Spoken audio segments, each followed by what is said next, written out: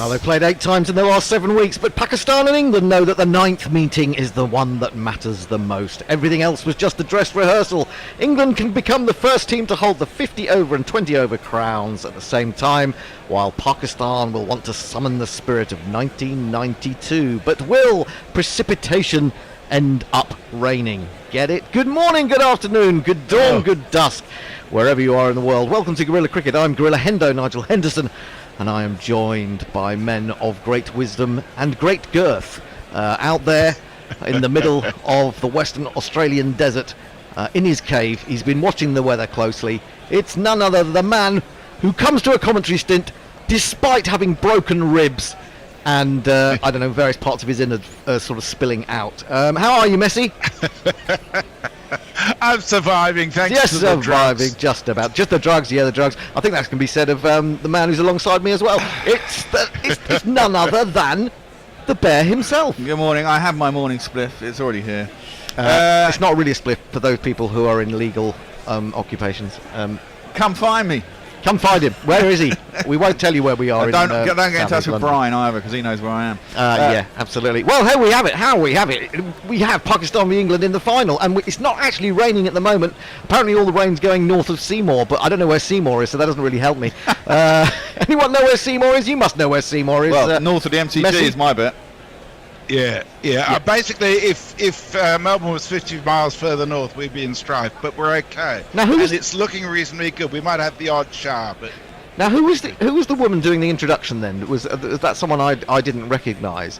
But I did note, with regards to the weather, that she seemed to be wearing a fur coat. That was an Indigenous woman doing a welcome to country on behalf of the Indigenous community of the area. Okay, I'm just wondering how many koalas might have died for that. There you go, never mind. We shall move on. England have won the toss, and with rain about, it's not really surprising, is it, Bear, that they've decided to field? No, I think it's the wise decision. I mean, for me, we've been talking about this all week, but the game hinges on whether we can get Babur Azam and Rizwan early. Yep. And if we can keep out Shaheen Afridi with a new ball. Yeah, you can see this England team being 40 for none after 3, but also 27 for 3 after 3. It's that kind of a game. You can kind of see that with Pakistan too. That's true. Although they have this opening partnership has been brilliant at times. In fact, possibly too good, Messi, in terms of not allowing their middle order to really, feel as if they've played a part. Well, it's interesting since Rizwan and Baba didn't do all that well in the first few games. The middle order has actually come to the party a little bit towards the end, which is what got them through. Well, yes, Mohammed Harris, a man who's got a strike rate of 188, would you believe, in the PSL. Well, there you go. And Iftikhar's been okay in the middle order. Yeah, we were watching all those games, weren't we, from Pakistan, where Mohammed Rizwan and Babur Azam sort of batted for about 18 overs, and the rest of them only got a two over thrash at the end. Yeah, or they lost. And they lost, yes. And of course, there was that wonderful opening partnership where they won by 10 wickets, exactly. A bit like England on Thursday. Let's just have a little whip round, as it were. Messi, where is your gut? The parts that are still in your body. Where is your gut on this one? Instinct tells me England will win, but Pakistan do such Pakistan things, you just never know, do you? And I've actually put some money on Pakistan at $2.50 because I think that's a reasonable bet. It is a reasonable bet. Bear, where's your feeling? I want to say England. I do say England, although I'm a bit of an omens man. And England got hammered in really tight races yesterday in both the rugby matches. I didn't think. Although City lost, so that was good. I don't put you down as a superstitious man. I'm not really, and I kind of think, well, if we got 3 really close games in a weekend, we got to win 1, and having lost the other 2, then maybe we should win this one. Law of averages, and all that sort of thing. We've got a strange sort of Monty Python graphic going on. It is. There's an enormous hand coming down onto coming down to pick up the trophy off the MCG. Quite clever, actually. I don't know how they did that, but they did. Got Terry Gilliam. Is he still alive? Is he one of those that's still going? He is still going. There's a few of them that are no longer with us, aren't they? Anyway, the Pakistan batsmen are on their way to the middle. Would you believe it, after all the apocalyptic talk ahead of this game, we're actually going to get a prompt start. We may not get a finish. We're going to get a prompt start. The men on their way, Mohammad Rizwan and Babur Azam. Everyone knows he's not as bold as he can hit the ball. Really quite far if the bowling's so far, the runs are sure to flow. Oh, he bats and he keeps, and that's what the deal is, because he's Mohammad Rizwan. Who's opening with? Babur Azam, have you any wool? No, sir. He doesn't, because he's a cricketer from Pakistan, and he's a really good one. Thank you very much. Which kind of comes as a reminder to me that I haven't given you the teams. Both are unchanged from their semi-final lineups. Pakistan, Babur Azam, Mohammad Rizwan, Mohammad Haris, Shan Masood, Iftikhar Ahmed, Mohammad Nawaz, Shadab Khan, Shaheen Afridi, Haris Rauf, Mohammad Wasim and Naseem Shah. England are Joss Buttler, Alex Hales, Phil Salt, who sat there waiting to get his debut and didn't get it on Thursday. Ben Stokes, his debut in this tournament, I mean. Ben Stokes, Harry Brook, Liam Livingstone, Moeen Ali, Sam Curran, Chris Wokes, Adil Rashid. How good was he? Chris Jordan. And opening the bowling, as happened in several games in this tournament, often just for one over, is this man. Ben?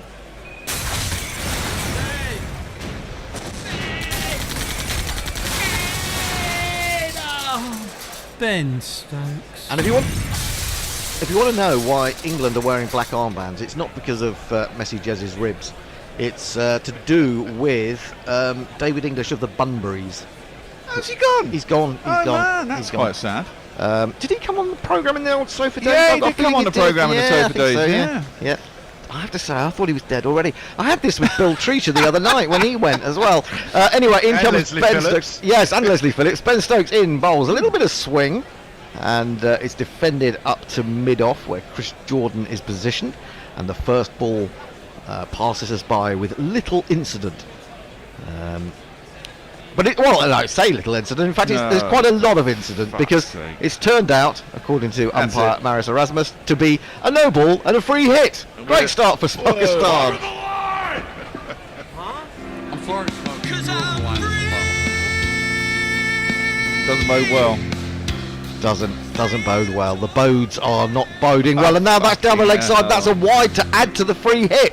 What on earth is going on here? Oh, it's only 2 runs. So 2 runs, but we haven't actually had a ball yet. 2 runs. Pakistan are 2 for none off no balls. Off no And have a after free receiving hit no still. balls. They still have a And they free still hit. have got the free hit. So how many runs? They could have 8 off the first ball, effectively. Kumar Dharmasena is the other standing umpire.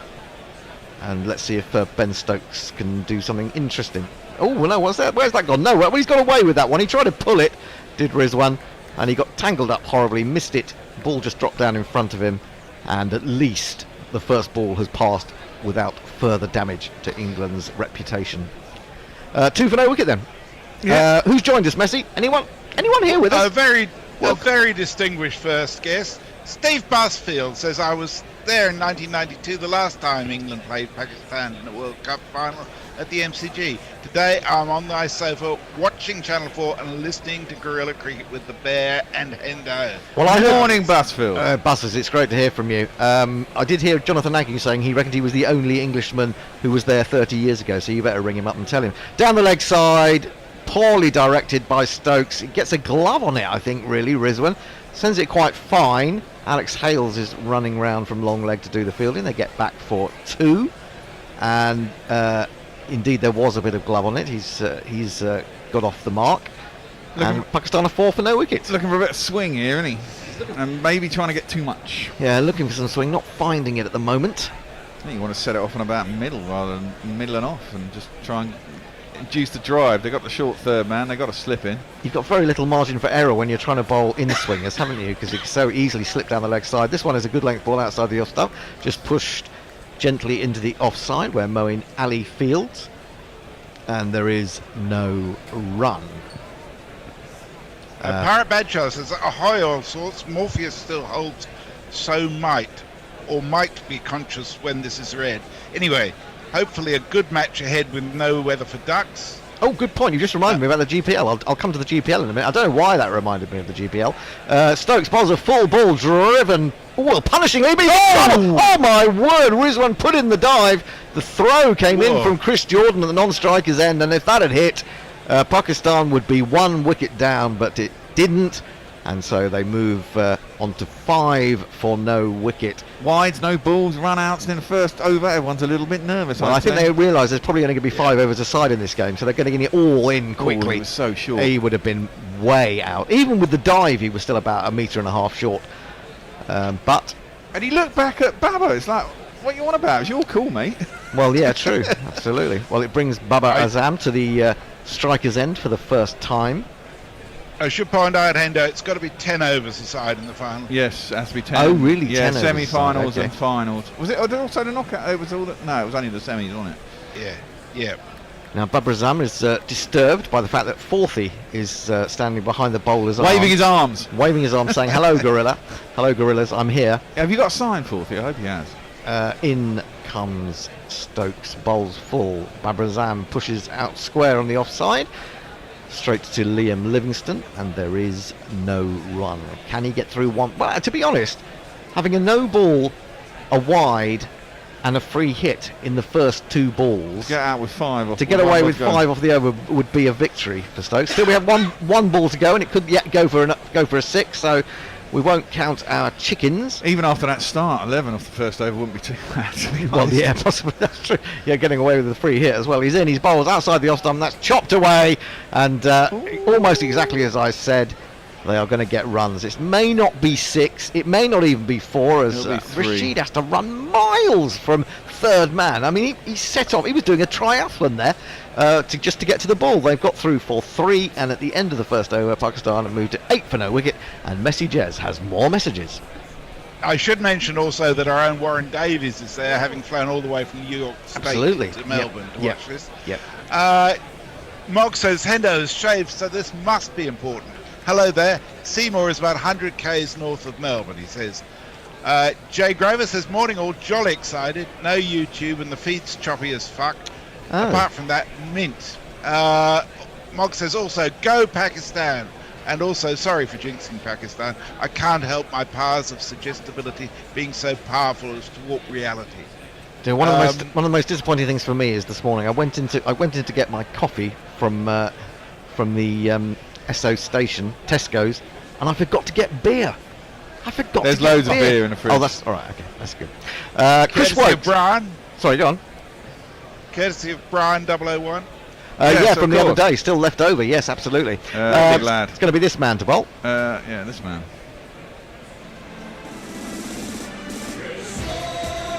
He's on Instagram, and he's a Twitter fan. On the Ashes tour, not Ben Stokes, but he'll have to do. Yes, indeed, it's going to be bowling to Babur Azam.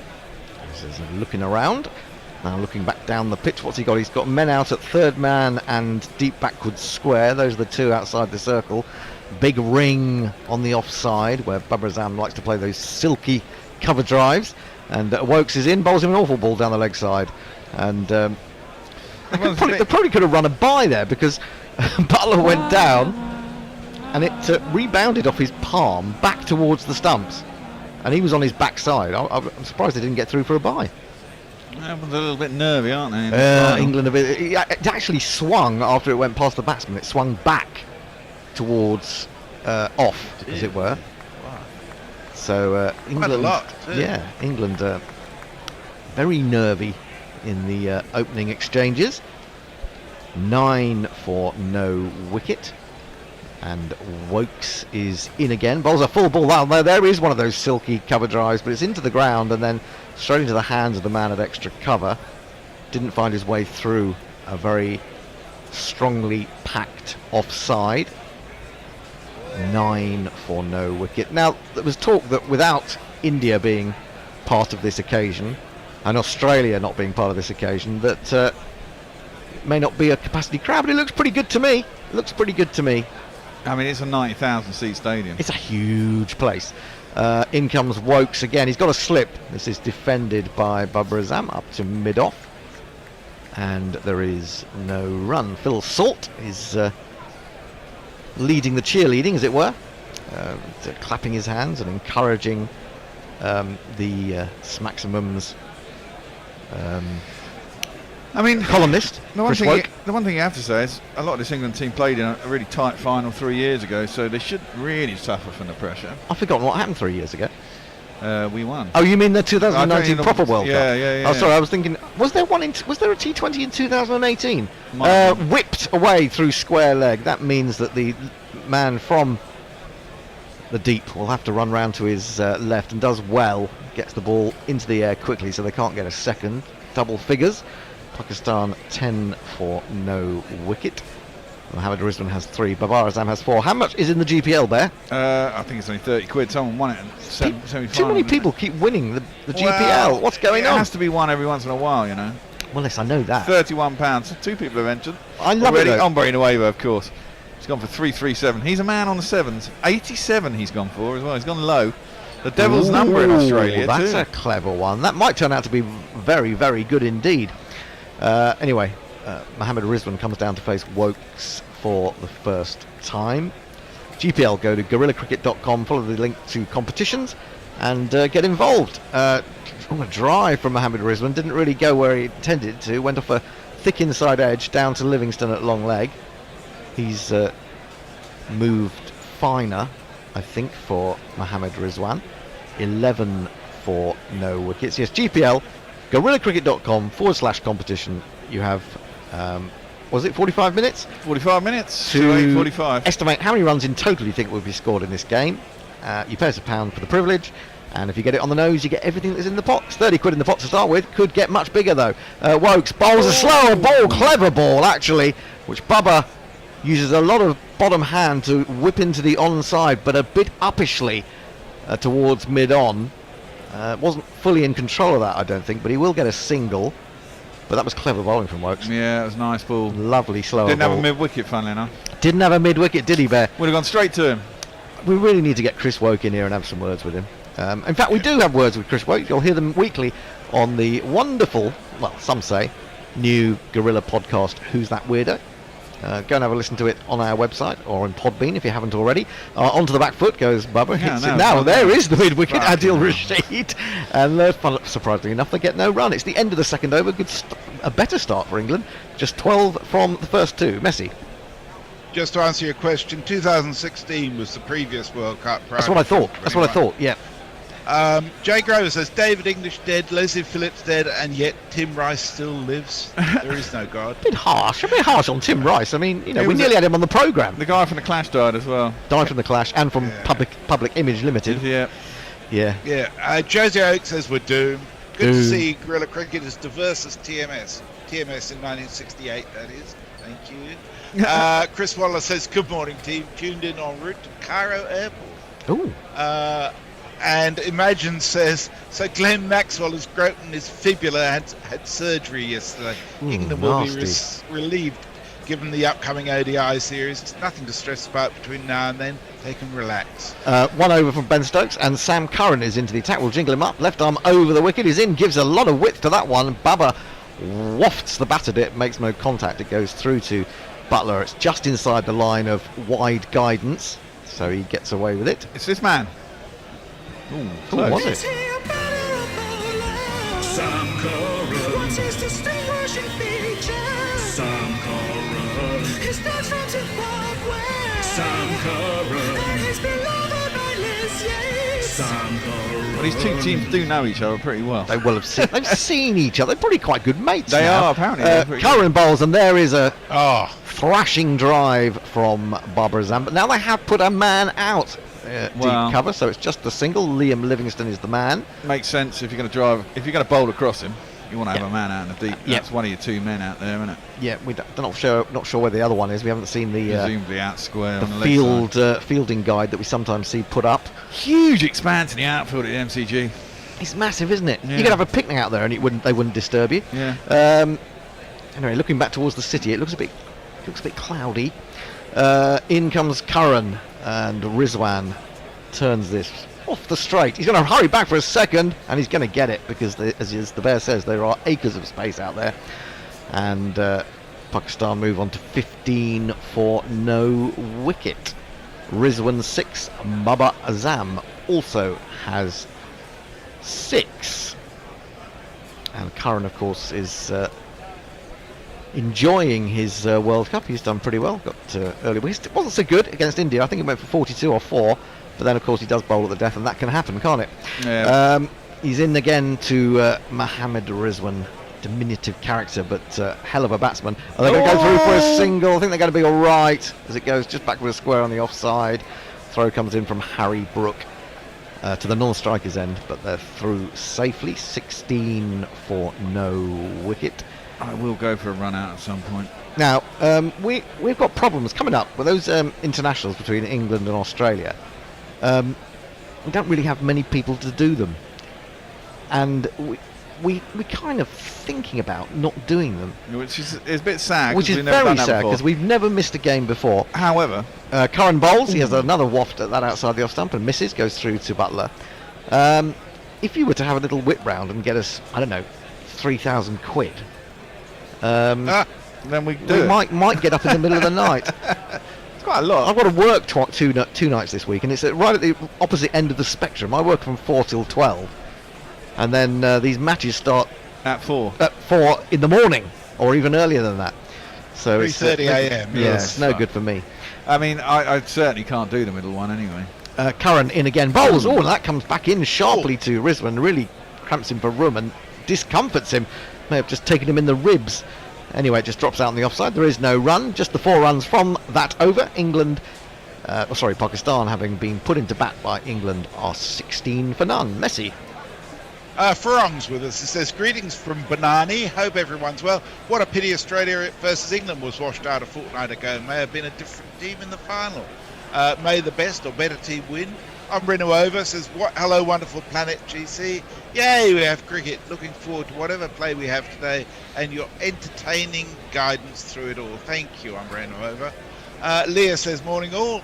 Going to play some Star Trek right after this. Well, there you go. Whatever it takes. Whatever. Anna Forsyth's with us. This is a roll call of our favourite tweeters. Hello, GC crew. I'm very tired after doing nothing but watch my hockey teams lose today. I'm sorry to hear that, Anna. And Jay says this Bradmaning feed is being a proper fun. Try refreshing it and restarting your computer. Sometimes it'll be where you are because it's going out here fine and other people are getting it fine.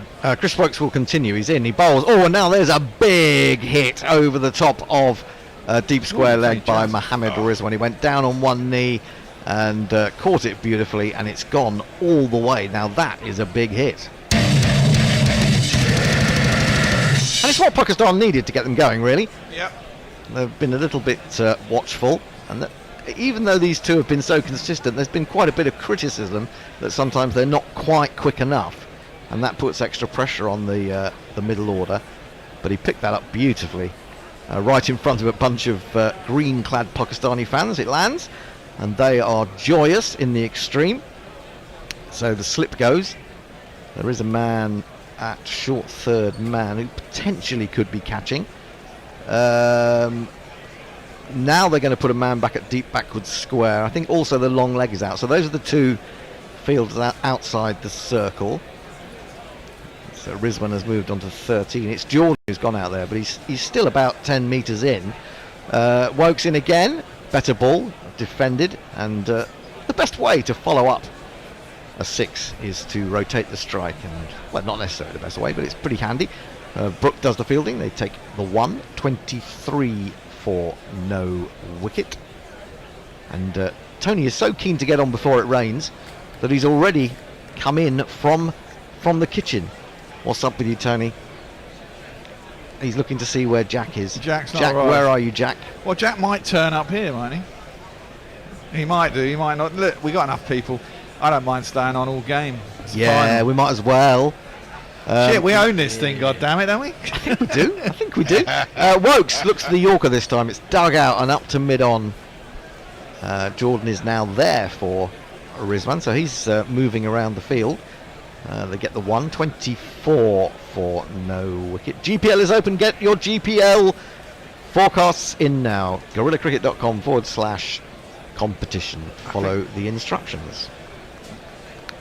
There's also a very good podcast, not just the Who's That Weirdo podcast. There's also a podcast with Dirk Norcroft, once of this parish. Yeah. He was quite pissed. It was quite entertaining. Which is, well, he always is more entertaining when he's pissed. Oh, they were thinking about a single here, a slower ball, and Babur Azam says no to his partner, sends him scuttling back. And so he does. So a throw in the end was not needed. I'm going for the early run out. 18-1.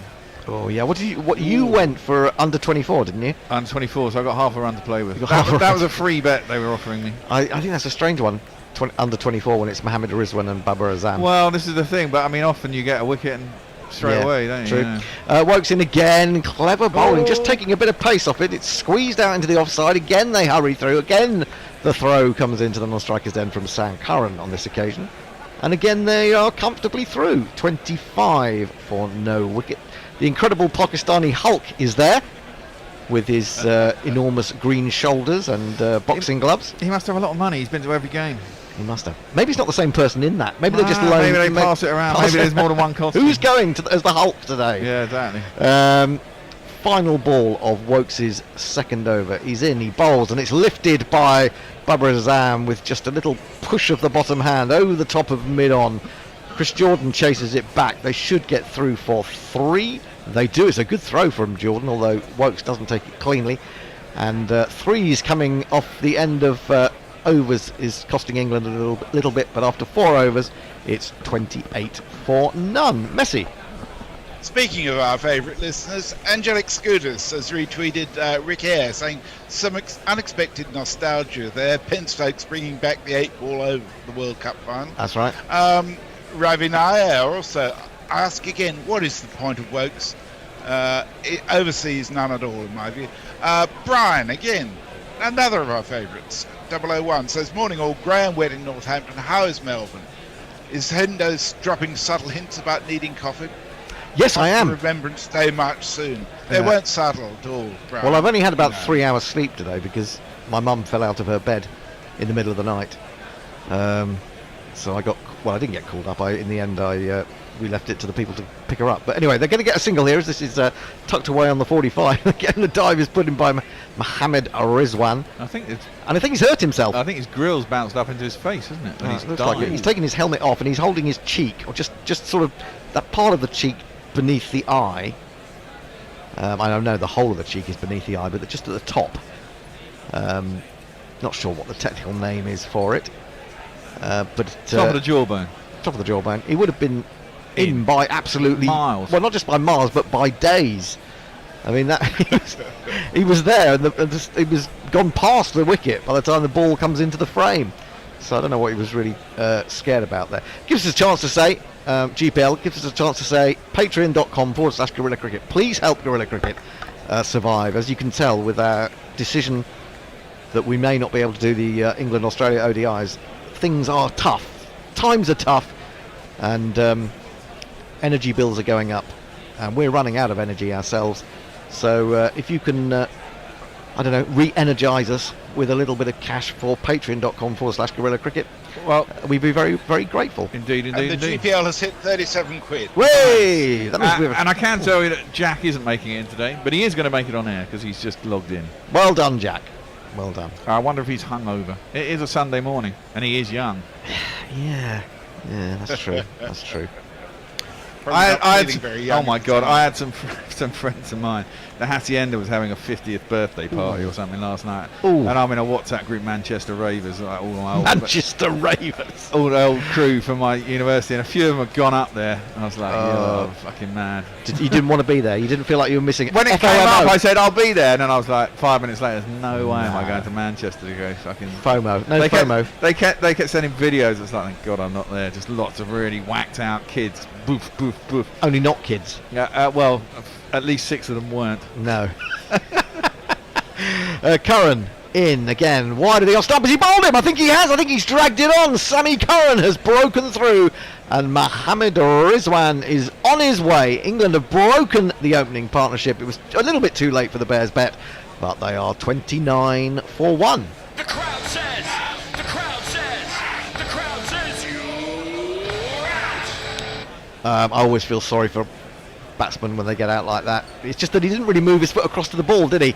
Threw the hands at it, and that's always the danger. The bat was at a very slight angle, which brought it back off the inside edge onto the stumps. And Sam Curran is absolutely pumped. And Rizwan takes the lonely, in the sense that you can be lonely in a crowd of 90,000, walk back to the pavilion. Just a 1-6, no fours. And Pakistan 29 for 1. Messi, let's sneak in some more tweets and messages. Well, Jay's feed's working well. He says, all right. Brian says, oh, is this the full Hendo in view? No, it's 2 sets of glasses. Mog says, note, I was in that 1992 MCG crowd, and I'd just like to point out to all those tool bags chanting Imran's a camel fucker, he went on to some success in life, whilst most of you are on remand for getting into a fight in a shitty pub car park. Yeah, he did get shot twice in the leg last week, though. Yeah. Adrian Lowe says, morning, chimps. Current status is very nervous. And Jay says, I've seen alarming photos of both teams eating curry together. Alan Border would not approve. That's quite true. Yeah, they're quite chummy, these two teams, apparently. Well, they must be. I mean, you know, when you play out there and, you know, you're out there for the first time in years, I'm not really surprised. When you find yourself playing each other every 2 days. Mohammed Harris has come to the crease, got a strike rate in the World Cup, this World Cup, of 160 plus. Sammy Curran is coming in with renewed determination, and immediately Harris tries to belt that on the offside. Straight though to mid-off. There is no run. Should we have his jingle? Yeah. I didn't understand Muhammad's sledging when I was dropping and when I was edging, but since I picked up a word or two of Urdu, then I knew what Harris meant. Interesting. What did he say? It's an interesting one. Oh, now he jumps out of the way. It would have been a catch for a slip, but there is no slip. There is a man quite fine. Not exactly on the 45. I say there was Adil Rashid on the 33. And they don't get a run as the throw comes in from the England leg spinner. Can I just get this message in from someone I've never heard of before? Teresa Nikilchuk has joined us on YouTube. She says, joining from Air Canada flight AC-34 from Sydney to Vancouver in the skies a bit south of Hawaii. Thanks for the commentary so I can follow the game in real time. Our pleasure. That is a trip. Enjoy and a half, your trip. Curran in again, who's given himself room there, has Harris. He's again flayed the bat at that one, but he's not made contact. So after 3 balls, he's yet to score. It's not for the want of trying, though, I have to say. And Curran is 1 ball left of his second over. Tony is, I don't know what he's doing. He's gesticulating. He's just waiting for the rain to come. I'm just waiting for the rain to come with the first ball as Tony slips into his seat. And the rain will come. He is the rain man, as we all know. In his years with guerrilla cricket, he's brought more rain than anyone can ever remember. Curran then in to complete my spell. Bowls. He tries to play the uppercuts to that one, does Harris, and again he fails to make contact. So not altogether successful for him, but successful for Sam Curran, who has figures of 2 overs, 1 for 5. Pakistan after 5 are 29 for 1. I'm going to play a little marketing jingle between. Yep, you owe us all right. You think this alternative cricket commentary stuff comes cheap? Well, we need some dollar bills to help pay our bills, so please go to patreon.com/guerrillacricket and sign up to make a regular monthly donation. You know there's literally nothing like Guerrilla Cricket's coverage, so don't be tight, dip into your virtual pocket and throw some cash our way. See, Rihanna knows. patreon.com/guerrillacricket. Pay me what you want it.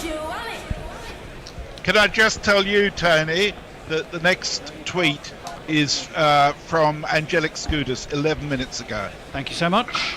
We should have Jack guiding us through. Good morning. And Chris Wokes is going to continue. 3rd over, whipped into the leg side, fielded at mid-wicket, and there's no run. How you doing, fellas? Doing very well. Catching my breath after a fraught, I think is quite a word, travel into Gorilla Towns. Your bus was early. You Yes, had an early bus. There's nothing worse than an early bus. It's like a chocolate teapot. It's I didn't know buses had a timetable. Well, they do. The only reason they have timetables is so you know how late or apparently early they are. Yeah, so I got an early second bus, which was only 25 minutes late for me. Wokes down the leg side, whipped past third man, fine leg, and it's going to run away 4-4. And if you kids can't listen, then you bound to see the way you get shot for crossing a boundary, Not a great ball, but I think fine leg was almost in play there. It went in the air. Yep, it was just a couple of yards wide of him, I thought. I thought if he'd been just a slightly bit squarer, he'd have had that. Or maybe not. Maybe it's 5 yards or more further away. Yeah. I mean, it doesn't sound like much, but that's actually the highest score at Melbourne, opening stand at Melbourne. Admittedly, only in 3 another games. shot into the leg side off Wokes. Balloons up in the air. Floats just out of reach of Chris Jordan. Bounces. They come through for a single. That one wasn't timed at all, and we'll turn the strike back over to Mohammed Harris. It's just flapped very slightly. Just lucky enough he got enough bat on it to get over the 2 fielders in the ring. Yeah, a little lucky. I'm going to be honest with you, Joe. I was going to come into the studio, but I played the rain card, and I played the rain card quite hard. Meaning you assumed it was going to rain? No, it means he had a big drink last night. Ah. Yeah. Okay. That's all right. Well, yeah. Went out to watch the Arsenal match and then stayed out. And the place was at, I'm sure you'll appreciate this, Tony, had 3 WKDs for £6. So, really? I got on those. Well, yeah. Fantastic. Bishops aren't allowed to be wicked. I did most of my drinking Friday night, not so much last night. Okay. Wokes in that shot, it kicks up in the air, bounces just short of point. That really gripped out the pitch there. It did. Splice of Harris's bat dropped just short of the man at point. Quite lucky to get away with that one, Harris. It's been a good comeback after a nervy sort of first opening over. Very nervy opening over. Stokes was all over the shot. No ball, first ball. A wide off the free hit. But now, I mean, this is... they've got one of the big danger men out. This is turning into a pretty good power play for England. Well, it is, but scores are lower here. Bigger boundaries and all that. Wokes in once more. Mohammed Harris, well, no, that's the 4th swing and miss in a row, I think, from him. Coming down the wicket and missing the slower ball by quite a long way. It's quite well disguised. Butler. And Wokes is doing a job here, and he's getting through most of his overs in one spell, which is what we really want to happen, I think. Yeah, I think it suits England if they can use an extra over of Wokes early. 1 ball to go in the power play. Only 34 on the board, Pakistan. They have only lost 1 wicket, and as Tony was saying, it's a slightly lower scoring ground. So it's not total advantage England, but I think they will be the happier of the 2 teams, as Jason was saying. Well, breaking that partnership because it's so important for Pakistan, isn't it? Those 2. Yeah. Absolutely. Wokes fires one down the leg side, so we're going to have an extra ball in the power play. That wasn't really anywhere near the batter. So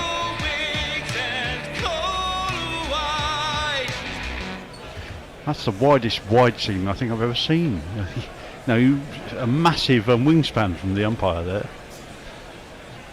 in his lovely pink World Cup final shirts. Yep. Wokes finishes off with another one down the leg side. This time Mohammed Harris does get bat on it, flicks it over fine leg, and that will run into the fence for 4 runs, somewhat spoiling what was quite a good over.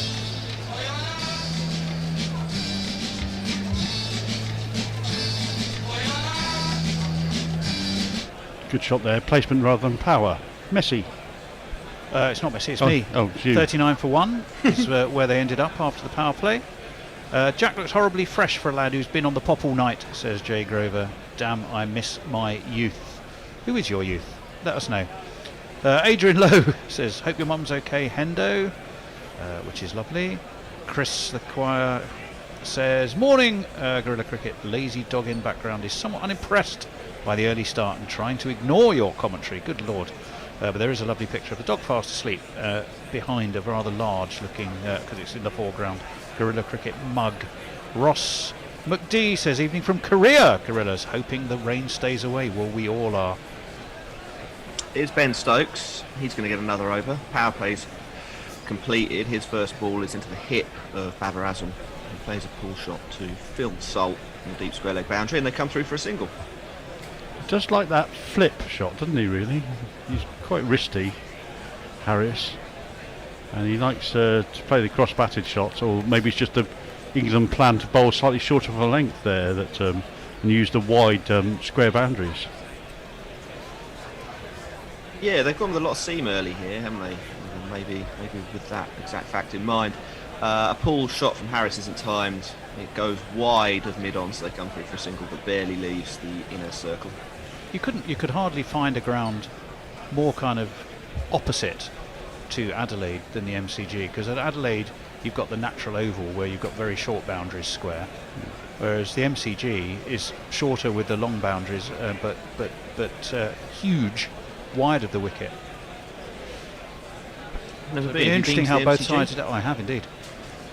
Yeah, short again, and another pull shot from Babur Azam to Phil Salt on the deep square leg boundary. That's 3 singles to start this over. 42 for 1. Well, as long as he bowls it carefully and generally has the right line on that, he's probably going to get away with a singular ball, which I think England would take. I think they definitely take that. If you're playing along in terms of where fielders are, Phil Salt's about 10 yards off the boundary of the deep square, in the deep square area as well, protecting that too, and maybe position himself for a catch as well. Shorter one, fast this time from Stokes, and it is signalled as the 1 for the over. Mohammed Harris played a shot but missed. That was a good change up from Stokes. I don't think he was. I mean, he was well back in his crease and then coming forward to try and swat it over his head, but didn't quite manage to get anything on it. Square leg umpire looks on it and says, "Yeah, that's just about legal." Oh, there's a hack from Mohammed Harris, goes down the ground. Will it plug and not reach the fence? No, it doesn't. It's gone straight over the bowler's head, and mid-off has run back to hook it back inside. Chris Jordan doing the fielding, excellent fielder. They come through for 2. Mohammed Harris plays a shot ball, doesn't he? Well, I think that's his game plan, and the Pakistani game plan is for him to go out and, particularly now that Rizwan has gone, he's the one who has to sort of kick on or kick off. Yeah, 1 to go in Stokes' second over. He goes full and straight looking for the LBW, but it is flicked easily down to fine leg for a single. So 6 from the over, 45 for 1, Pakistan after 7. Over on YouTube, Jeff Thomas, not that Jeff Thomas, but a regular listener I know, but he says, "Good morning, Gorillas, watching from Boonville, Northern California. Jamie Wilson, come on England, brackets, but if we had to lose to someone, I'd rather it be Pakistan." Well, they're the only ones we're playing today, but I know what you mean. Angelic Scootus, nice of the ICC to arrange a tribute to Who's That Weirdo by organising the massive hand to lift the trophy. A shame they must have misheard what your title is. Who's Not What's. Okay, not sure I completely understood that, but I'm sort of with you. Jake Rover, unless someone wants me to cross-translate the... Have I got time? Yes, just. Krajik Kravata RPG. I'm afraid I can't spare $3,000 over the Christmas period. Norcross and the Bear got me a bit weepily nostalgic yesterday. Yes, it was huge fun. Ooh, we have a change of bowling, Jack. Al Rashid is going to come into the attack. His first ball is attacked by Mohammed Harris, who's hit this high up in the air. I don't think it's got the distance, and it settles in Ben Stokes' hands. That's the second wicket. Mohammed Harris has skied one, and it is 45 for 2. Well, we've got one of these.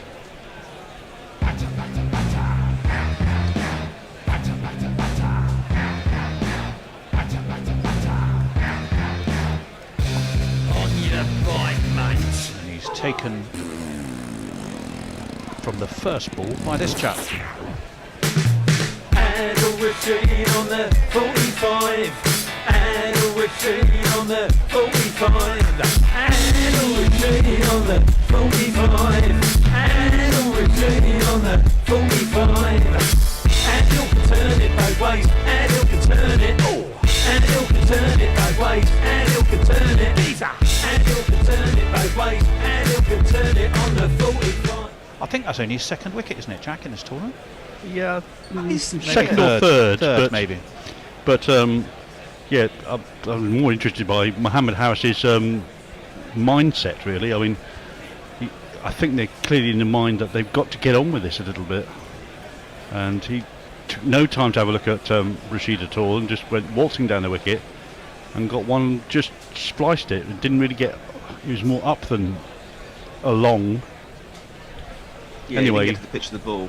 Brings Shamsu's going to be the new this man batter to the wicket. I'll let him face his first ball for you. And there's Adil Rashid sends in a googly. It spins past the outside edge of Shamsu. Shaheen Afridi was born in Kuwait in October 1989. Less than a year later, Saddam Hussein invaded. Coincidence? Here comes Adil Rashid again, past the umpire. Gave that one a lot of flight, and Shamsu waits on it before defending into the leg side. There's no run there. Left-handed Shamsu, so I expect we'll see a few more googlies. Yep, the very erudite and very well-spoken Shaheen Afridi, who actually probably speaks better English than most of the English players. You go to Durham University. He spent most of his life in England. Yeah, a sweep shot from him. He'll get off the mark with a single out to deep square leg. Thinks about two, but is sent back. It's a good idea as well. Throw in hits Adil Rashid on the end of the finger, I think, and he grimaces. Yeah, he had that right. little ouch moment there. Good technique from Stokes. He had plenty of time to set himself up for it, so he really should be perfect technique for that. I think Shah Massoud signed for Yorkshire next season. After he's Yorkshire season's captain, win. I think, next after year. His time with Derbyshire, where he did extremely well. Yeah, he did a very good season, didn't he? As Adil Rashid comes in again, good drift on that delivery. It's flicked into the leg side, and they're going to come back for two. Placed that very well, Babur, and I think he did it intentionally as well. Yep. It barely left the 30-yard circle, and there was plenty of time to get back to that second run. I'm trying to work out what the message is when you run down the wicket with your hand out saying no, but you're still running, which Babur did there. Is that meant to put off the fielder? I didn't notice it. We'll get a replay. One to come in Adil Rashid's first over. It's brought a breakthrough, and I think there might be another two here as Babur Azam does exactly the same thing. Gets forward, rolls his wrists on it, drops it into the leg side, and yeah, they do come back for that second run. So it's 50 for 2 after 8. Let's have a few more messages. Yes, morning from Paris in France, says Mike Taylor. I'm shocked there's actually some play. I'm at the dentist tomorrow having a tooth pulled, and given that fate usually takes the piss, I was sure I was going to miss the reserve day final. Perhaps my luck is changing. Hope so, Mike. The Light Rollo says, I think Rashid will be difficult on this surface. This was 17 minutes ago, so very prescient of you. Let me see, Ross McDee's evening from Korea, Gorillas, hoping the rain stays away. Well, so are we. Let me catch up. I was Matthew Cullen. Good morning, Gorillas, listening from York while waiting for my housemates to get up. They will make me put on the Sky commentary on, unfortunately. The bastards, Matthew, don't let them do that. So let's hope they sleep in. Yes, so do we. If you want to give us their names, though, maybe a little name check might persuade them to stay with us. Let us know if that's going to help you. Back to you, Jack. I like that. Mid-2000s Radio 1 DJ style shout out. That's what we'll do. Well, only to try and keep Matthew with us, not at the expense of his daft housemates who'd rather have something else. As long as it's not smashy and nicey. Chris Jordan will enter the fray for the first time in this match. Bowling round the wicket to the left-handed Shaheen Afridi, and he has cut first ball for a single to the man on the cover boundary. Here's Chris Jordan. It's a very long... Oh, it's not too bad. 17 seconds worth of Chris Jordan's back will make him cry. More England caps will soon draw nigh. For if they don't, then it will seem ill wishes join the windy team. Yeah, Jordan playing his second match of the tournament in for Mark Wood. He obviously played in the semi-final as well, where he had the unenviable job of bowling to Hardik Pandya at the death. comes through for his second delivery. It's a little short on the hip, and that's played very, very well by Babur Azam. He bisects. Is it bisects? I think it's bisects the two fielders at deep square and at fine leg, and it finds rope for 4 runs. Now my innings going, great guns, I hit the ball, 4 runs, I hit the ball and it went for 4 runs. Yeah, that's the danger with the bowl it short into the deck tactic. If you get the line just very slightly wrong, you can be placed, unfortunately, wherever the fielders aren't. Yeah, he goes short again. Next ball wide of off stump though this time. And it is steered down to third by Babur Azam for a single. 56 for 2. Because on that length, you're not really threatening the stumps. So you're taking a murder dismissal out of the way. Got to be careful how you judge scores on this wicket though. Slightly green wicket. I don't think we're going to be in for a run fest. No, I think none of the stats here would suggest that. 150 to 160 is the order of the mark, I think. It's Pakistan's game plan, whatever the wicket is, isn't it?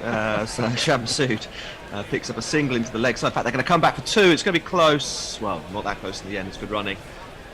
A little dab and run towards square leg there. Nets some 2 runs. And Shamsood, who set off quite slowly, made that back comfortably, and due to the distance the field had to run in from the boundary, it was it Livingston, I think, came in, or Salt? Yeah, I think it was Livingston. Had to cover a lot of ground to get there. I'm actually seeing a graphic. The fielder at square leg is, or deep mid wicket, is 22 metres off the fence. It's quite a long way. As Jordan goes a little fuller that time. Shamsood gives himself some room, cuts into the offside, sets off for a second run. There is a shy at the stumps from the man who fields, running in off the boundary. It doesn't hit the stumps. I think he made it back. But a little bit of indecisiveness from the Pakistan batters. The thing is, if reaching the boundaries is not going to be that straightforward, then you really have to run smartly. Yep. And one boundary and over and smart running will get you to 9 or 10 and over, and that's precisely what Pakistan are trying to do here. Yeah, as Jordan comes through once more, that's pushed down the ground to mid-on. They think about a run, but Stokes is too quick to the ball, and so they don't come through for it. They're 59 for 2 after 9. I still think England are very, very much on top here. The run rate is only 6.5. Simon Cutler says, gotta love the partisan nature of Shastri's commentary, who described Harris as seeing the ball like a football. Harris got 8 off 12. Yeah, take your point. Adrian, well, maybe you might see a football, but it can still smack you on the head. Adrian Lowe says, a bit of a problem, guys. Is it good form to have an earphone in during the 2-minute silence at our local cenotaph? That is a very fair question. I'll leave that to your judgment, Adrian, but so long as no one else can hear it. Smooty says, morning all, listening, sort of. 2 youngsters with me, so loud coughing will be used to cover the fruitier jingles. Okay. Adil Rashid comes in to bowl. Good batting from Shamsood this time, who does what Babur Azam was doing the last over. Gets to the pitch of the ball, rolls his wrist and picks up 2 with a delicate manoeuvring of the ball into the leg side. Yeah, he's not really a power player, Shan. He needs to work it around and run like stink, which is what he's doing. Yeah, that's another 2. As he gives himself room this time, backs away, cuts into the offside. It will just be a single. England have a man out on the cover boundary.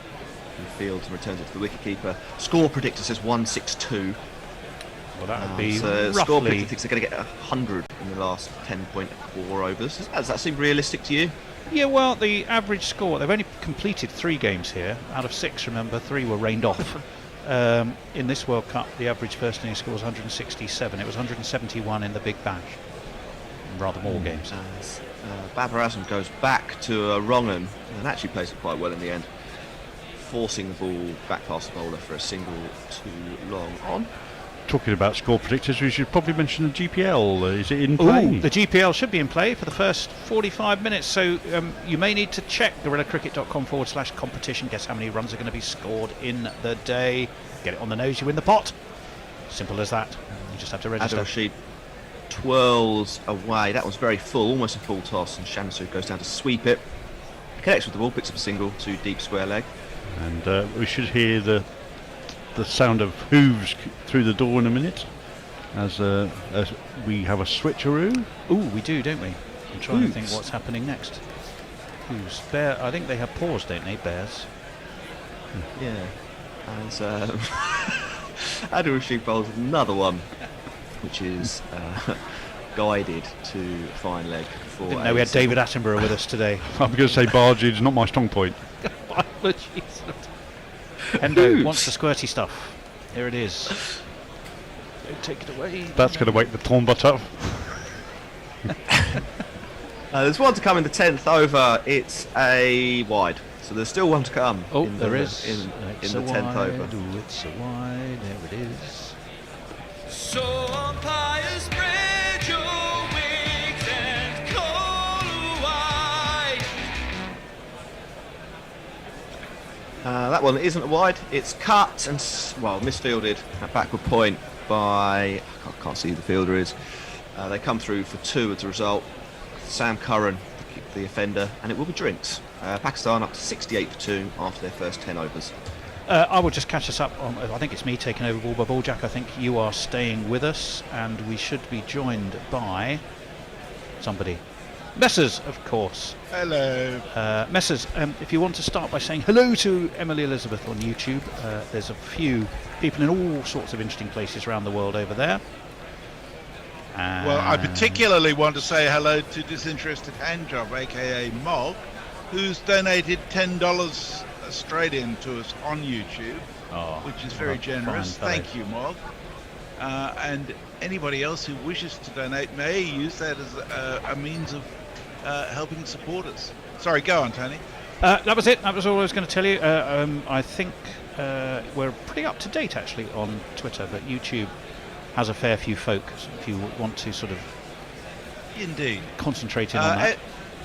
Emily Elizabeth says, good morning from the Windy City. I went to bed super early so I'd get up for this. Great to see everyone there. Yeah, it must be 4 a.m. your time, Emily. Which is also why I think the Pornbot's probably still asleep, because I think it's 4 a.m. in the Pornbot never sleeps. Do robots sleep?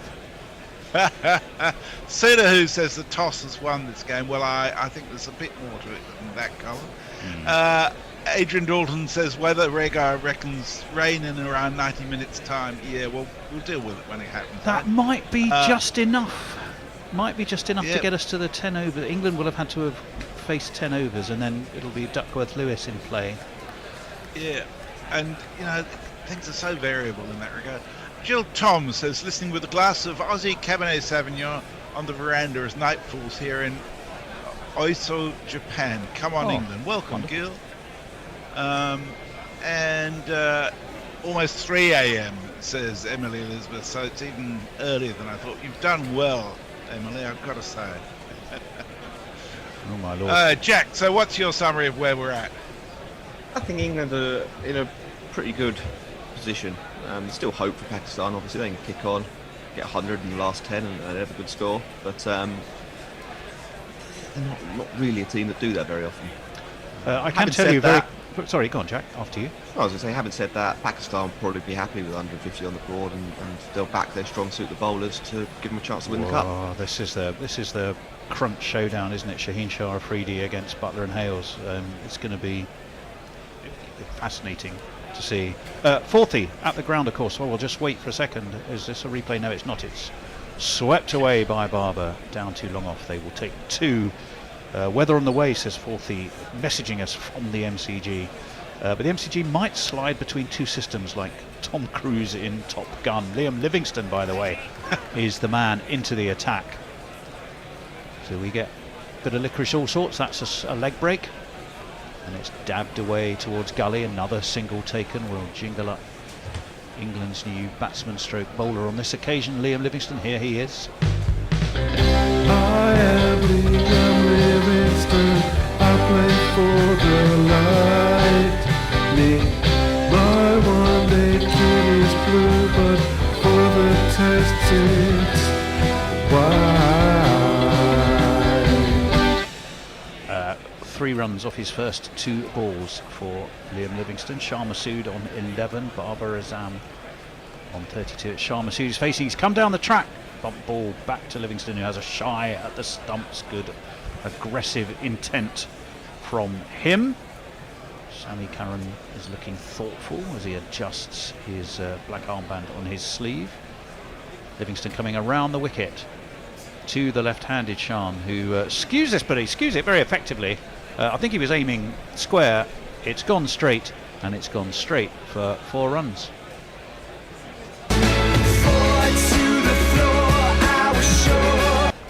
75 for 2 off 10.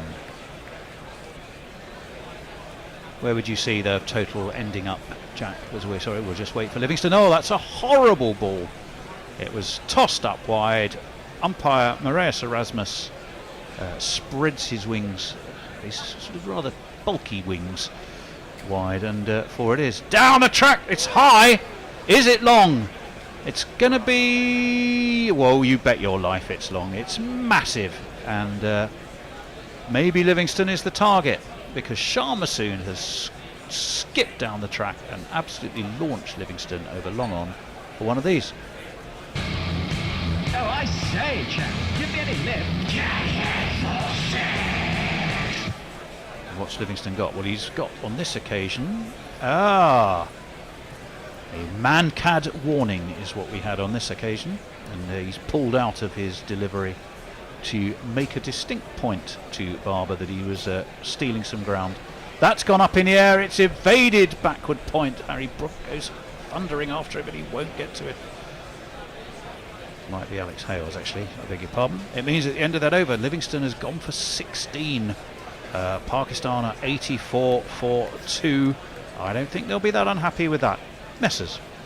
I can say that there is a lot of showers coming up towards the MCG within the next 10 minutes or so we could have some interruptions coming up. Smarty says, morning all, listening sort of, 2 youngest with me, so loud coughing will be used to cover the fruitier jingles.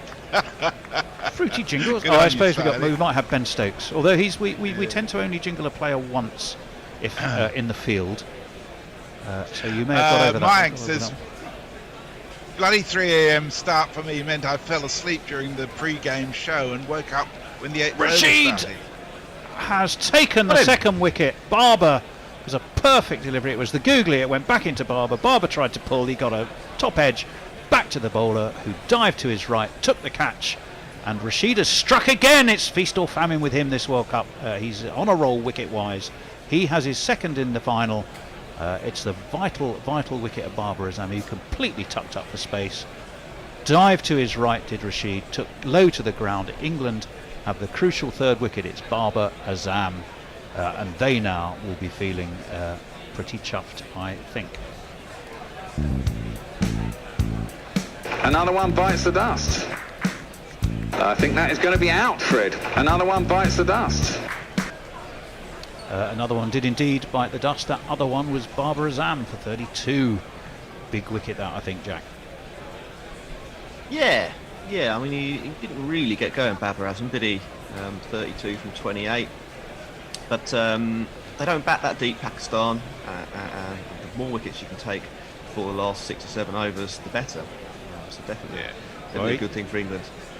84 for 3 were one ball into that 11th over. And it's a very crucial wicket indeed for England. Very well bowled.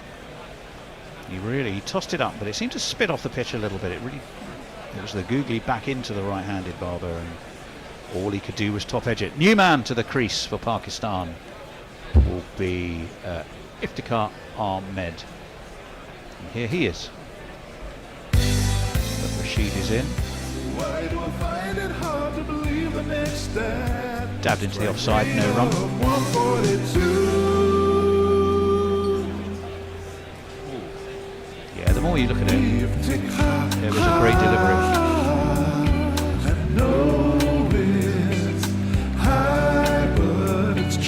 Rashid again, leg break this time. What a ball that was. It's turning a lot. And the other way, it is turning. Going really slowly as well, Adil Rashid, giving it the best chance to spin. Like less than 50 miles an hour, that one. It's like park cricket spin. Very pensive looking Pakistan fans in the crowd. That was the leg break once more. and past a very tentative Iftikhar prod. Matthew Mott looking thoughtful. He could be on for winning 2 World Cups this year. He's already won 1, which he won with Australian women, of course, in New Zealand. He could be on to win a second one. But it's a bit early to be thinking about that. We do wonder if the rain is going to come. We'll keep you obviously very posted there. That's full and straight, went on with the arm. Well bowled from Rashid, cracking over this. Just what was needed. And we're watching about 100 different angles of replay for that superb googly that just completely foxed Barber and accounted for him. There is a slip in place now. That was the googly again, and Iftikhar rather inside edgy. Beat him all ends up, and he really didn't know what he was playing there. It's a wicket maiden for Adil Rashid. That, in the context of any game, is a fantastic effort. In a world final, it's even more fantastic. It's 84 for 3, Messers. Leah says a hangover is called a Kater Tomcat in German, Jack. In Sweden it's called Tömmermann, meaning carpenters. Yes, Tömmermann, meaning carpenters for some reason. Carpenters? And she also says... I thought it was Katzenjammer in German. No, well, I don't. She also asked a bot existential question: do porn bots stream with electric hookers? Think on it. NFT Fractalar says, morning all, shame about the rugby yesterday, hoping the cricketers can do it for England this morning. And Jay says, because I'll be bereft without GC narrating pointless one day, I doubt anyone is going to make it. Well, we're not entirely sure yet. There's this one, Ben Stokes into the attack, comes to Shah Massood. They are nudged into the onside, but they come steaming back for, I think, 2. He took that on the arm. Did Iftikhar, I think. Did they take 2 there, Jack? No, it was Shah just a Massoud, single, actually. No, just a single, was it? They certainly had to hurry. It was a leg by after all that. Yeah. And it was just the one of them. 85 for 3. The run rate just a shade under 7. Looks a bit of pain.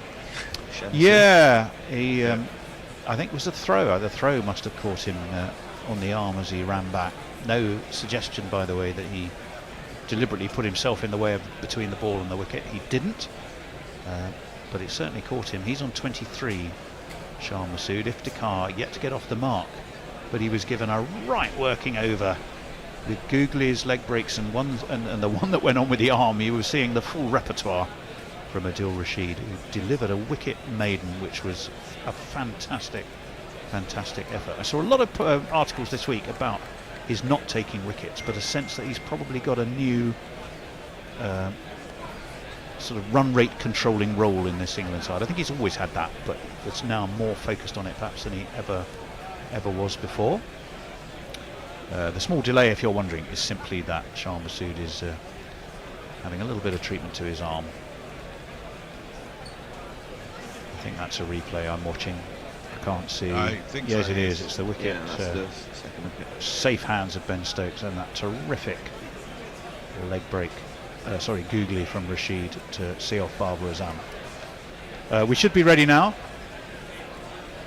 Iftikhar will be ready to face Ben Stokes, just the one leg by off his third over so far. 14 he has gone for. 85 for 3 Pakistan. Something's got to give. Neither of these teams has ever won a T20 international at the MCG.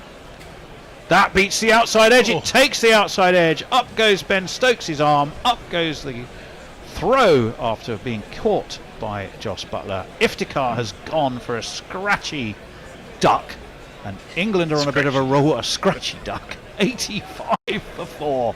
Can you have a scratchy duck? I'm not sure you can, to be honest. Only if it's got fleas. I'm not entirely sure he actually laid bat on anything during that naught. That ball, he managed to hit that one. Real bounce. Yeah, he definitely got an edge there. Oh. It was edged to Buttler. He has gone for none. And it's another one of these.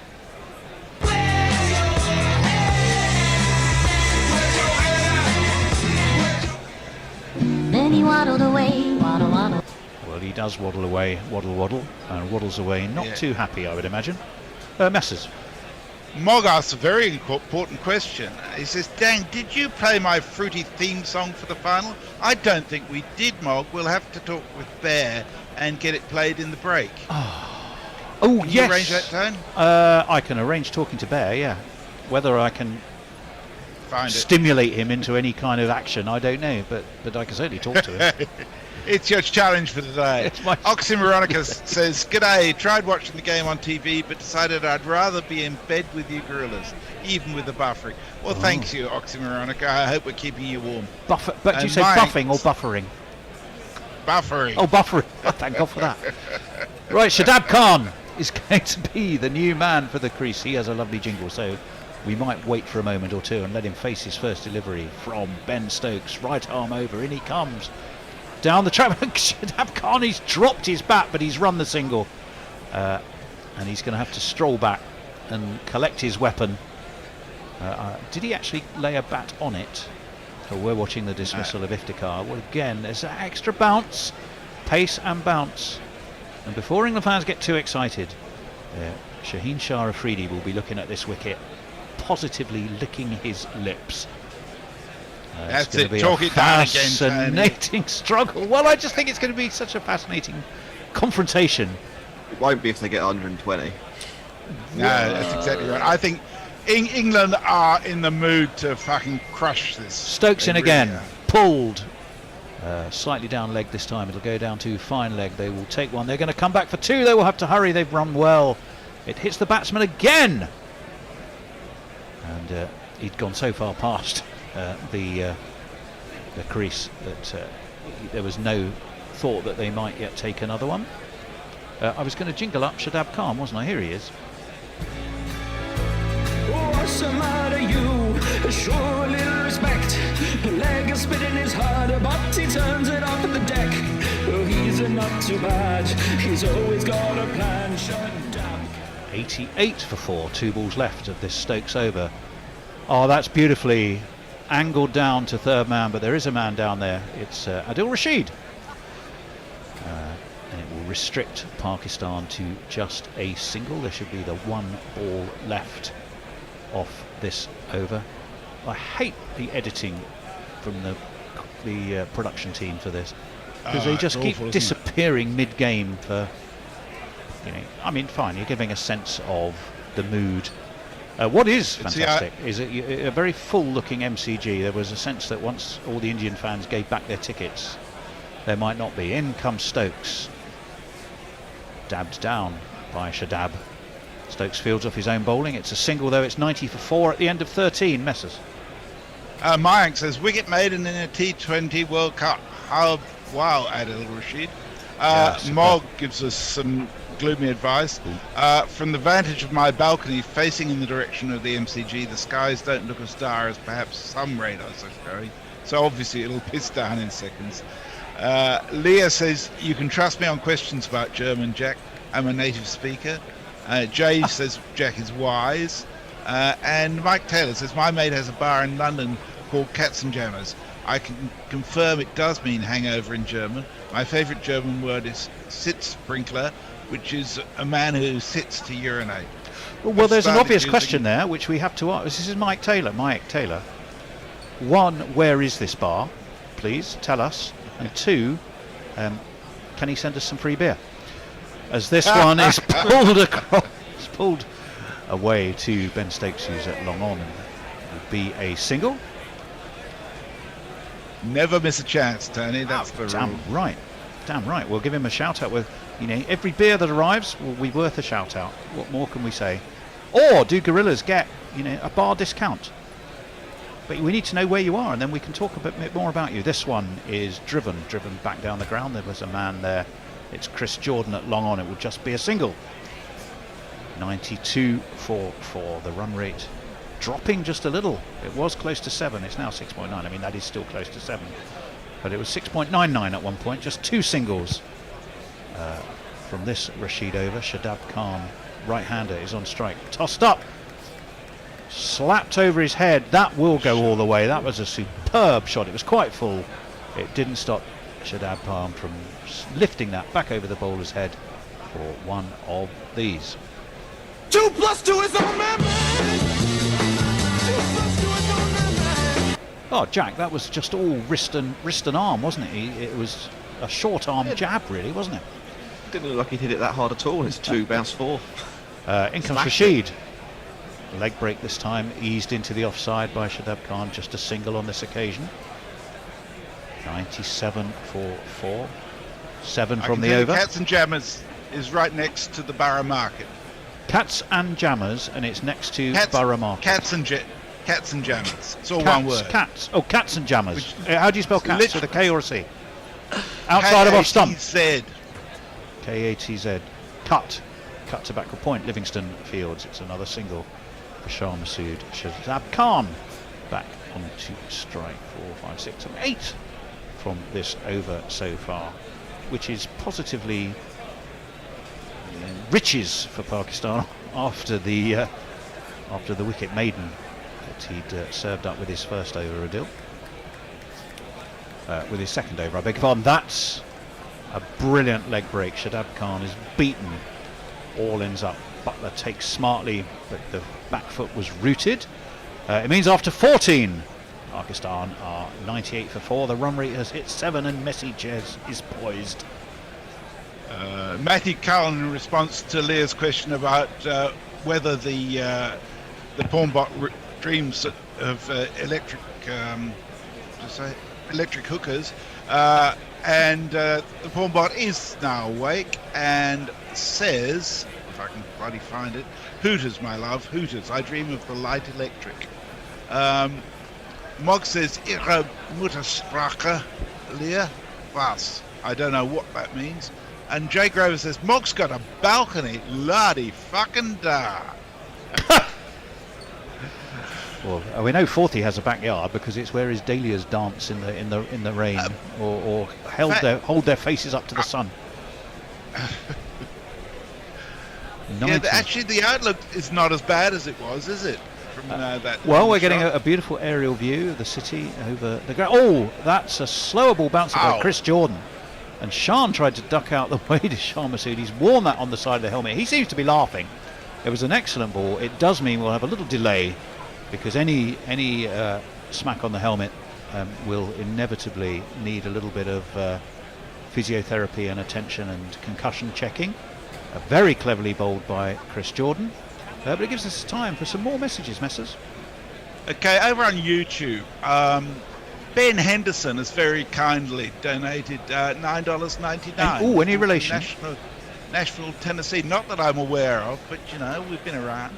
That's long distance information from Nashville, Tennessee. No, it's Memphis, Tennessee. That would have been, wouldn't it? Forget I said that. Thank you. Wrong song. Thank you very much, Ben. Suda Who says, get a fucking grip, Pakistan. Jamie Wilson says, Kingland's Norfolk here. Kingsland. Suda Who says, I'll say it again, the toss won this final. Emily Elizabeth says, the gorilla's keeping everyone warm. What about a marketing idea? Gorilla teddy bears. Oh, that's a bit too fucking. Well, surely they'd be gorillas, wouldn't they? I mean, if we'd have cuddly gorillas. I think that Bear will tell me from memory. I've got a feeling we do have cuddly gorillas on our store, gorillacricket.com. Just go to our merch section. If I'm right, I seem to, in my head, to be visualising a cuddly gorilla. Not that we aren't all cuddly in real life, of course. Some of us more cuddly than others, it must be said. Absolutely. 98. Will Office says, I'm listening to you from a beach in Mauritius. Thanks for the entertainment, gentlemen. We're delighted. Perfect. How's the hangover going, Jack? Clearing for you? It's not too bad. Well, I mean, it might not have started yet. Well, hasn't kicked in. Jordan, down the track comes Shah Masood, and he rather bottom edges this to Ben Stokes, who's quite a long way in at mid-on. And he will get a single, though. So just the one run off the first 2 balls. The first ball, that slower ball bouncer that seemed to completely fox Shah Masood, and he caught him on the helmet. We had then a bit of a delay while he was fully checked over, passed his MOT, and was put back on the road again. And the second ball has gone for a single. It's 99 for 4. Chris Jordan has none for 10 so far off 2 balls into his second over. Probably thought he might not play in this final, but Mark Wood's fetlock means he does. This is up in the air, drops short of third man. Chris Jordan looks frustrated. It's a single for Pakistan. I think England have got to look positively on that and go, it was only a single. Alex Hales was the man at third man. It was well short of him. And the 100 is up for Pakistan. They are 100 for 4. Halfway through what is the 15th final little over of Alston as a trio, chaps, as the Peter, Paul and Mary of guerrilla commentary. I'm not sure which one is which. I don't mind being Peter. You can be Paul, Messers. That leaves Jack to be Mary. Peter, Paul and Mary. Who are Peter, Paul? My lord. I'll just blame the hangover. Jordan cut off the back foot by Shah Massoud. That's a way through extra cover. It is going to go long boundary or not. It's going to make its way there. That was a gorgeous shot for one of these.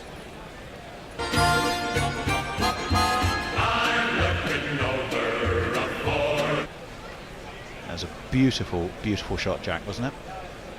Yeah, excellent. It bounced over the cover field and hit really hard into the pitch. Chris Jordan looking like it. Chris Jordan. You wouldn't, would you? 2 balls left of the 15th over. The Bear is hoving into view. Do we have cuddly gorillas in our merchandise store, Bear? No, we do not. Oh, why not? Because they don't offer them. Bear, oh, bastards. And Bear, are you going to pay Mog's special theme for the cup final? Jordan in. Back foot slapped away by Shah Massoud. He's going to just take the single. It was away into the offside. So just the 1 run taken there. 105 for 4. Just do one last tweet because it's from a very, very special person. Okay, please do. 1 ball left of this yet to come. I don't know why the Bear's getting all excited. Eddie Chave says, chill your hello, beans, mate. listening. Christ. Sorry, go on. Eddie Chave says, listening to you as I paint my dining room, I thought it would be raining, so I saved today to paint. You're Well, you can painting your paint and dining listen room. to It's us only at the same 9:15 in the Annie. morning. 9:15 on a Sunday, and she's painting her dining room. Well, there you go. I've heard of painting the town red, but not your dining room at 9 o'clock on a Sunday morning. 105 for 4. It is the last ball of our little spell. It's lofted over backward square. There's a man down there. They should come back. No, they don't come back for 2. Just the single. It's 106 for 4. Shah Massoud on 34. 10 for Shadab Khan. I shall make way for the Bear.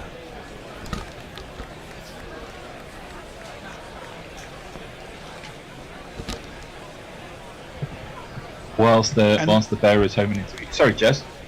I'm just going to tell you, the next tweet is from Jay Grover 4 minutes ago. I think I've got it. Of course it's from just Jay. brilliant.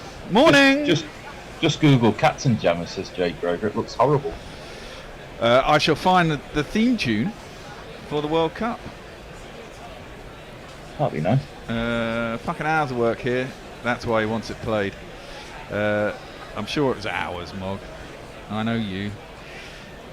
England doing all right here, aren't they? 106 for 4. I do worry that obviously everyone talks about Pakistan's bowling attack being the best in the tournament, but I think we kept them down reasonably well. They haven't scored particularly well. Stokes is going to bowl another over. It's hoiked into the leg side. Shadab gives himself loads of room outside leg stump. They'll probably come back for 2. They have, and I've got money on a run out. I guess this is the time when you're going to get a run out in the last 5 overs. It might even be off the last ball, but I'll still take it, whatever it is. Yeah. Was it run out next wicket? Or Next just wicket, yeah. So if it gets skewed up in the air, we're fucked. I'm fucked anyway. This is my 3rd one this morning. I'm hoping 1 comes in. 15 quid bet for £95 return. Wouldn't be too bad. Stokesy is in again. Shadab gives himself room outside leg stump. It will be filth down the leg side. It's going to be one of these. Wide. I'm going to have to bung it in there. Right, at the end of this over, we're going to have the World Cup theme tune done by Mog. All 23 seconds of it. Let's cheer you along. Stokes comes in. It's actually only the 2nd ball of the over, as there's a wide first. It's smashed into the offside, out to the man in the deep. It's wide of him. It is. Oh, Phil Salt! Oh!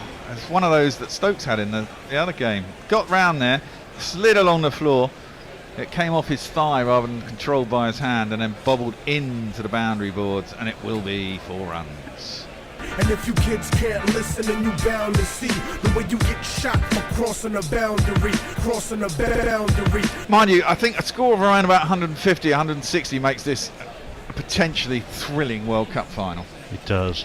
Because it's not too far out of reach, and England could fuck it up a little bit and then get back into the game. Yeah, still lose or win. They're still quite dependent on their opening pair. Yeah, they are. Same as as Pakistan to a degree, you know. I do think they've probably got a better bowling attack now, so we've probably got a better lining up there. So, you know, it could be a close run thing. They go for 1, they're going to come back for 2, they're not.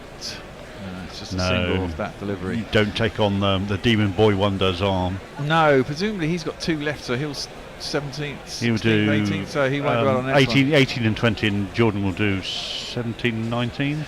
Or not, because he's been quite expensive. He has been, yeah. Wokes might. He's got 1 left, hasn't he? I think so. He tends to bowl most of his up front. Oh, yeah. They might give him a shot, though. If they can get a wicket here, they can strangle it again. What is fairly sure is I don't think we'll see Livingston again. No, probably not. Although, no, I wouldn't against Sharma Sood, actually. Probably not a good matchup. Especially as he's now got 34, 23. Floated up there, driven out into the deep by Masood. They've gone for 1, they're thinking about 2, but it's not there. I want them to go for one of those and fuck it up, obviously. Is that the end of the over? No. I'm going to try and get this World Cup theme tune in now. Here we go. It's a fucking final of the WT20. A bunch of countries didn't make it, like Australia, who fucking sucked. The T20 World Cup final, if the weather doesn't fuck it up. I don't know if we've been caught, but it's Pakistan versus England. That's a good shot by Shaheen Afridi. He's pulled it square. Good get round by Sam Curran. They should come back for 3. Oh, there could be a chance for a run out, but there isn't, because Shaheen Afridi was coming back for a 3rd. And he was nearly lapped by Shah Masood. As he was definitely committed to it. Is saying something, given that how slowly Shah Masood runs between the wickets on occasion. Well, exactly. I mean, that's why there's a case for a run out. But the throw wasn't great. I mean, they wanted to get it in quickly. I mean, it's a vast expanse out there. It's patted along the boundary by Sam Curran and picked up eventually. But I didn't see there was a Livingston out there, wasn't it? Whose throw was then well wide. Yeah, it was Livingston. Or Hales, but yeah. He had a long name on the bat, that's all I saw, so it couldn't be Hales. It was Livingston. It was Livingston. Stokes in. Last ball of this over. His last. He's gone for 31. As he gets pulled out into the deep, there will just be a single. And the over. Over to you, Al. Jay Grover, don't you take the piss, Bishop. That owns the Holy See of Playgate. I wonder what that's about. We've got someone... Andrew Curtis Hay, fantastic coverage of the match, lads. Thank you. Listening from our holiday rental in Mauritius.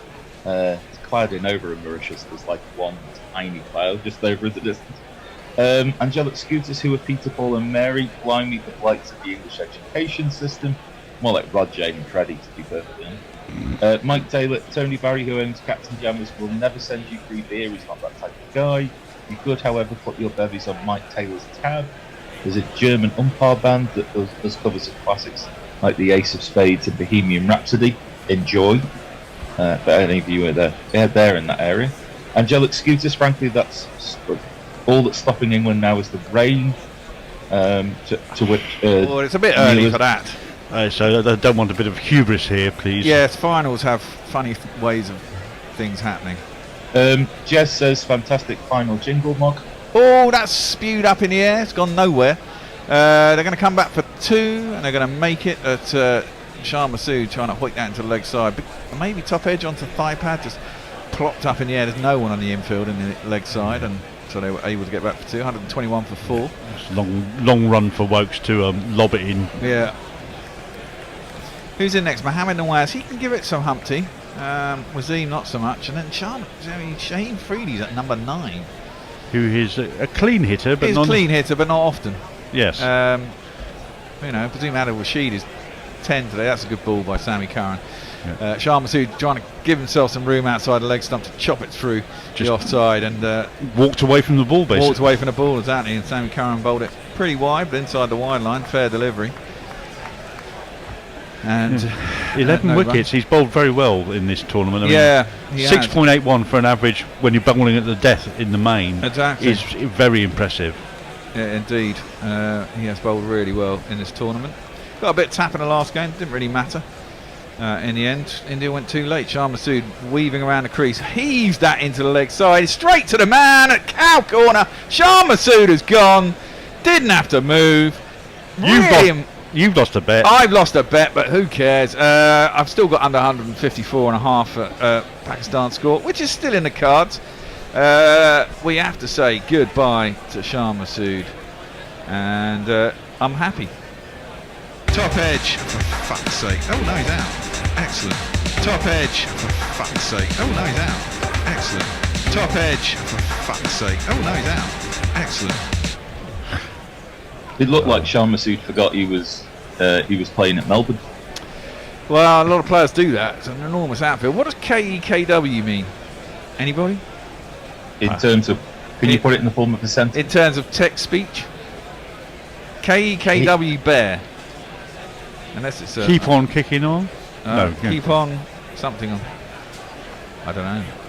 Hang on, KEKW. Yeah. Is that right? Yeah. Kekwa. Right. Let me Google it. Oh yeah, the Urban Dictionary will tell you these things. Anyway, should have a new batsman eventually coming to the crease. Who did I say it was? I told you a minute ago. Mohammed. Mohammed Harris? No. Mohammed Wasim? That's the one. Okay. Quite a few Mohammeds. Nawaz. Yeah, it's Mohammed Nawaz. Where's his jingle? Jesus, there's 4 Mohammeds in this side. No, I was. The winter of our discontent made glorious summer by this sun. Of Pakistan. He drives his first ball up to Chris Jordan. He's at mid-off. He's up inside the circle. There will be no run. Picked him out, didn't he? Yeah. A little bit unfortunate for Shah Massoud. Done all right, but no one's really got away, have they? Well, I said this earlier in my previous thing. He's not really a power hitter, so no, he has to time it really well to get it into the long grass, and that's not the place to do it at Melbourne. Square the wicket. Yeah, pulled by Nawaz out to deep square leg. They'll get a single, and they were just starting to get going as well, weren't they, Pakistan there? Shadab is doing all right, 20 off 12, but no one's really got away. Babur got into the late 20s, early 30s. Shah's got into the late 20s, early 30s. There's only 2 innings really. You look at that and you see there's a lot of bottom hand came into that, and that pulled it wider to deep wind wicket. Not a great. It's travelled 69 metres, so that's a fair hit, but it's on the Melbourne. Would have been 6 in an IPL game. Yeah, at Melbourne, it's not anywhere near the boundary. No, it's about 20 yards in. Sammy Curran is in short. Oh, I thought he gloved that through to the keeper. Maybe it didn't carry. He's trying to dab it down a third man. It seemed to divert as it went past him. I think that may have come off the shirt. Oh right, okay, maybe the back arm. Let's have a look on the replay. No. Maybe it just didn't divert like I thought it did. It just looked like it on the telly. Or it's one of those ones where the seam suddenly comes up right and it just swings a bit. I mean, that's fantastic bowling. 3 overs for Sammy Curran, 2 for 8 in a final. Adrian Lowe and I have both come to the same conclusion with regards to Googling KEKW. It suggests laughter.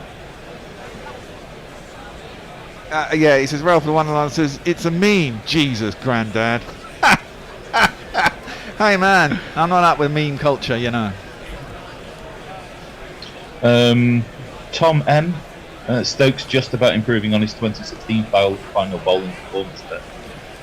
Well, that was in one and a bit overs that went for 24. Yeah. It's a bit hard. Well, Pakistan fans are still in it. I mean, they're still enjoying themselves. You know, Pakistan will be looking at 140 to 150. Maybe a little bit beyond. That's pulled. It's down to long leg by Nawaz. And if they get there, they back their bowling to be able to defend that sort of total. And I don't think it'll be easy for England, unless you know, if Hales and Butler get the start they got against India, then it could be an easy romp. But I just, I mean, I thought Booby and Arshdeep were going to be difficult, and they proved not to be. Yeah. Can I be wrong twice in a row? I just think Pakistan won't be that daft. Question is, who's going to be the second bowler with Shaheen? Well, they got, don't they? Mohammed Naseem, doesn't he open up as well? Hasnain, maybe. That's pulled. That's aerial. I've probably got That's an up. out. No, it hasn't. That's out. Shadab Khan has spooned that up to Chris Wokes at mid-off. Jordan gets a wicket. It's all a little bit falling apart here for Pakistan. Yeah, you do get the feeling they think they've not got enough and they're trying to muscle run. Yeah, they are. The wheels are wonky. They might be falling off. So they need to think here.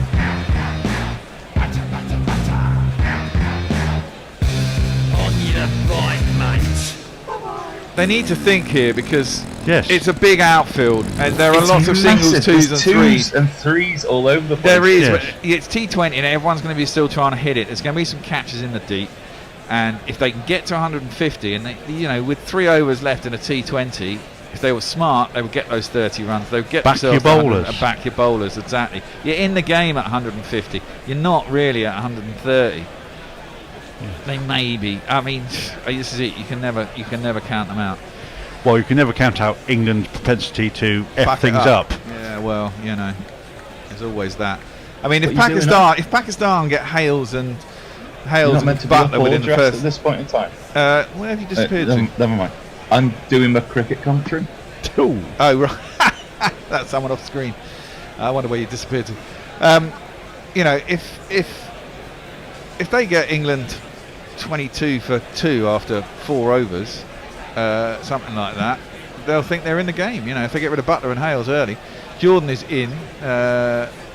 Wasim backs away, just bumps it up to Stokes. He's very in close now, mid-on, nearly level the stumps by the time he picks the ball up. And he certainly wasn't mapping the edge of the 30-yard circle. Cramped for room there, and all he could do was just push it with no power. Yeah.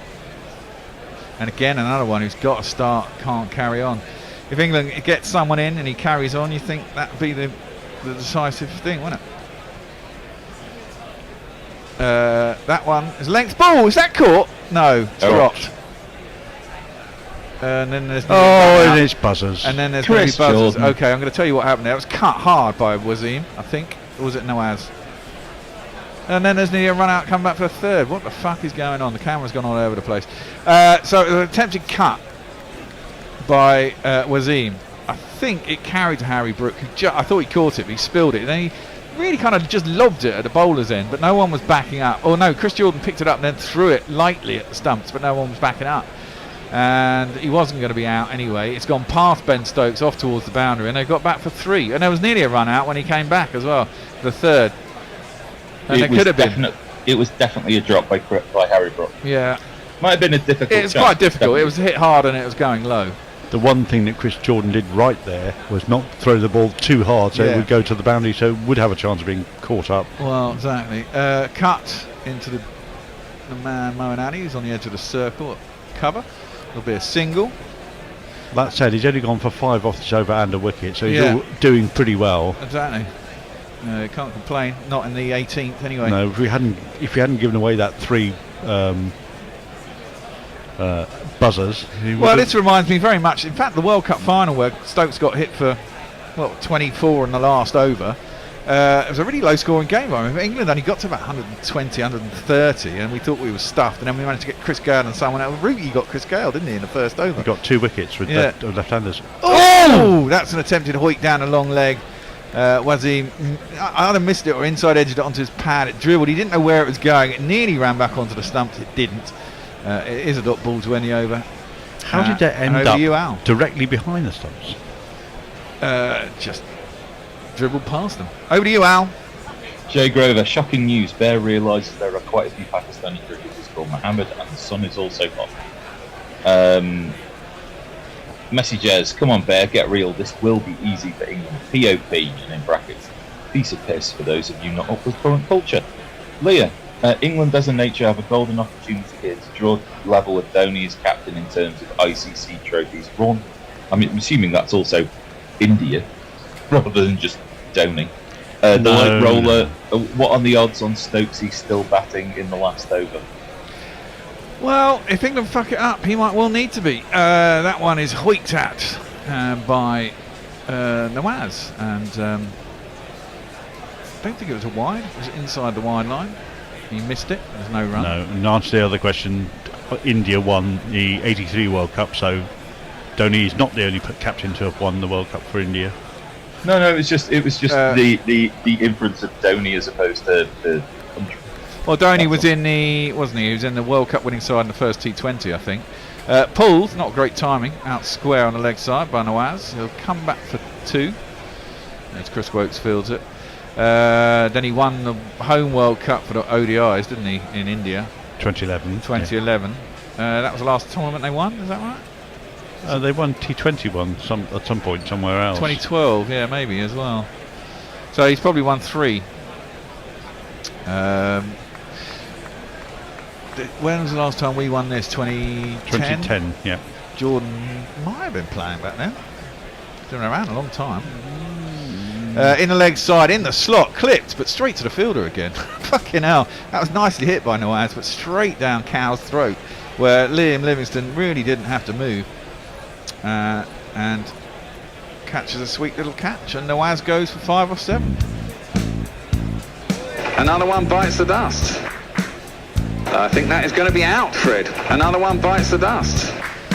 I mean, the other thing here, I mean, if you can get a decent power play as well, because as you say, there is a lot of space out in the deep. With only 2 players out in the deep, you slightly mistime it, hoiking it to Cow, and they've got the fielder at square. You're still going to get away with it. Later on in the game, when 5 are out, you're going to get caught just like that. Well, this is what Curran has done all tournament: is take wickets at the death and restrict the power hitting in the final overs. Yeah, he's an exception.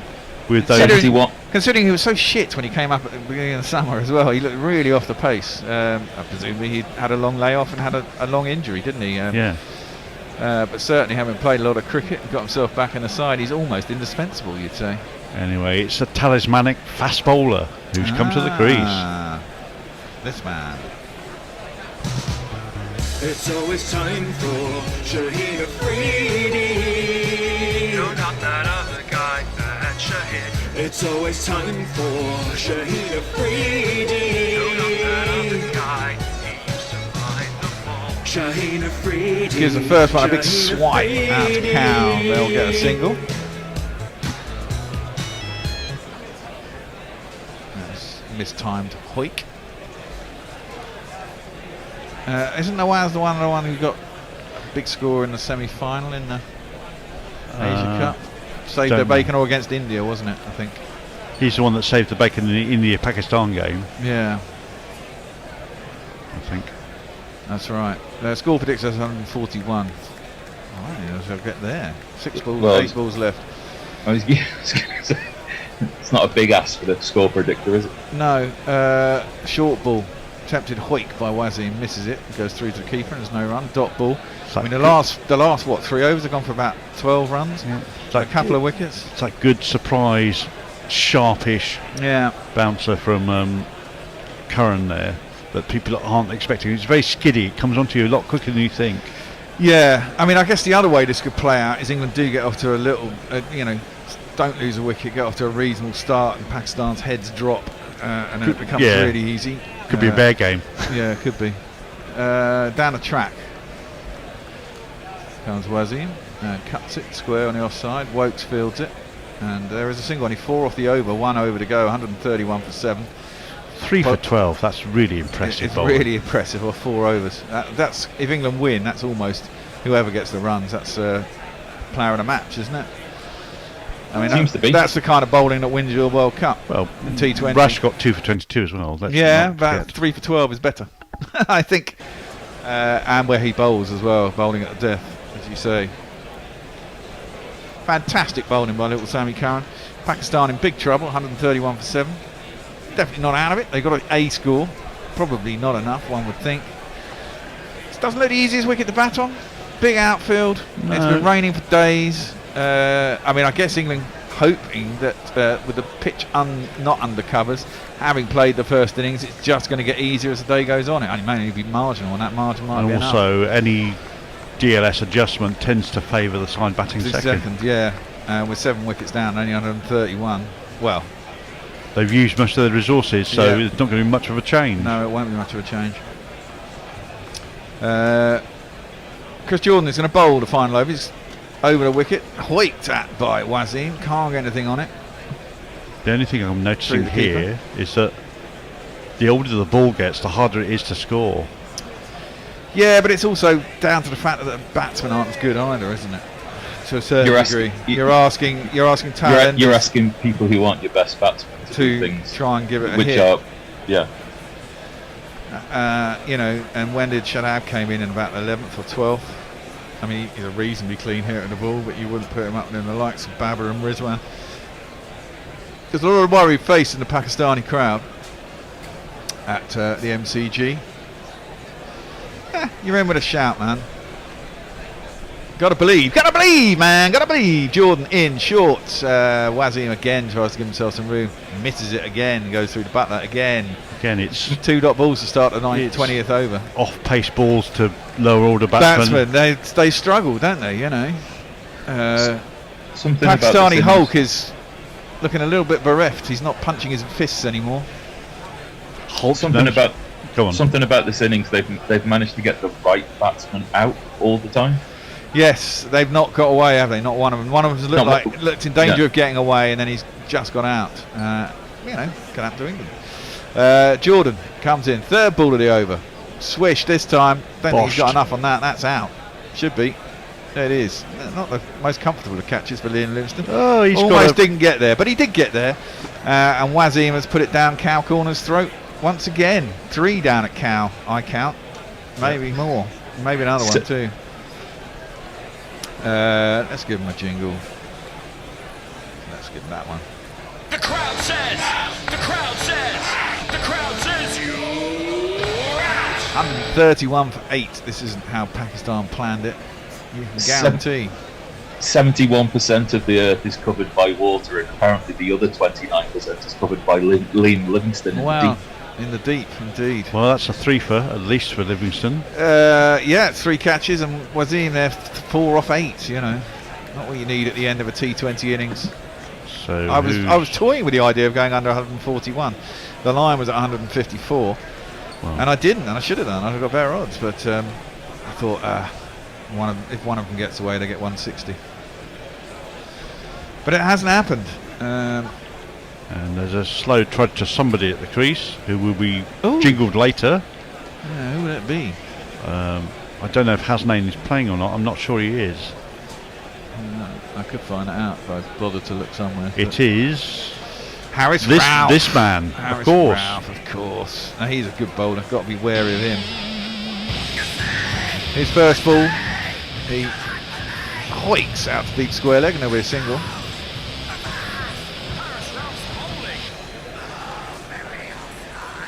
Yeah. Of course, you can't go for a run out now, but pretty much guaranteed there might well be a run out on the last ball. Deceptively quick, Harris Ralph. He doesn't look particularly quick coming into bowl, but suddenly the ball comes out and he goes whoosh. A lot of shoulder. Good bowler. Yeah, some Pakistani ladies there looking very disconsolate. As we look at Liam Livingstone, who's now come into backward point. Short backward point. I thought it was on the leg side, but it's a lefty. Sharma Sood gives it some. Gets a perfect shot for this point of the game. Top edge over the keeper, and runs away for 4 runs.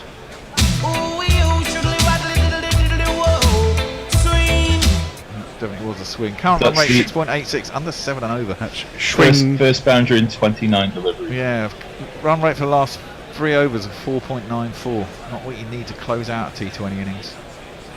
You want that to be up there at 10s and 12s.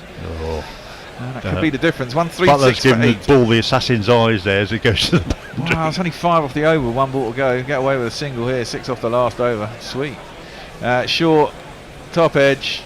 Oh, well, it would have been a run out if Butler had hit the stumps, as they went through for the bye. They'll get the bye, and England will require 138 to win the World Cup. That's a job reasonably well done, I think. I think it is a job reasonably well done. They got wickets at the right times. A couple of times there, Pakistan looked like they were about to break out. and then that batsman would get themselves out, and that's the way that T20 innings stutter, really, isn't it? Was Shan the high score with 30? I think he was. Let's get the scorecard up, and we'll give you a quick rundown. Do you want me to run through all the tweets that were behind? Yeah, you do that. Okay, so Leah 9 minutes ago said, "What are we forgetting about 83?" Well, we did mention 83, and you did mention Dhoni as captain. NFT Fractal Arts certainly should be in, but all goes pear-shaped votes to hit the winning runs again. Oxymoronica, in other news, Glenn Maxwell got pissed at a birthday party and managed to break his leg. Yeah, what a plonker. Maybe Ben Stokes in not as attendance? much as Fairstoke, but you'd imagine being playing today. Angelic Scooters. Wait, that's what that means. Bro, I've got some apologies notes to send after using in text elderly relatives. The light roller, there's only one Sammy Curran. He used to be shite, but now he's alright walking in a Curran wonderland. Adrian Lowe doffing his cap to Curran. Jay Grover, the Bears' pathological hatred of Rashid continues. Is he not satisfied by ruining his Test career? Apparently you're responsible for that. I don't hate Rashid. I love him. I love him greatly. No. I just not think that convinced he's Sam a Test Curran might bowler. have bowled slightly better today. Yeah. Crypto Rocketeer Sammy Curran has become the bowling legend. Mayank, I'm rooting for rain now. Really just fuck both these teams. I want chaos tonight. Jay Grover says Alan is wise, and Messi Joe says that GPL pot is safe. Right, and with that, sirs and madams, your Twitter feed is up to date. Right, we should go through the card. First to go was Rizwan, who was bowled by little Sammy Curran. And next was Mohammed Harris, who was caught Stokes slightly in off the boundary from Rashid, wasn't he? Yep, one of those out in the deep. Next after that was Captain Babur Azam, who was tucked up by Rashid and just bunted it back very neatly for a good catch. Indeed. I think he Low should give down. scores here. He got 32 or 28. Yeah. Shan was had a decent innings. He got 36, 38? 38. Caught by Livingston, the inevitable Livingston at deep mid wicket. A cow, basically, wasn't it? Iftikhar didn't really get going. He was caught off a lifter by Butler off Stokes for 0. That was a good ball. Shadab came in, struggled a little bit to really time the ball, didn't he? He had one or two. He had a couple of big shots down the ground, didn't he? Cut full straight down the ground. But yeah, and he looked like he could. The thing is with Shadab, he's a bit in and out, isn't he? I mean, he's not a top order batsman. No. He's a capable hitter, and you could do in the last 3 or 4 overs. He came in a bit too early, probably for him. And then again, he just spliced a ball that lifted on him slightly, and Jordan had an easy catch him it off. And then 2 identikit dismissals, really, with the Mohammeds, Nawaz and Wasim, holing out to deep mid wicket to Livingston off Curran and Jordan respectively for 5 and 4. Yep, and then Sean ended up 5 not out of 3 with top edge over the keeper, and Harris Ralph with 1 not out. I'll do the bowling. Ben Stokes 4 overs, no maidens, 1 for 32. Chris Wokes 3 overs, no maidens, done for 26. Sammy Curran, pick of the bowlers, 4 overs, no maidens, 3 for 12. Adil Rashid got a Waden. He had 4 overs, 2 for 22 with 1 maiden, and Chris Jordan didn't bowl too bad today. 4 overs, 2 for 27. Liam Livingston just had the 1 over that went for 16, and that was the point actually when Livingston bowled. Hendo became very pessimistic and thought, they're going to get 190. But it was just one over, and Adil Rashid in fact bowled the Wade on the next over, and it really pulled it back immediately at the straight time. Yeah, he got the wicket made in the very next over. Yeah, he did. And it was just all of a sudden it was just like order restored. They're not going to die wondering, are they? You know, the equation's relatively straightforward. No. Now I need to go and relieve myself in the woods. I don't know what we're going to do. I can just put on some highlights because everyone's. Do you want me to chat with Jason for a couple? Yeah, you can do. If someone wants to come in for the green room and have a chat, feel free. Somebody in here. I'm sure Messi will jump on if nobody else is going to come in. So, Jace, what's been your highlight of the tournament? My highlight of the tournament, the associates, the lesser tier nations, competing regularly against the top tier nations and giving them scares. I think that's been the highlight of this tournament. What's not been a highlight is some of the rain-affected Mickey Mouse muppetry that's gone on. I don't know. What's your thoughts? I've been thrilled about the idea that that it's not been this formulaic game where win the toss, win the game, that sort of thing, or that games have gone down to the wire. Like you said, the Associate Nations directly affecting how people have made or not made the semi-finals has been incredible. It's their exposure as well. It's the exposure that they've had to audience that doesn't necessarily see them as well. There's good cricket being played all over the world, and we're getting to see it now. Absolutely, and I mean, the run chase from England against India, that was just about as good as I've seen two people bat in that sort of situation. If you consider the pressure of the game as well. That was utterly clinical, wasn't it? I've never refreshed a computer screen more often, just trying to make sense of it more than anything else. So, Messi, what's the view from down under? Well, I don't disagree with either of you in terms of what you've said, but the other thing that I'm really pleased to have seen is Surya Kumar Yadav in his glory, because I really do think he's been something special to watch. Well, he does it so effortlessly. The point on that is that it's the stark contrast between the new generation of T20 players, Surya Kumar Yadav for India, and the old guard of Rohit and Kohli, who are being seen to be very slightly behind the times. Well, I think T20's overtaken them. Same's happened to Williamson and to Smith and to a whole lot of people. It's become the game it's destined to be, and I think it'll continue to evolve that way. So scores under 200 will be seen to be inadequate. 160 8 years ago was quite a lot in T20. Now it's usually below par. So it'll keep developing like that, in my judgment, particularly if they keep using small grounds. That's the other thing I really like about this tournament. Large grounds. Is the size of the grounds. Yeah. It makes such a difference to the play. It makes it much more strategic, much more challenging for the batters, and gives the bowlers a much better look in. I really enjoyed that. I think we saw where in the last few overs especially, Pakistan failed to bat. We talk sometimes about the idea of situational play, that sometimes it can be maddening, and I think there was a little bit too much of I can hit it out the MCG, and it's like very few people can hit it out of the MCG in any direction. So it was nice to see Livingston get some catching practice, but at the same point you could turn around and go that there were twos, or there's twos everywhere at the MCG. It doesn't matter where you put the field. There's threes into the corners. Yeah, so, absolutely. But just interestingly as well, you see the value of taking regular wickets regularly throughout the idea of the whole innings. That it was just an innings that couldn't quite get into fourth gear and top gear.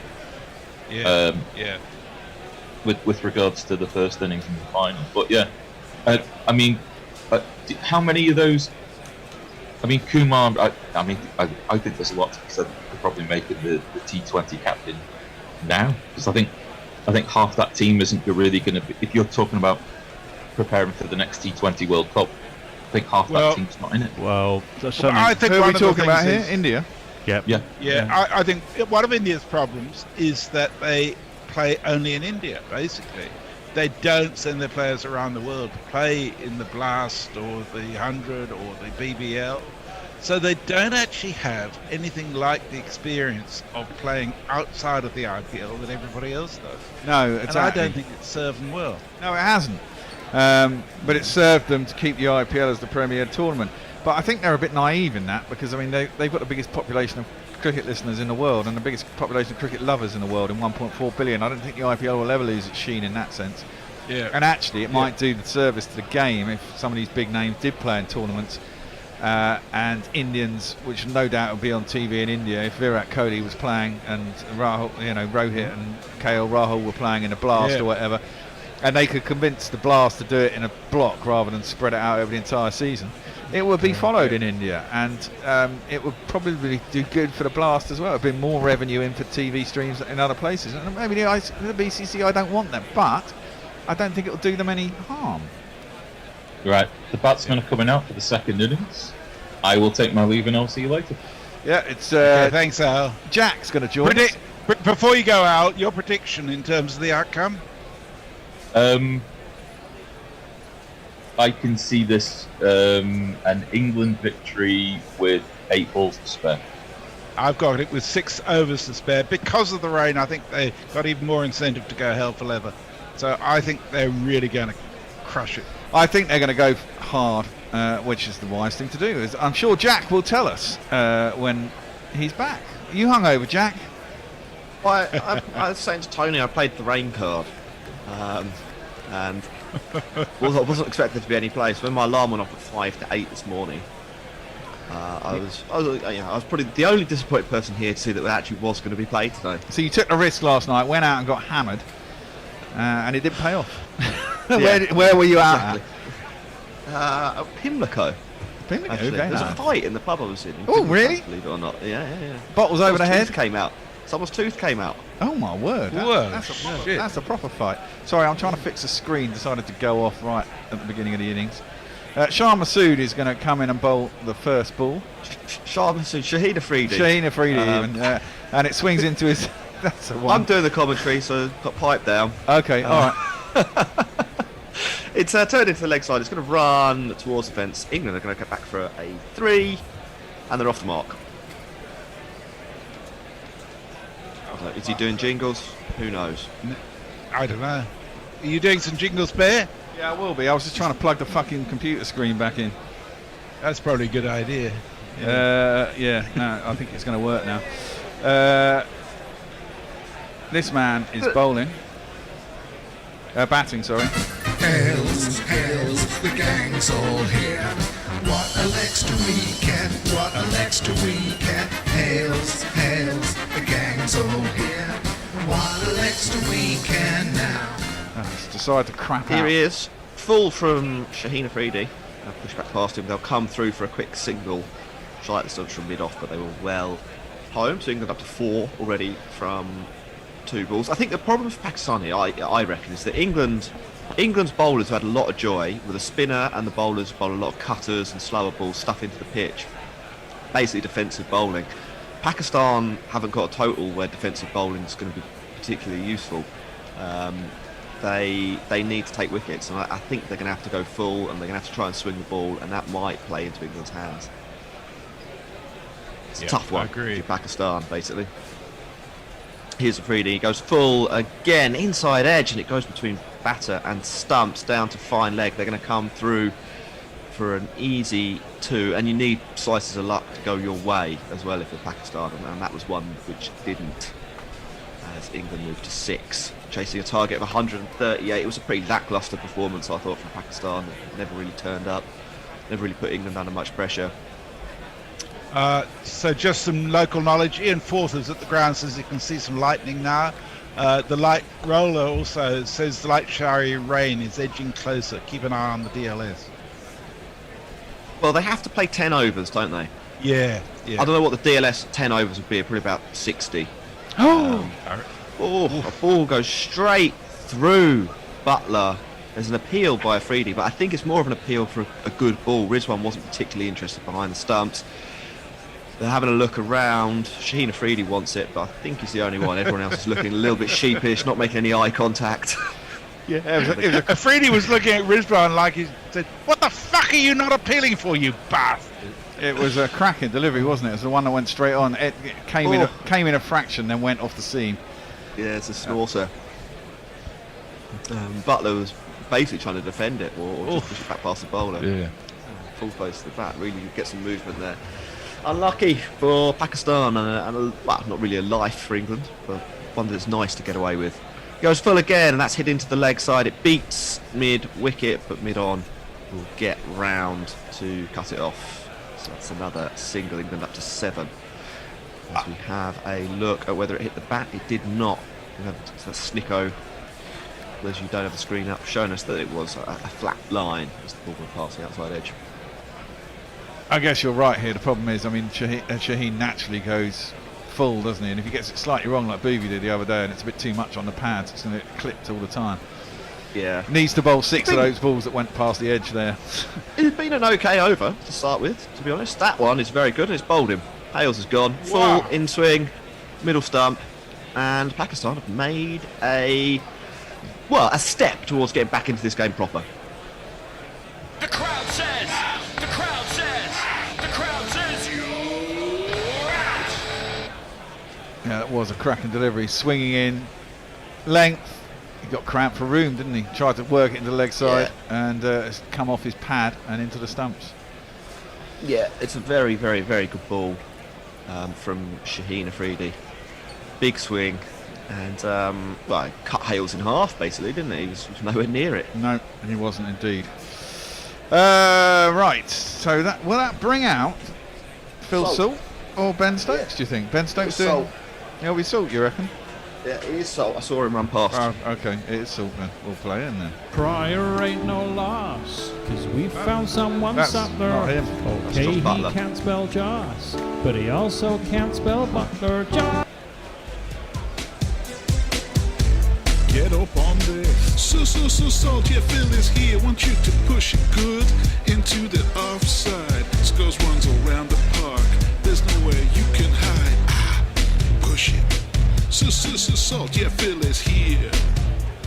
And that was a weird shot, wasn't it? They just followed. Yeah. They just followed Hales through the car park and the storage area. I think they were waiting for him to smash someone. If he'd run into Owen Morgan, it would have been interesting. Yeah. So Phil Salt has come to the crease. He'll be at the non-striker's end. It's the last ball of the last over. Sitting Naseem Shah can take things up for Pakistan. Gets one to shape away from Butler, who I think leaves. Puts his bat there, but I think he was leaving. Yeah, he was leaving. That went a long way as well. It sounds like this. When Naseem Shah lets go, he said to his dad that you're the man of the house now, because Naseem Shah is just that good. Yep. Big celebrations from Pakistan picking up that wicket. They'll believe that they could do something here. Naseem comes in full, driven by Butler. That's beaten the infield. It's a long boundary and it's gone right into one of the corners, but it's going to beat the fielder easily into the rope. Cover drive before. Good shot from Butler. It's me, Sanshi. It's me, Sanshi. Captain's innings is what we need. Well, it's a good shot. It was a very good volley. shot. But put it away. A couple of them settle the nerves. That's what you want, isn't it, Bear? Absolutely. I mean, I was thinking a T20, if you're an opener and you survive 4 overs, you should be in and looking at a big score. It's Shaheen Afridi got the ball to move, and Naseem Shah, he put that right up there looking for a bit of swing, but nothing happened. Just went straight on. Here he comes again. That one shapes away a little bit, but it's too wide, and it's another half volley. It's been pushed through the covers. It's running towards the fence. Does it have the legs? It does. Back-to-back boundaries for Butler, both through the covers, and it's flying. 1, 2, 3, 4. And that's the thing. I mean, if Butler does this for 3 overs, you kind of feel his eyes in, and there's a good chance he'll get a 50. Yeah, England need basically one player to get 50 off 35. Yeah, and pretty much. The rest of them can do whatever they want. Scrabble around. More Pretty much scrabble around, and you should get the rain's coming down. Coming down hard. Yeah, I was just going to say the radar indicates a shower coming up. That's going to be it won't trouble last for. long. Well, good. Yeah, you can finish the thought in a second. Here's Naseem. Wide edge, beat slip. It goes down to third man. But there is a fielder, so it's a single. A little bit of luck for England. Go on, Ben. I was going to say that the rain is not only on DLS and stuff, but it makes it harder in the field. Better to be the batting side. It's a good point. Yeah, that shower won't last long, but there are a few more coming, so it'll be a bit on and off. Okay. Should we get will we get the 10 overs in today? I hope so. I don't really want to be getting up at 3 o'clock tomorrow morning. No. For possibly what could be, 7 overs or something. That I might have to wait till 9:30 in the morning to see. It'd be a bit of a fucking nightmare. That was a cracking ball by Shaheen Afridi. I mean, Yeah, that's what he's there to do. Full from Naseem Shah. It's been knocked round the corner though by Salt. First ball, he's off the mark, and it will reach the fence at fine leg for 4 runs.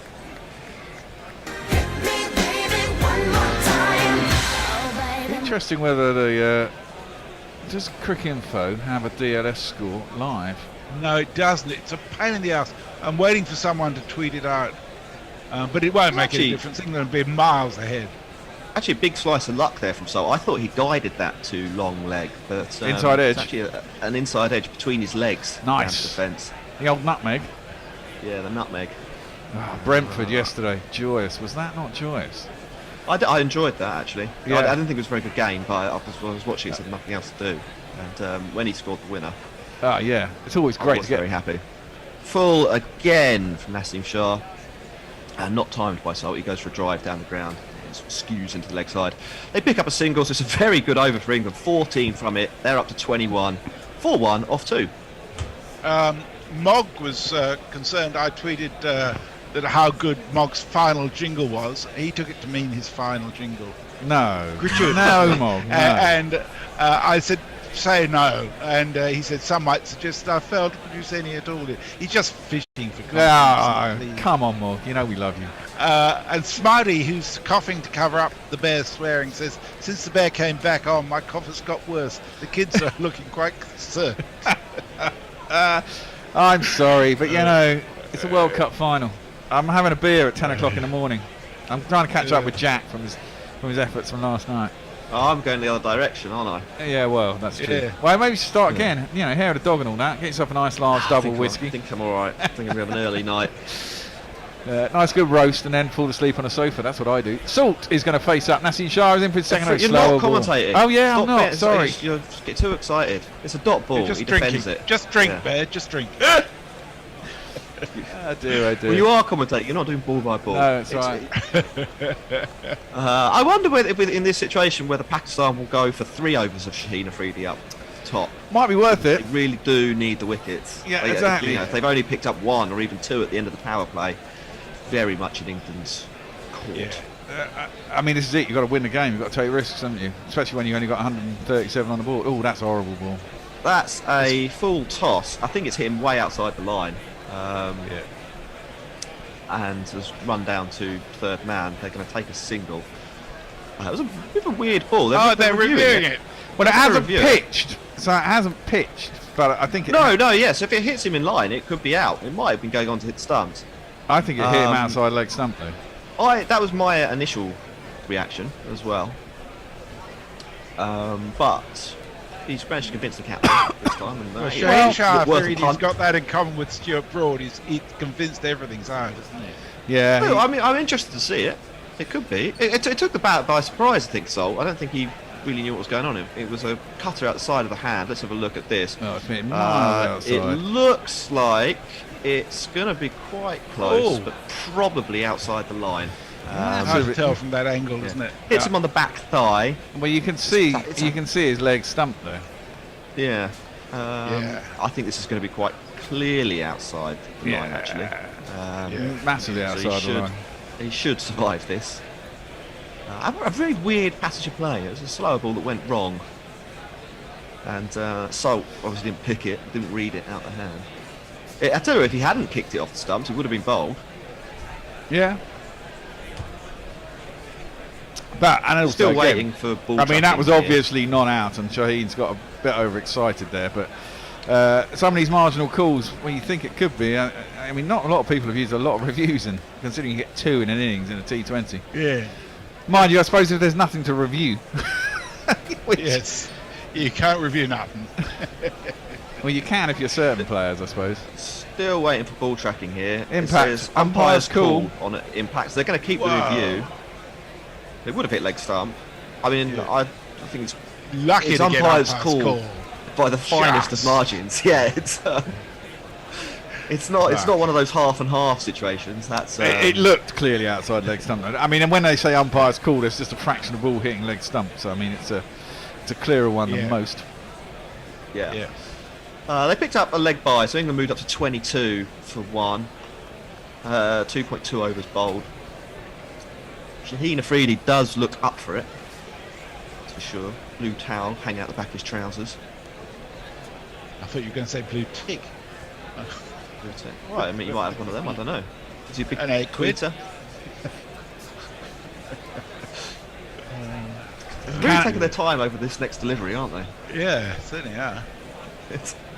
I mean, why are we looking at it again? The umpire's given his decision. I don't know. Bowler's at the top of his mark now. Crowd willing him on. Packed house at the MCG. He'll make himself a hero here, Afridi, isn't he, if he gets Butler? Yeah, full. Butler has smashed this through mid-wicket. That's a lovely shot. Just timed it. Gone for fence, 4 runs. That's a lovely shot. There's not one boy for me. I must have 2 or 3. I need 4. I mean, if you're going to be successful on that length, on that line to Butler, it's got to be a good 6 metres shorter. You can't bowl it that full on his stump. Yeah. Or you've got to go another yard fuller. It's a bit of a half volley, but he's put that well. Yeah. You'd say he was aiming for the Yorker and just came out a bit short. England up to 26. That target, as a reminder, 138. Here is Afridi, full outside off stump, driven to mid off. They come through for a single. He's no shy at the stumps. Takes Butler up to 20 from his first 10. Good start. Yeah, it's a good start. You know, once it gets below 100, England will be thinking, well, we've got less than 100 now. Psychological. And they'll have about 16 overs to do it as well. So it'll be close. I mean, it must be close to a run a ball now. Well, they've certainly put a dent in the run rate. Required rate is 6.4. Yeah. With 9 wickets in hand, that should be a walk in the park. It's chalk and cheese as well. So Pakistan's power play 39 off 6 overs. They only lost 1 wicket, but they really weren't going anywhere. As a wider delivery from Afridi is driven to mid off. There's no run. We're getting a look at the umpire. Probably because it's raining. Well, yeah. I'm sure nervous glances from the umpires. Well, I'm sure some people say it's a little unfair to keep them out there if it is raining, and it has been for probably 10 minutes now. I mean, the funny thing is, it always looks possibly a little harder in the lights, doesn't it? Because it catches every single drop of rain. Yeah. Here's Afridi once more as Salt backs away, gives himself some room, hacks it down to mid on, and they come through for a single. That's smashed back into Shaheen Afridi and bounced off his ankle. I thought it was a bit of a weird. I thought the fielder did something weird, like he didn't pick it up properly. It hit the bowler. Yeah, it hit the bowler pretty hard as well. He smashed it. Mayank, who is... Sorry. No, carry on. Mayank's angry with the world because he had to get up at 3 o'clock. Says, just imagine England bat 9 overs for 90 runs, then the rain comes and the rest of this match is totally washed out. Well, England would win by a long margin because it would go to DLS. Oh, you said 9 overs. Yeah, that would be annoying. Yeah. Angelic Scooters says, Shaheen, Q Lord Halifax and the Panic Brigade, and watches England canters this anyway. Farong says, Pakistan already have 1 more wicket than India got against England. That's a good point. Small mercies.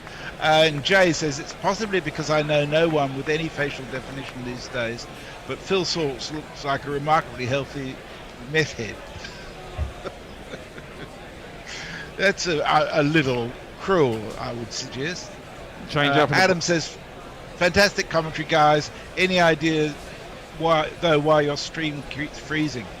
It's going out okay, Adam. I think the internet's fucked. It's not. Yeah, it's these fucking servers that say they'll host as many streams as you need that lie. Ralph is the new bowler. His first ball is into the pads of Salt, who chips him over mid wicket, and that runs away to the fence for 4 runs. Now, Phil Salt would have faced these boys quite a lot, wouldn't he? Not only in England. He just faced them 7 times. Well, not only that, but he also does do the PSL, doesn't he, Salty? Yeah, I think he's been over there. Yeah, the bowler is this man, by the way.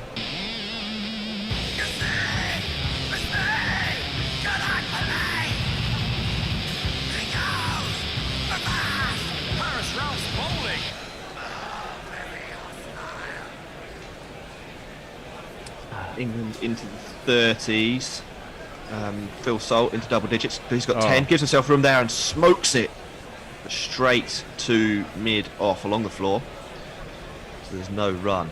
Really got hold of that. It's not a bad shout against Ralph as well, because he's one guy who doesn't really swing it a lot, but he bowls at extraordinary pace.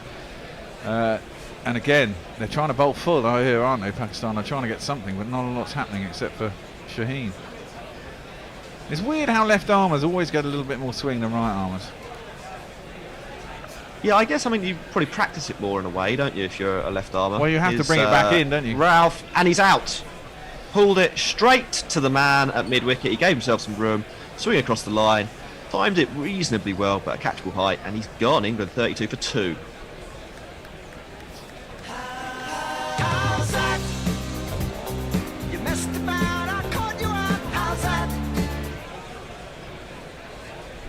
Oh well. Yeah, that's short and the sweet. sort of Salt game plan, isn't it? Yeah. If he hangs around for 25 balls, England would either get 40. But quite often he doesn't. He's gone. I assume now they'll go for Ben Stokes, and it's sort of made for him, this situation, isn't it? It is. It's just run a ball. Yeah. Exactly. Gets over the line. Come on, be a hero. Mark explains his situation. He says, "I'm just deeply insecure and criminally demonized demonetized when it comes to jingles missing." Yeah, I know you are. You're robbed. It's slave labour. And Josie Oak, cynical as ever, says, "Will Pakistan go as slow as possible because they think they're out of it and want it rained off?" Life must be so miserable for you, Josie. You're always finding the negatives of it. Enjoy England winning for once, eh? Because they will. Another wicket, and it probably is game on. Pakistan have kept themselves in touch with England. If it was 32 for 1 still. Well, I was more confident at 32 for 1. A ball ago. 3 to come in this over. Here comes Ralph, the left-handed Stokes. Ooh. Full and left alone. That went just past the off stump. There are two kinds of leave, as they say. That was pretty close, I thought. Yeah, it was quite close. Good leave. But, well, whether you should be leaving a ball, I don't know. The thing is as well, England bat so deep, don't they? Harry Brooks done fuck all tournament, though. Mind you, he's played Pakistan a lot. Maybe he'll come out of his shell against Pakistan. That's the thing. England lose a couple of wickets, then you look down the order. You've still got Stokes, still got Brook. Ball goes past the outside edge of Stokes. It's dropped by Rizwan. It goes through his legs and trickles away towards the outfield. I don't think they take the bye. Probably was a bye. No. It probably was because he spilled it. But Butler's consolidate for a little bit. Never the wisest thing in a T20, but I think you do have 30 after 3 overs. So. Yeah, exactly, and you do want to get the players on the outfield so there's less chance of getting caught in the infield with a miss-hit. I think the other thing about this, about the MCG particularly... Here comes Ralph, wide of the stumps, pushed by Stokes, on the bounce to point, there's no run. That is the end of the 4th over, 32 for 2. Carry on, Ben. So, Jay Grover quotes, I think it was you, Bear, says, "If it gets below 100, then England will think, well, it's below 100, huh?" Fucking poetry.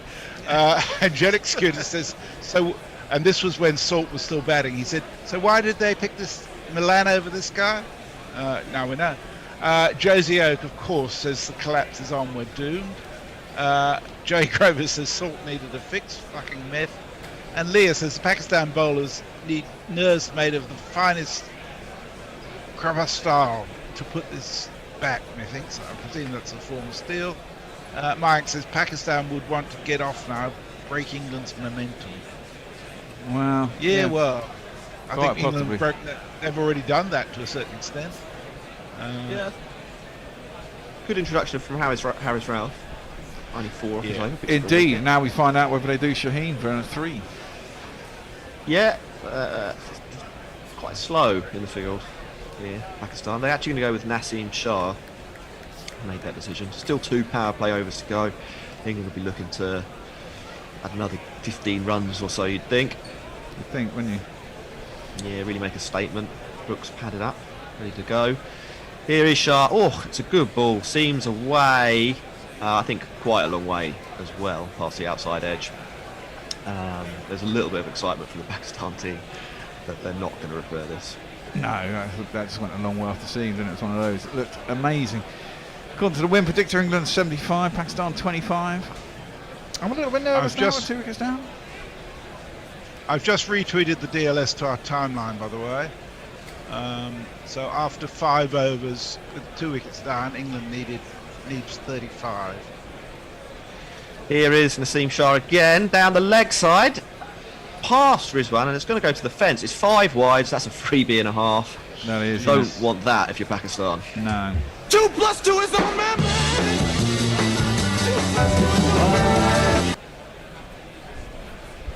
That's crap. Yeah, it is. I thought it'd come off. It's gone a long way again off the seam now, hasn't it? You know. Yeah. I thought he got that off the thigh pad for a second, but no. Yeah, I mean, I initially thought that, but it flew away so fast. It went to the fence pretty quickly. England up to 37 now. And again, extra ball. Butler aborts. I think there's a flock of seagulls behind the bowler. So maybe one of them took off. Yeah. In fact, we get a look at the seagull, the offending seagull now taking off and They'll just land again. That's what they do. You know. They're birds.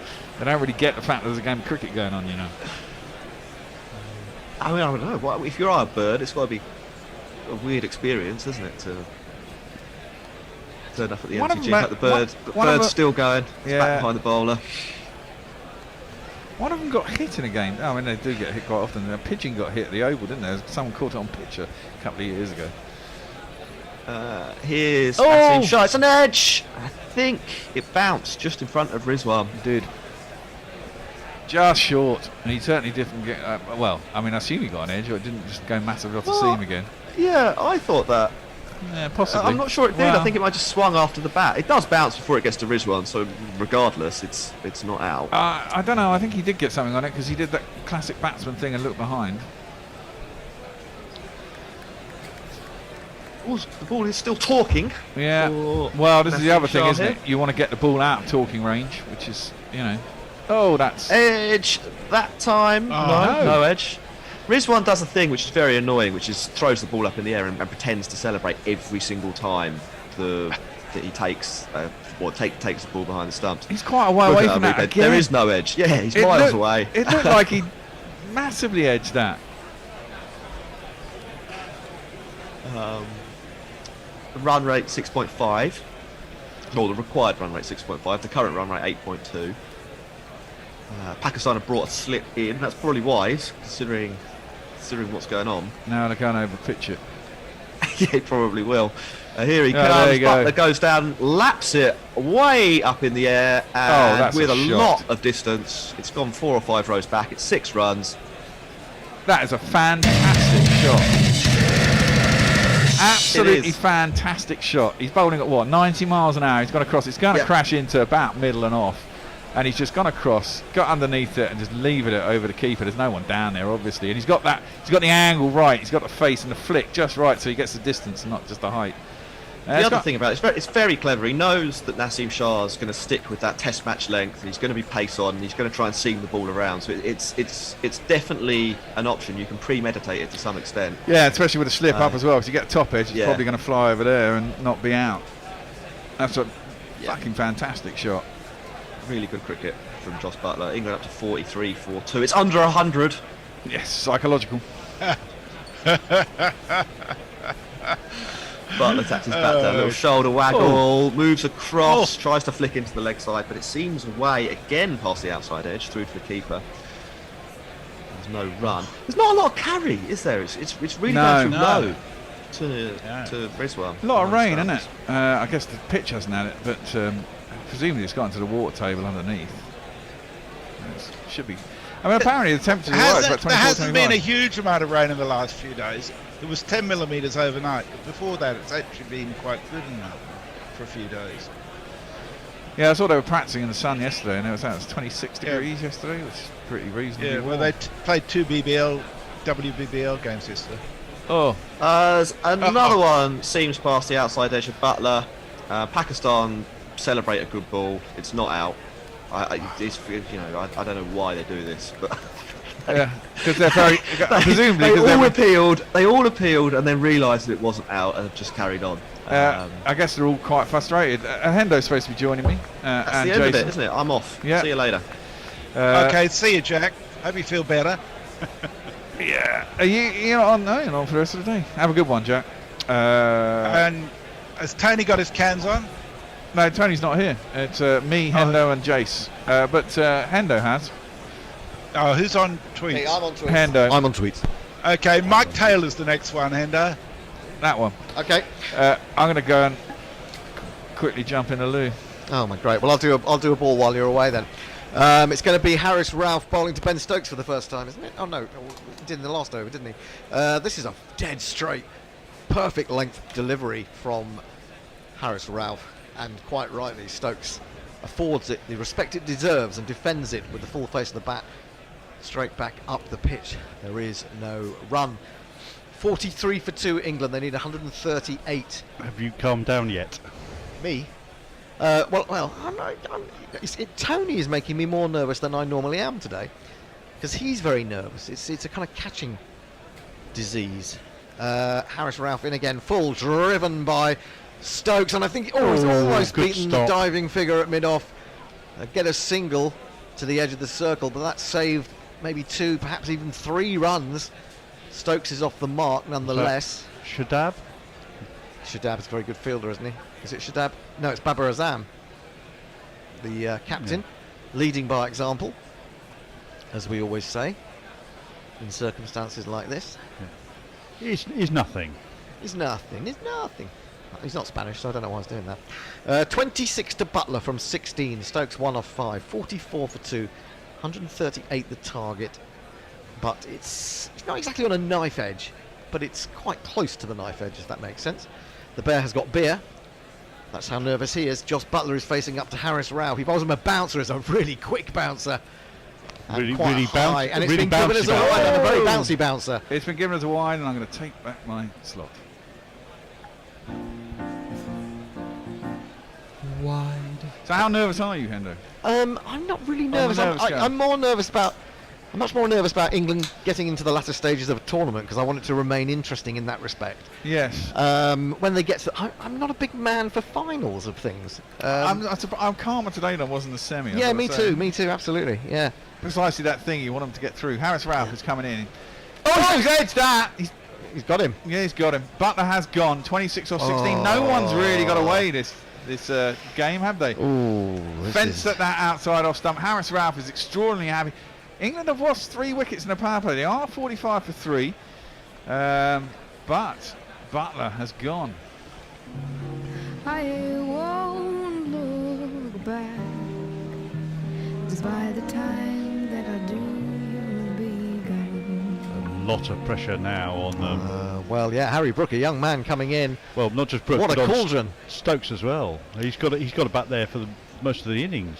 Yeah. Well, I think he knows that's his job, really. I'm not so worried about Stokesy. Go for it. Well, let me say, Mike Taylor says Stokes being in now is a bad idea. Too little pressure, and he has the capacity to slow things down, thus creating pressure. Then he gets out, leaving others to bottle it. This will be closer than necessary. Well, that was written before Butler got out, and so the pressure has come back on Stokes, and that might actually bring out the best in him.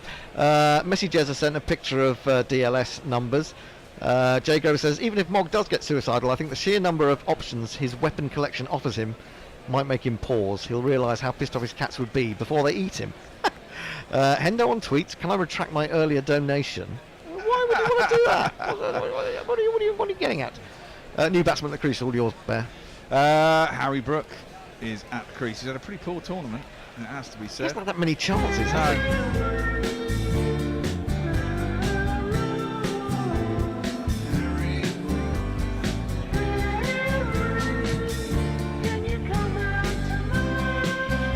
Well, he's definitely got a chance here. He's got 14 overs and a chance to put himself in the history books by winning a World Cup for England. High pressure cricket. Yeah, it is indeed. Harris Ralph is in. It's defended by Brooke. Up to mid-on, there's no run. Now, contrary to Andy Ward T20 playbook, I would actually maybe a little consolidation for a couple of overs. Get Phil Batt on ball, get your eye in, because you got to get through to the end. You've got 20 overs. I'm trying to remember who Harris Ralph played for in the summer.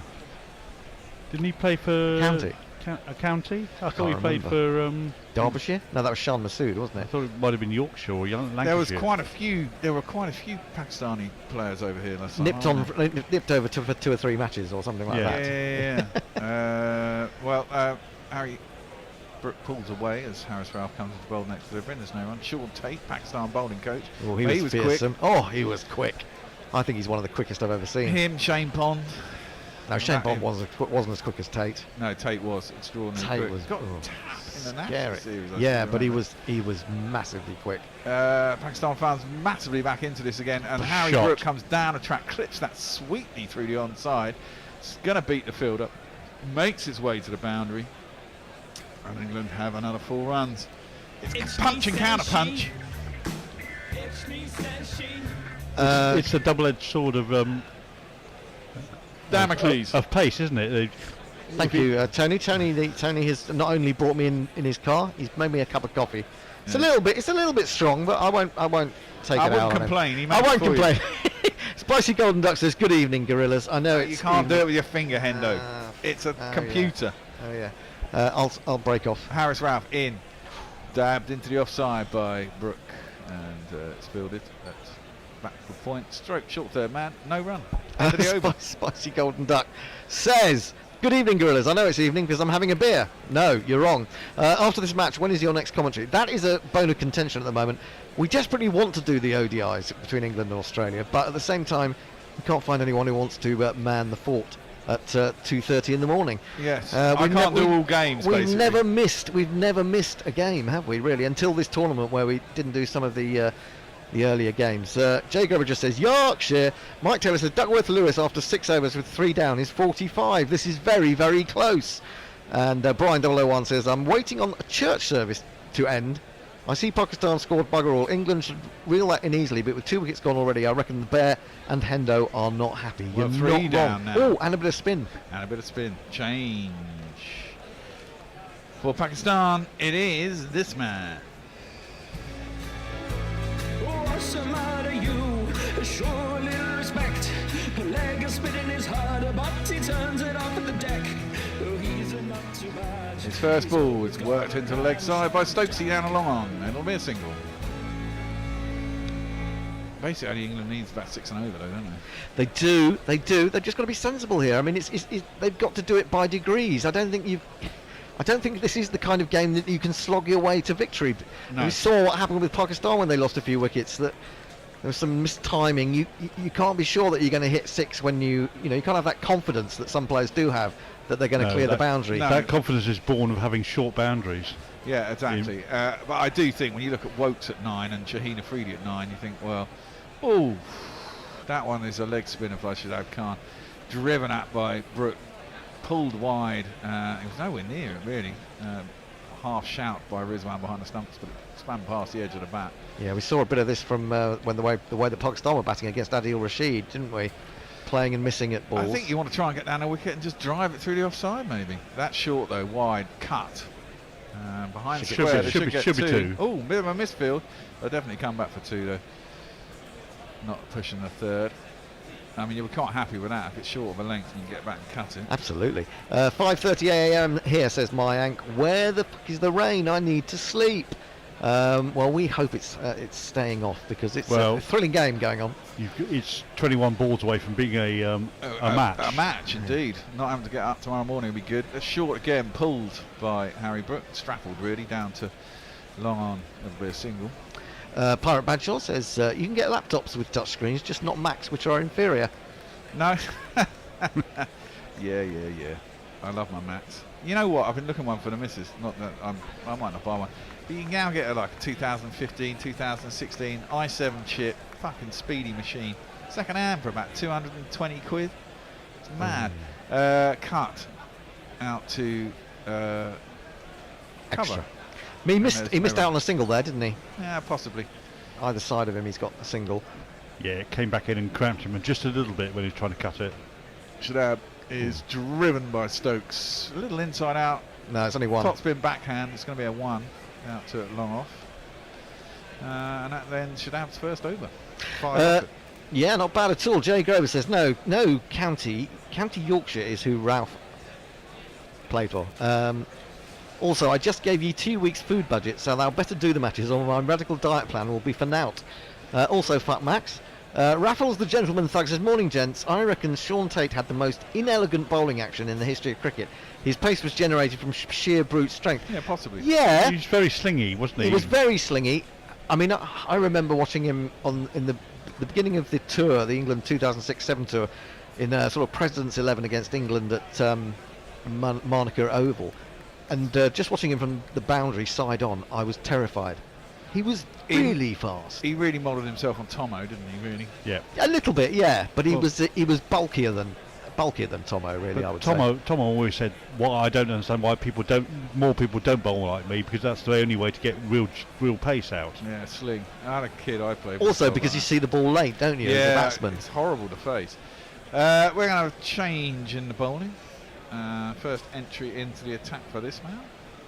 Mohammed Wasim Jr. played for Khyber Pakhtunkhwa, and the thing his heart desires is to be a star. Stokes, he comes down to track at him, cuts him square, but can only hit the fielder in the deep, and there's no run. That was a real slap, wasn't it? Yeah. You felt like he wanted more for that shot than he got. Well, he wanted a lot more for that shot. The one thing you know about Stokes, if he gets his iron, he doesn't miss a lot. Yeah, I know, but he will do that. He will go for that shot over mid-wicket, won't he? Once the spinners are on. He's certainly got the power to hit it over mid-wicket. He has, but you've got to get it right every time, haven't you? You know, slight mistiming and you're out. Brooks going to face up. Wasim is in. Nice haircut. Lovely hair, some of these Lovely guys. hair. Gives himself some room, cuts it out through the offside. Will get himself a single as well. That's an achievement to get it to extra cover from there. The other thing is now the ball gets a little bit softer, so it doesn't do so much off the pitch, which means you might not get your fours, but we don't need a massive amount of runs. As long as if the ball's not talking, you've got more chance of just working. Well, we're single. You need to be. Look how far the boundary riders are in. They're sort of 15-20 metres in. Yeah. Because but you get it. You get an angle 10 metres to his right or left, and you've got at least 2. That's the thing, isn't it? Steve Kellett says diddly idly doomed. I think. I don't think he thinks we're going to win. England, that is. He never does. No, he's with me and Josie. He's with you and Josie. Yeah. Wasim in. Oh, down leg side. I love That's that. be a wide down the leg. And indeed, it is. The permanently downturned mouth of Murray Erasmus. He always looks so fucking grumpy. He just. I bet he's a real laugh. He might well be. But he's got a face like a bulldog. He's got a face that says, "This is a job, and I'm not having fun doing it." Oh, I don't know. I think he loves his job. I think he's really happy in his work. He's just got a funny mouth. I bet he's got adenoidal problems. Ooh. That's going to be another wide. Wow, I'm not sure it is actually. You don't think so? I think that was. I don't think he's given it. Yes, yeah, he has. Yeah, 2 wides. That's handy. That was very handy. Wide. So 4 runs from effectively the first 2 balls of this over, which is helpful for England. Just need a boundary, don't they? A boundary just to get them going again. You don't actually need a boundary. No, but 3-2. You'd like it, wouldn't you? You'd like. 3-2s even. I mean, this is the thing on this ground. You've got to think 2s from here. And if a really bad ball comes along and you're able to hit it for 4, great. I wouldn't. I mean, I was going to say this earlier. That is just knocked down between pads and stumps. Rizwan comes around to field up. They get through for single. I think you actually want to be reining in the attempts for 6s here. You want to be. Totally. I think you want to be hitting along the ground and going for 4s. Yeah. I agree. Totally agree. Because you're not going to get out going for 4s, and you'll probably get 2s. And with such a small target, there's no need to hit it over the boundary for 6. It's all about reducing risk. It's all about reducing risk. Wasim is in. Brook Doesn't time that perfectly, but I think he's got it wide enough for mid-on that they'll come back for 2. And they'll get there quite comfortably, even though Hendo was a bit upset. Just for a moment, Stokes just seemed, it looked to me as if he'd done something to his calf and stopped halfway through the run. Yeah, I know with Stokesy. Well, Brooks was also ambling his run in from when Cushtill threw the ball back. Well, I suppose you have got one for the arm, generally speaking, here, that you haven't got at other grounds or some other grounds. Exactly. Especially from out in the deep. What is it, 85 metres out to the boundary? Give yourself some really horrible shot. Don't like that at all. Don't like that at I all. really don't like that. He's the second time he's It looked done like he was going to fall over on the leg side as well. He cleared outside the leg stump, tried to hit it over the offside, and lost his balance, really. Missed it anyway. It goes through to Wazim and there's no run. Surely you give great encouragement to the bowler when you do that, showing the stumps like that. You do. I mean, some players, this is it. I guess while Stokes is out there and the overs are going by and you're not losing another wicket, if you can get yourself in and play your T20 innings, Andy Ward would say that's a good thing. Cutting off, he tried to give himself room again. It's followed by Wazim, and he's got hit on the arm. He's going too early, isn't he? He's going way too early, and it's another dot ball. 7 off the over though. Tweets, JR, thank you. He says, I was so harsh on Hendo. He's doing the tweets like a boss. Leah says, with that face, Moraes would have a real chance to become German Chancellor. Yeah, they're not always the most attractive, are they? Well, and Rhonda Gwaither says, a turning point. And there's a slightly worried looking face.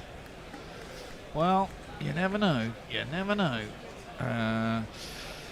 England doing all right so far. They've lost 3 wickets. I'd like to have lost 1 less, I'd imagine. But the amount of runs they've got to get is so small in terms of T20 targets. They're nearly halfway there. I'm not sure about that plan from Brook, though, to back away. No, I think I think if he's doing it far too early. That's what gets me.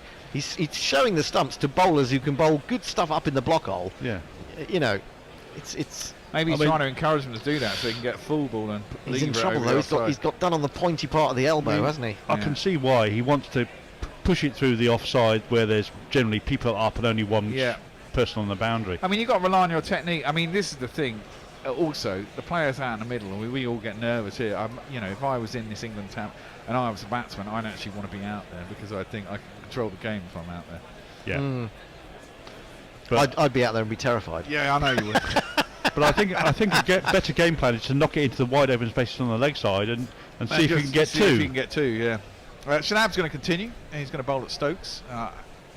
Money on a reverse sweep in the over. Oh, please don't. Let's go there. 6.42 required. Third per ball. over. Third ball. I don't know. Is short mid off? If the third man's up inside the circle. Why are we having a break? Yeah, but if he got hit on that, he got hit on the point of the elbow. He did, yeah. If you're Ben Stokes and you play the reverse sweep, you're hitting against the spin. Yes, I never really like that. They are quite good at that. I don't like it myself, but that's me, I suppose. Player of the tournament, goodness me. Sammy Curran. Sammy Curran. Sam Curran is not far out. If England win Sammy Curran, I guess if they don't... Sikandar Raza, maybe? No. No. He didn't last long enough, but... you probably have to go... I don't know, maybe Shaheen? Not sure. Virat Kohli's in there. He's got 350s, hasn't he? Yeah, but it's got to be one from these two sides, hasn't it, really? They got through to the final and won it. Yeah. Maybe Harris Ralph. Shout, he's bowled extraordinarily well. Yeah, the trouble is now that okay, he's had the treatment and he's had the spray, but he's still flexing the arm, isn't he? The elbow is Harry Brook. I'm sort of a bit worried about it. Get the adrenaline flowing. Well, I think he's trying to get rid of some pain. Yeah, well, obviously. Shadab is going to continue. So it's a halfway stage when you need 138 as well. It's 69. No, hang on. That's about right. Yeah, that is right. Yeah. So 8 runs on England are halfway. 2 overs till the halfway point, and you expect to score more in the second half. Good ball.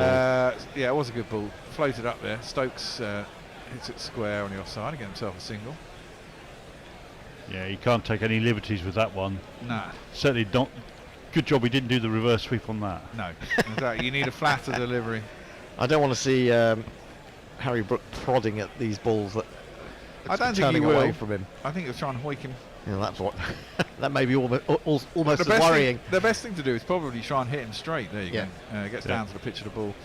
And that's not a wise. That's probably a reasonably wise thing as well. If you get to the pitch of the ball, you don't quite get there. You just pump it for a single. If you get there, you can hit it straight for a 4 or 6. He doesn't quite get there for that one. Hits for a single. The Seagull's back. There we go. Pesky Seagull. What was the name of that thing in that creature in South Africa that used to be on the outfield? Oh fuck! The hide. What's it called? There you go. Reverse sweep under edge. Might go for 4. Handy, handy, very handy. I called it third ball, didn't I? Yeah, you did call it third ball. You thought you faced 3. He went for an under edge. He went for an under edge. He went to reverse sweep it, but he got an under edge. It's almost a perfect shot because it went down the leg side. Rizwan missed it, and it's managed to crawl itself down to the boundary for one of these. You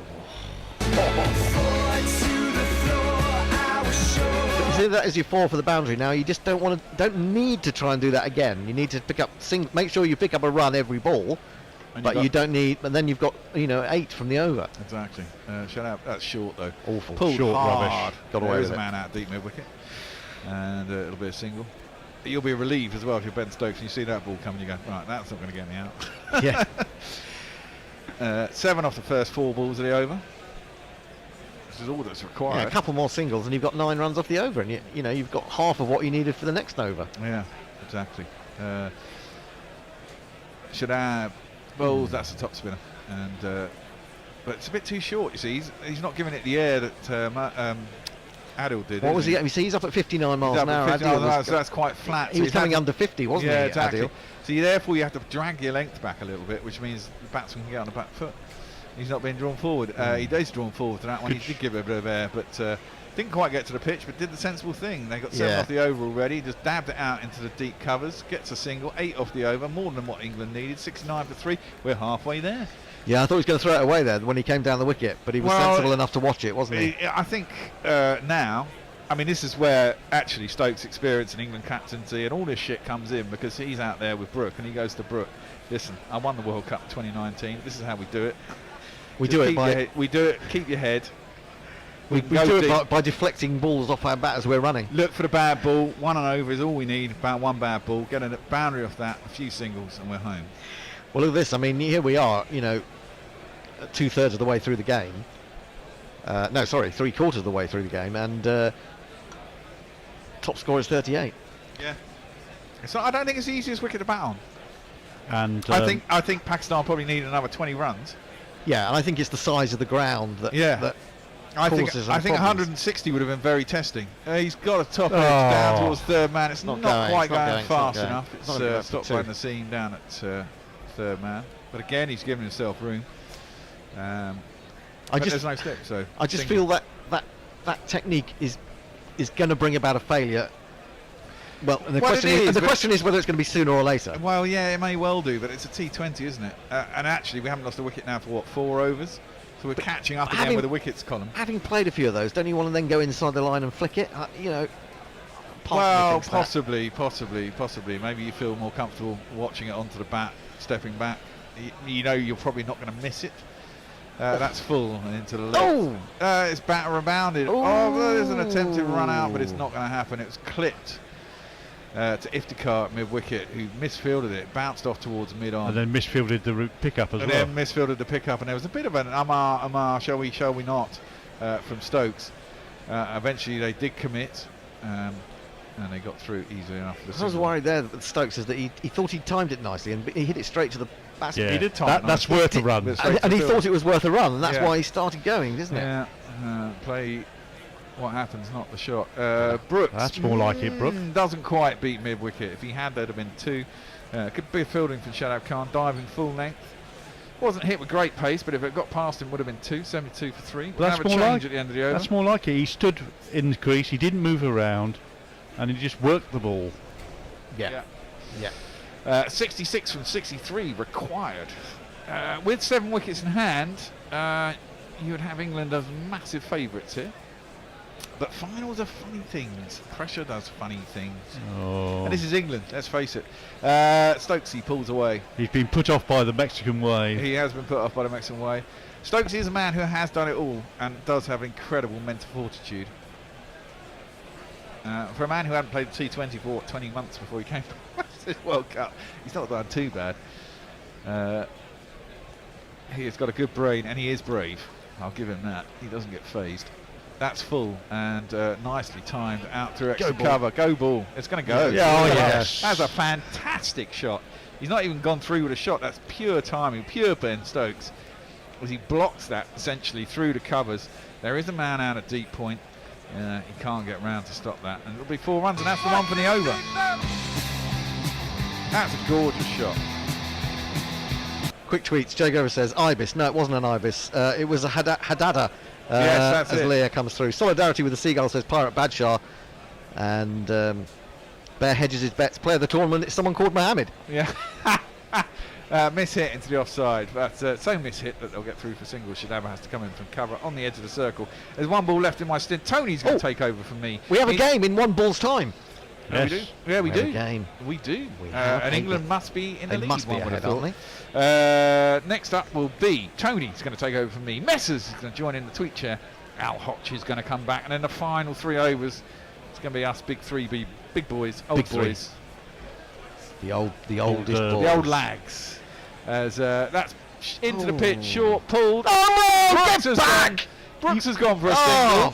Stokes hasn't moved. Brooks has got halfway down the track and back again. It was a bit of a misfield at mid-wicket. It's hit quite hard into the ground though, and they didn't get a run. I'm going to hand over to Tony, who's going to be joined. Messi, chat some whilst I before you go, Bear. Let me tell you that 65 for 3 was the actual DLS score, so England are well ahead of that. Oh, so we're 12 runs ahead. Don't have to get up tomorrow. Don't have to get out tomorrow. We have a game. Sweet. Come on in. Hey, Jez. G'day, Al. How you going? Oh. Well, now my prediction of 14 overs was probably over optimistic, but I still think England's very much in the box seat. Well, anything can happen in the next half hour. To quote from television program. Oh dear, where did you hear that? I don't know that that's necessarily true. Will the sun start going around the globe in the wrong direction? No, all I know is that the sun's going to come out tomorrow. Yeah, bottom dollar. There'll be sun. It's not anything can happen there. But anything can happen in the next half hour. Ooh, what was that? The Batman they used to say. Was that Batman? Anything can happen in the next half hour? That's how they used to introduce Batman from my memory. Or maybe it was a sports. I can't remember. Well, crikey, how are your nerves if you're an England fan? How are your nerves if you're a Pakistan fan?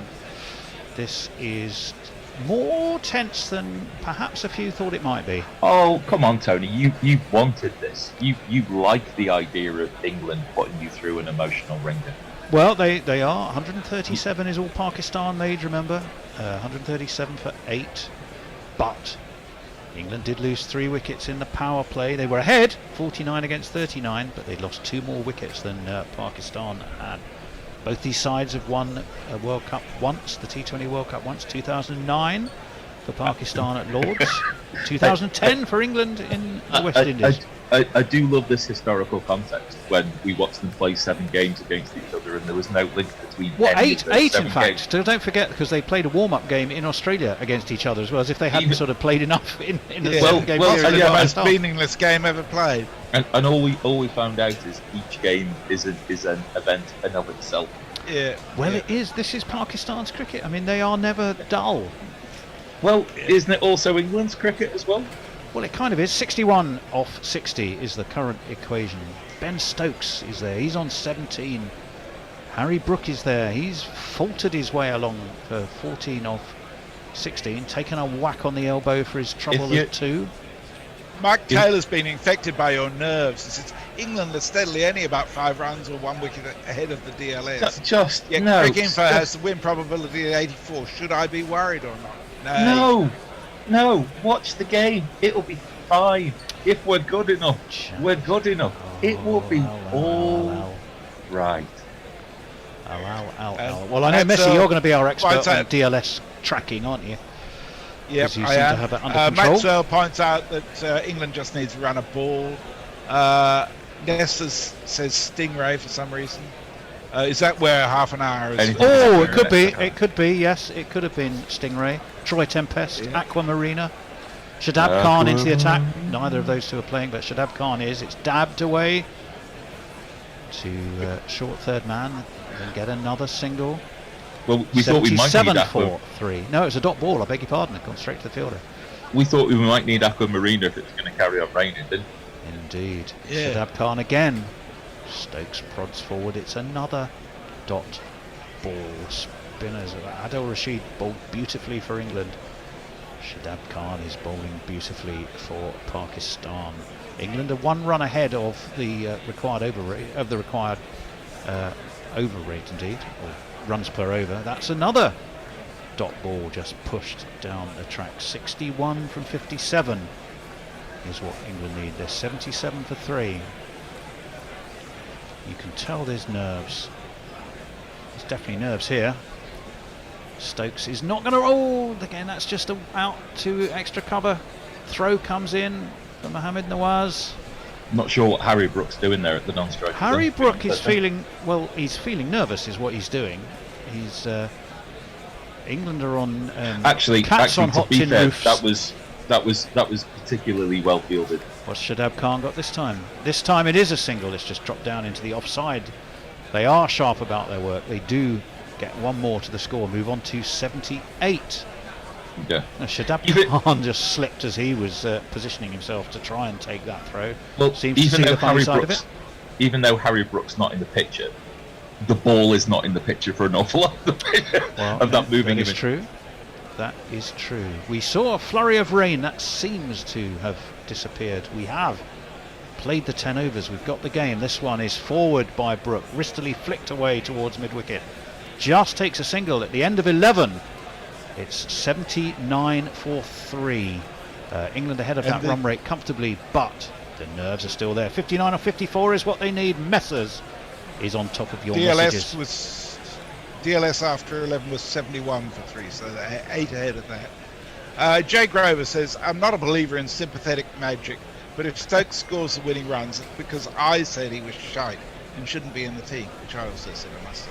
Alan has transcended the outer limits in the twilight. I'm staggered by. I'm always interested by people who are critical, and then when their criticism is proven to be incorrect, they turn around and claim credit because somehow the justification made people work harder, and it's just, just accept. It's going to be Nazim Shah once more. Lustrous black hair, and that one swings and is past Harry Brook, who leaves it. Taken by Mohammad Rizwan behind the stumps, but again it is a dot ball. Beautiful delivery from Tony, Nazim. judging by Harry Brook's face, he might have left it because he might not have seen it. Well, certainly. That was very quick. Well, we'll have another look. Yeah, I think he had a little dabble, but I'll give him the benefit of the doubt. Didn't it? His dabble was about 3 minutes too late. Yes, he dabbled 3 minutes too late. Yes, he did. Yes, he did. Yes, he did. Brooks a walking wicket here. He's struggling. He is struggling. There's no doubt about that. 59 from 52 is what England needs. 79 for 3 is where they are. I noticed they just said Ian Bishop on commentary. They've got that wrong. It's Tony Bishop. If only they could get that captain. Well, I know. It's my brother from another mother. On the upside, it's we've completely bishoped the comment. We've got a bishop monopoly on commentary. Tony, Ian on TV, me here. Sorry, Al. What? I was going to say, if he balls a ball slightly fuller, and if he balls a slower ball... In comes Nazim. That one's pulled. It's pulled high by Harry Brook. He's got it far enough. Yes, he hasn't got it all the way for 4. In fact, he might be stopped short of the boundary. I've got a feeling Harris Ralph hauled that in, but he may have been in contact with the rope at the same time. They'll certainly have a look, won't they, Tony? They will have a look. Pakistan think they've saved a run there. It was been given as 3. I'm surprised that Messrs Dharmasena and no, he did it. We have had a look. Brilliantly done. He let the ball. It was a magnificent do or die dive from Harris Ralph, and he just hauled it back.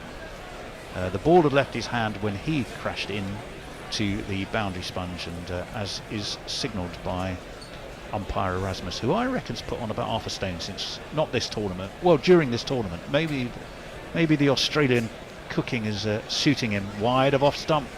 Well, as ever, Rizwan takes it and then shapes to throw the ball in the air. You think he didn't edge that, did he? Well, he didn't. It's just the Rizwan trick. 18 each for Stokes, and a skittish, nervous, scratchy Harry Brook, but he's still there. And England are ahead of that rate. We're going to keep looking at that. I think we're looking at it because it was great fielding, not because there was now any doubt about it. No, it just becomes a TV replay rather than the idea of... 82 for 3. In comes Nazim. Slants it across. Rizwan again throws it up in the air. Stokes has a laugh. And Nazim sort of is that classed as back to his mark. Is that classed as a celebration or an appeal? Well, I don't think so. Is he appealing?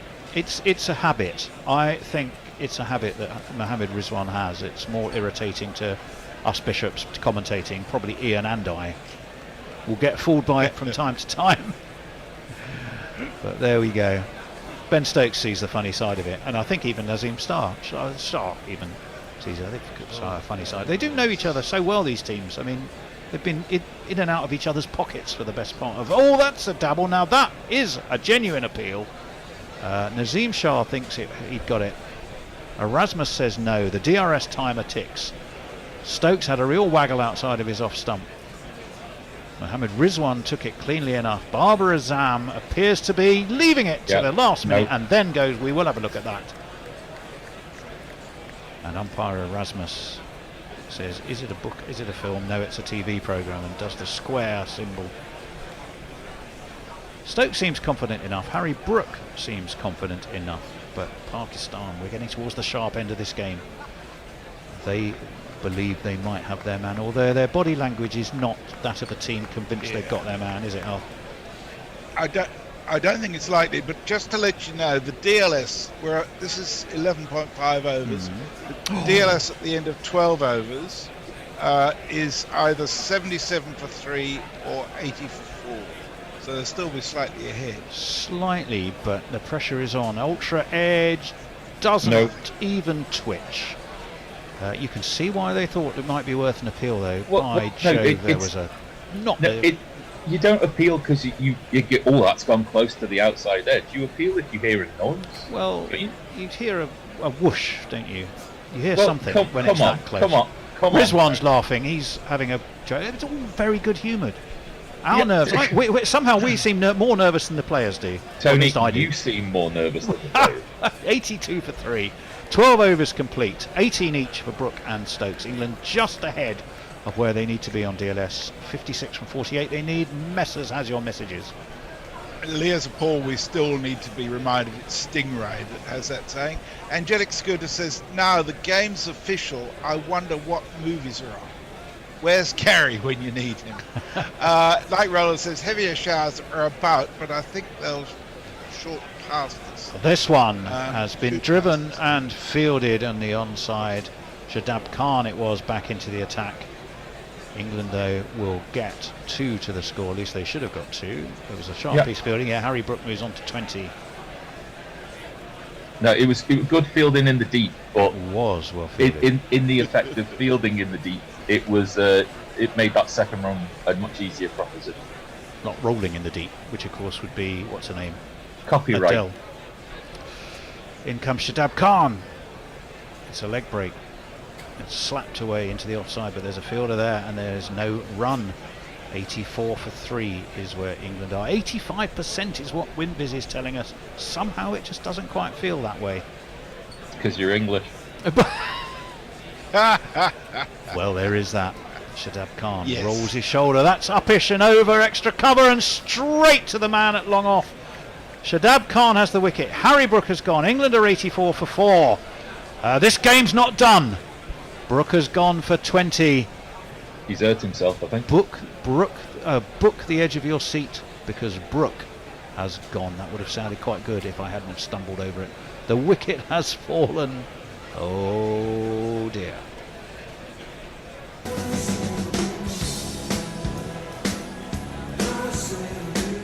Oh,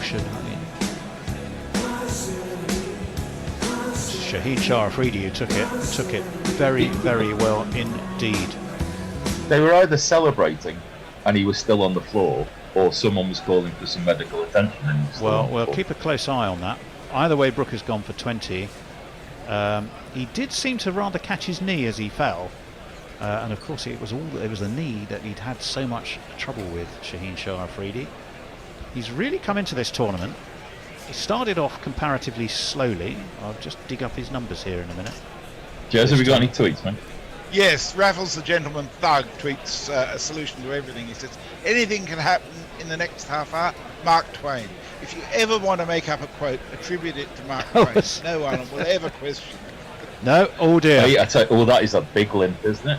That's a Shaheen big Shah, limp. I hope that is not his knee, but he looks to be in some trouble there, and that is a real shame. Now, Oh, are dear. there any rules about going off a treatment and how long can you come back on as a bowler and bowl immediately after maybe being off the field, or that have doesn't you look got to like- wait a certain amount of time? Well, that's It's a very good question, but possibly an academic one, given that I think when how it's he's looking. injury treatment, it's okay to come straight back. I think so, but I don't think he's likely to. Moeen Ali is the new man. Shaheen Afridi is walking off like a man who doesn't intend to come back. Move over, Amlo. I like it too much. Move over, Amlo. You're one hairy dish. I love unconditionally. It's Moeen Ali.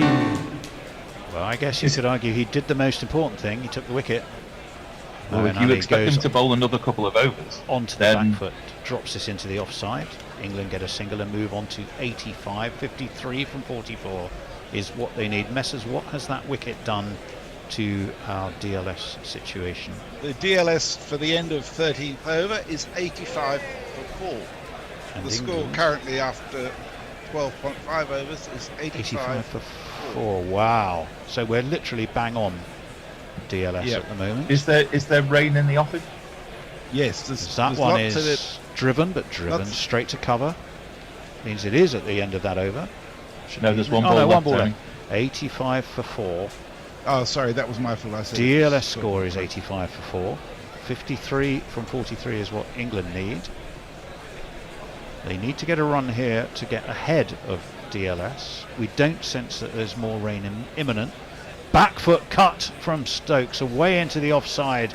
It's going to be fielded at cover by Mohammed Wasim, but they should have come back for 2. They Takes did. them on to 87.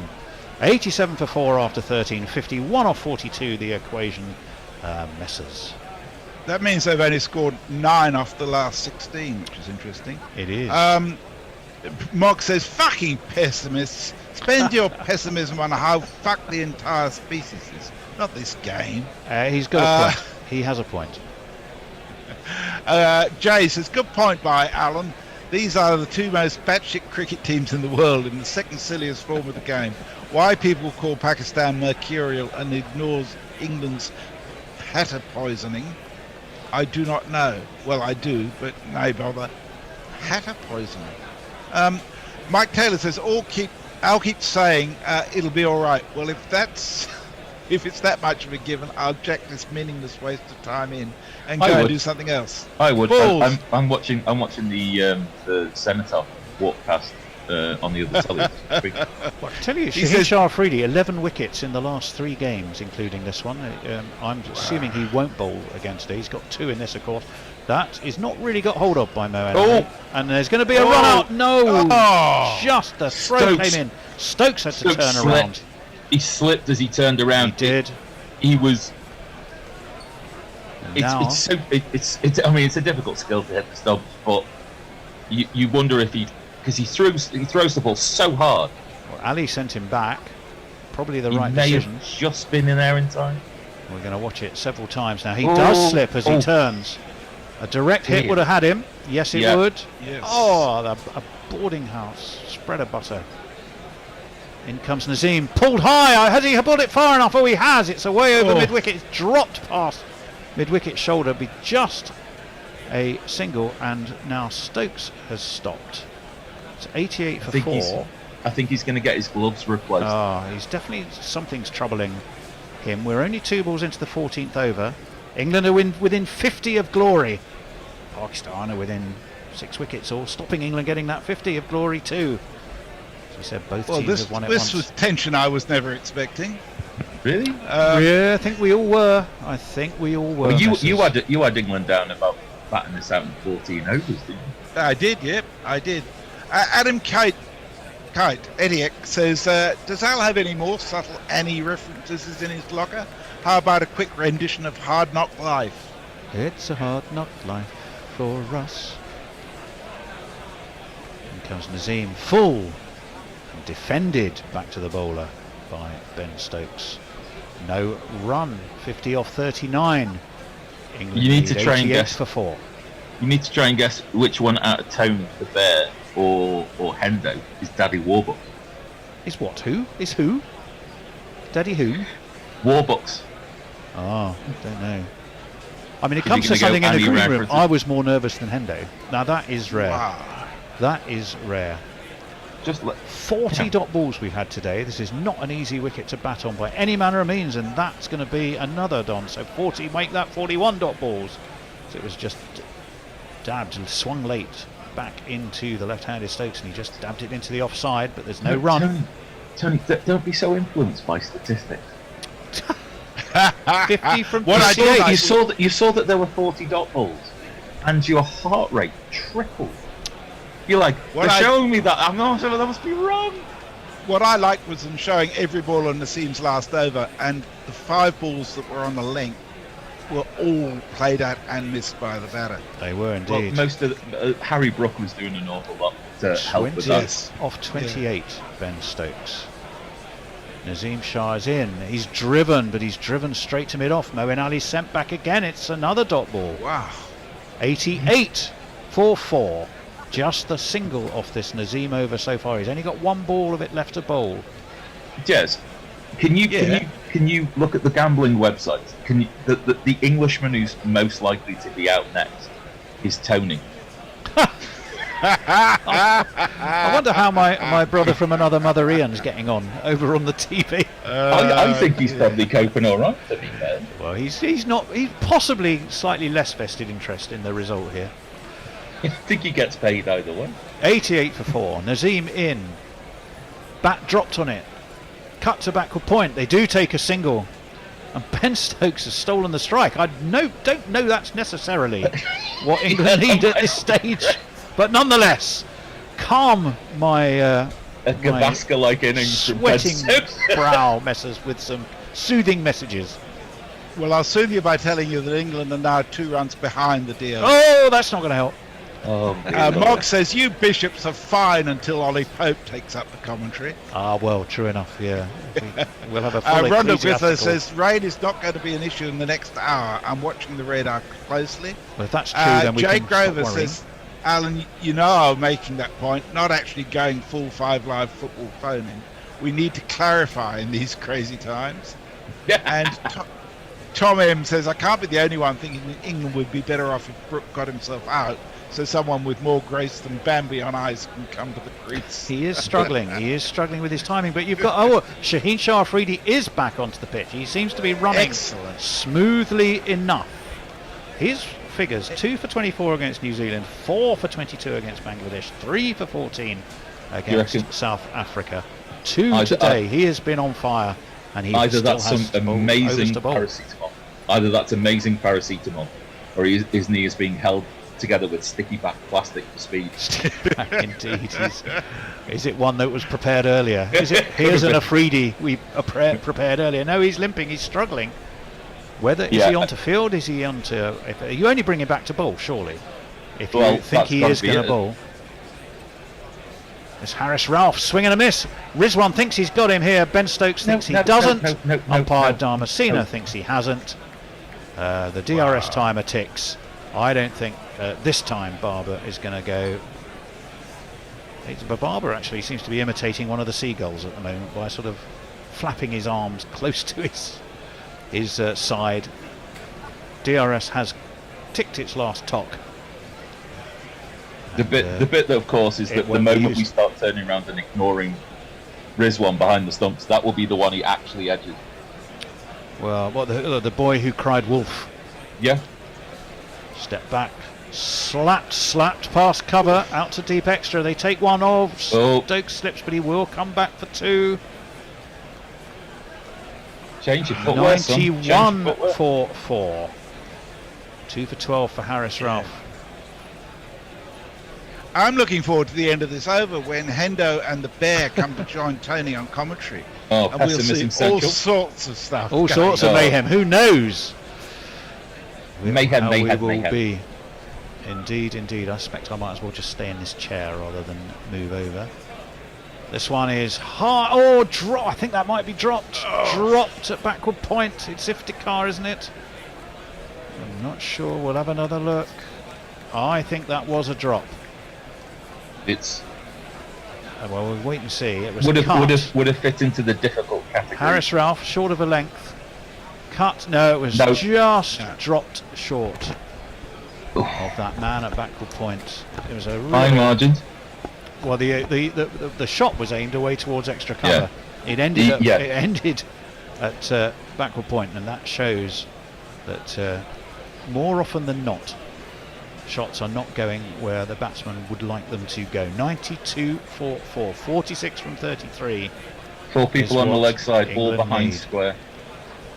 Moeen Ali steers this confidently enough out to wide mid-on. They take another single. 2 balls left of this over, 4 from it.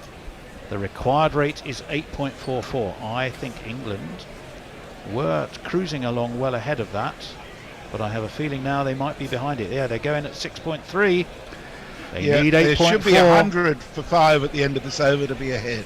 Even Windies it's not going to rain. Has become more conservative. No, but it's a good indicator. At the run rate, swing and a miss. Up goes Rizwan again. No, says umpire Damasina. No, says Messi Jez. No, says I. Someone needs to calm down Mohammed Rizwan, because he's literally up for every ball. No. 2 overs ago, you considered it colourful. It is a nuisance to the game. That's what it is. Well, he's definitely excitable. Would be probably the kindest word we could find for is a nuisance. He needs to keep Ben Stokes was looking to drive that down the middle of the 18th because he absolutely swung it. It was a perfect golf shot. Yeah, certainly it's a Bishop golf shot. It was definitely would have been out towards the trees on the leg side. Chris the Choir says, lest we forget, the 11th hour is nigh. Yeah, unfortunately, 2 minutes silence won't be really practical. And that one's beautifully. That's away through deep extra cover. That is going to go for 4. Boy, England needed that. Here's a quick jingle. 41 for 30. 97 for 4.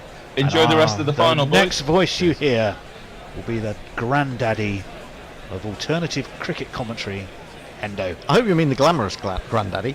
Well, maybe not. Oh my God, how much did England need that boundary? I've never seen Ben Stokes play and miss, either defensively or in an attacking sense, as I have today. It's extraordinary. The pressure's getting to him, I believe. That shot that you described as a golf shot wouldn't have been a very good golf shot, because it would have been shanked out of the course. Shaheen Afridi is coming back now. We know that he's just been off with an injury to the knee in taking the catch of Harry Brook, but he seems to be running comfortably enough. Whether it will have any effect on his length and line or the swing he's able to get. England need 41 from 5 overs. That's just over 8 and over. And I'm sorry to interrupt, Hendo. Just to let Tony know where we're on tweets. Jay Grover from 13 minutes ago, I'm afraid. We're 13 minutes behind on tweet, but it's not surprising because we've got a cracker on our hands here, and we've got 2 left-handers at the crease. We've got a left-arm quickie bowling. Babur Azam is. That's right. You got it.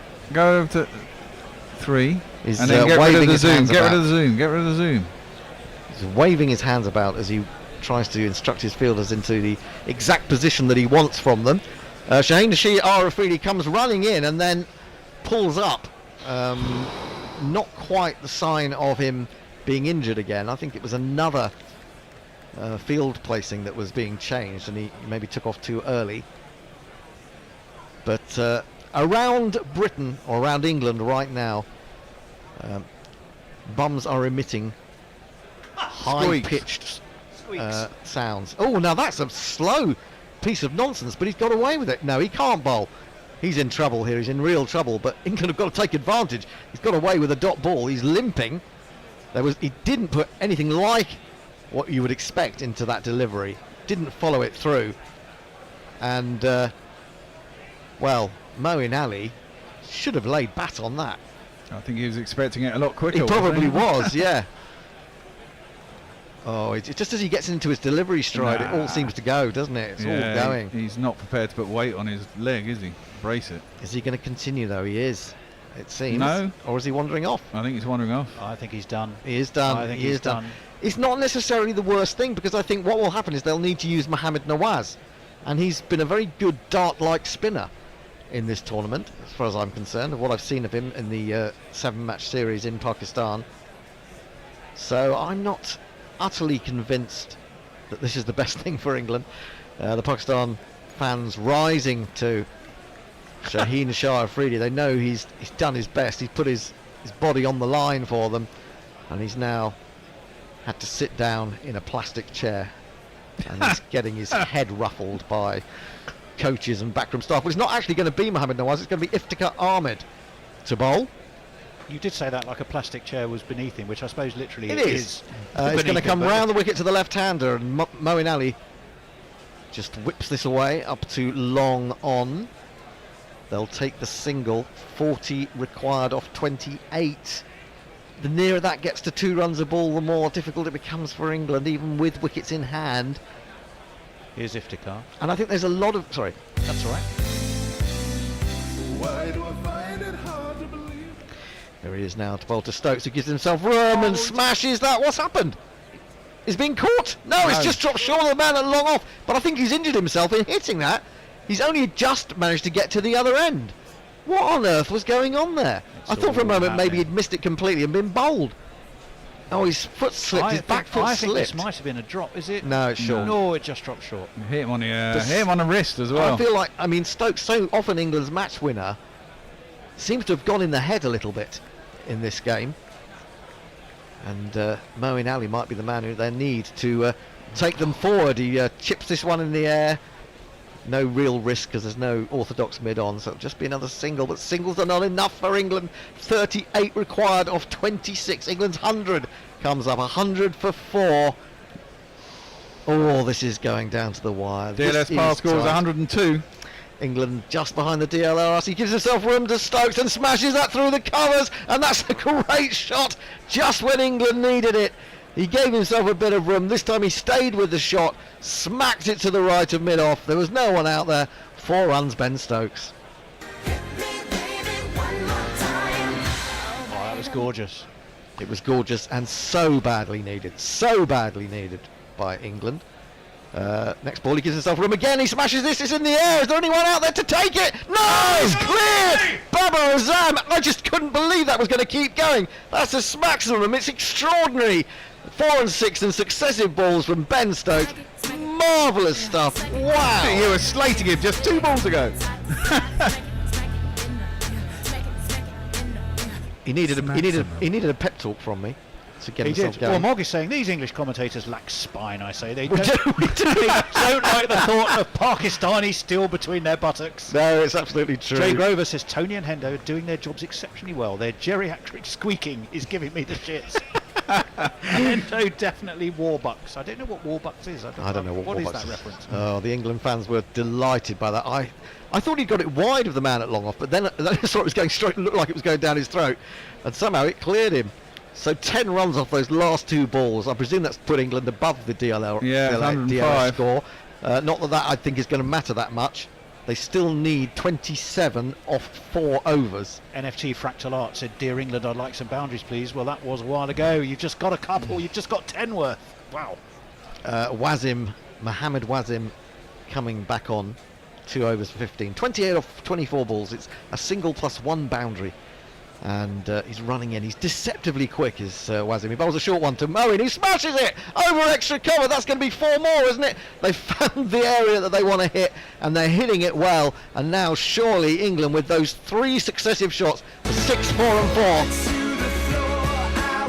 going to run this down. 14 runs from 3 balls. It's ripped the heart out of the Pakistan fans. Nails are being bitten and disappointment is etched upon the faces. But that was a really good shot from Moeen. Exactly where it needed to be. Over the top of extra cover. No one behind that to cut it off. That's got a squeaky bum. Don't blame him. Sure, Moeen's gone for a bigger pickup. Is there anyone down there? No, there isn't. It's going to go for 4. It's another 4. It's 18 of 4 balls. England have surely got this in the bag now. Nando. Less than singles now, though. I think some. There are some Indian fans, I think, in the crowd. Presumably. Enjoying seeing Pakistan beaten, I suppose. And presumably they've still got tickets, haven't they? Couldn't sell them. Well, I mean, I guess. And you can go to a World Cup final. I guess you pick the team sometimes. You know, just pick a team to support. 20 required from 22. The squeaking has eased in bottoms around Britain. Pushed up to long on. It was a full toss, a low full toss. Moeen Ali takes the single. England moved to 119 for 4. Oh my goodness! And then you feel the other side of it, don't you? You see the saddened faces on the of the Pakistan fans, and then you feel Pakistani lady with a wistful, and then faraway look, and then you feel really mean, don't you? Yeah. Like you've spoiled. Someone's got to win and someone's got to lose. That's the trouble with sport. That is the trouble with sport. And I think it would be much better if no one had to win, no one had to lose. No, neither of these two. Remember, you're part of the Wokarati now. You're part of the Wokarati there, Hendo. In comes Wasim Bowles, pulled by Stokes. Oh, might go with Wasim can't get round there, but the man coming the other direction can. And they get back for 2. England move to 121 for 4. They need 17 from 20 balls. And that little spate of action in which Stokes hit 4 and 6 and then Moeen Ali hit 2 4s looks likely to have taken England to World T20 glory. And he can chill on his cornflakes now. In comes Wasim Bowles, a full ball. He clips it up to mid-off and sets off rapidly, and you feel as if the intensity has gone out a little bit of these Pakistan fielders. A wicket would change it. Wicket would change it. I don't know if it would at this point, though. You've got Liam Livingstone coming in next and Sam Curran, and you've only got 3 overs left. 2 wickets would change it. And how you know? And then you got Wokes. 3 wickets would change it. And then you got Al Rashid. Oh, shut up. And we'll never know. They can all bat. And we'll never know what would have happened had Shaheen Afridi not injured himself. That is very sad. Tuit Tuwu says, I will forever associate this World Cup with scratchy ducks. Arunda Gwaitha says, I just never sleep. I retired to rest and now I don't sleep. Short ball from Wasim, top edge pull from Moeen Ali. That's exactly where he wants it to go. Disaster, I'm afraid, for Pakistan, and England are almost there.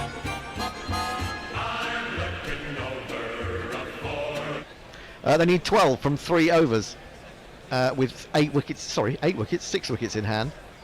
You do rather wonder, I mean, was the Shaheen Afridi thing, I mean, psychologically, when he came back and then went off again, still had, 2 overs to bowl, didn't he? Those would have been so crucial. Jason's appeared at the door, just wants to be put in on the fun. Come and sit on the floor. Come on, Jason. Sit on the floor and enjoy it. Yeah, just sit there. Like pull up a microphone. Well, like we're reading you a story. If we found one, if we can find a spare nursery one. school. There aren't any spare ones, sorry. The required run rate is now 4 and over, and Stokes, who about, 8 minutes ago could do no right, can now do no wrong. And Moeen Ali has welcomed that release of pressure himself and managed to play a few shots.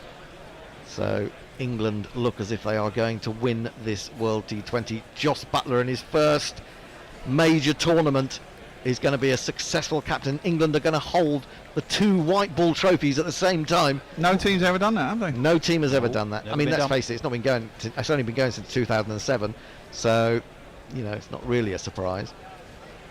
But Pakistan have so often been there or thereabouts in this tournament, though. I mean, was it 3-time semi-finalist, 1 winner, once losing finalist? Wow. I mean, they've always been there or thereabouts. Let's remember, England had 3 goes at the World Cup before they won it in 2019. More than 3 goes. Oh, yeah. Hell of a lot of goes.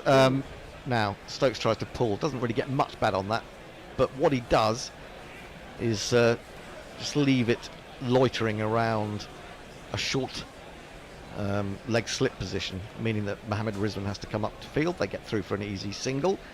England need 11 runs from 17 balls. Babur Azam seems to know that the opportunity is gone. I mean, it can change so quickly in T20, can't it? 1 minute we're thinking Pakistan are going to pull something out of the fire here, and then Ben Stokes finally gets it right, and that shows the importance of him being out there. In comes Haris Rauf, bowls a full toss, driven by Moeen Ali, up to mid-off, on the edge of the circle, just outside it. They will take a single. England need 10 from 16 balls, and after the England Rugby Union women's team couldn't get over the line against New Zealand. Or the Rugby League side. Or the Rugby League side couldn't get over the line against Samoa. Are England's cricketers going to get over the line against Pakistan? 1 out of 3 ain't bad. I think Meatloaf wanted 2, but My friend Mr. Loaf. Ralph in again. You're making me think of roast and loafs. They're going to take a single down to long leg. In fact, they're going to come back for the second, although Moeen has to run! And he gets to the far end, and then he thinks, hang on, having not been run out by that, the direct hit from Shadab Khan's relay fielding, he thinks about turning for a buzzer, but they won't be able to. He's gone too far past. 130 for 4. Oh, he would have been out. No, he wouldn't have been. No, he'd have been in. Just in. In retrospect, it's a really good paced chase. Absolutely. Never in doubt. Well, they should do it. They might do it with an over to spare. They might. Ooh. Or even 2. 8 required off 15 balls. It won't look as if England were troubled, but they have been troubled. This is defended back to him by Stokes, and he then shakes his right hand as if the ball hitting the bat shuddered his blade and gave him a rather nasty shock in the forearm. Yeah, very high on the bat there. That's right up in the splice. Haris Rauf still bowling at good pace. And of course, remember, we have a fantastic 3-test series between Pakistan and England. Yeah, in looks Pakistan. like Shaheen won't be playing in that. Oh yeah, what a blow that would be. Whoa, that's a really quick bouncer, which Ben Stokes can do nothing but just get out the way of, and he's done that pretty well. 8 required from 13 balls. Pakistan making sure that they take it into the last couple of overs at the very least. I think we did say we would do at least the last of the 3 ODIs, didn't we? Well, was that's that what an we're executive thinking. Committee That's decision? what we're thinking. Yeah. Anyway. There's the man painted as the India man. He's there as well. He's looking doubly miserable. Yeah. Well, I guess he's kind of glad that Pakistan haven't won. And that's just defended square on the offside, just dropped a few metres from the crease by Ben Stokes.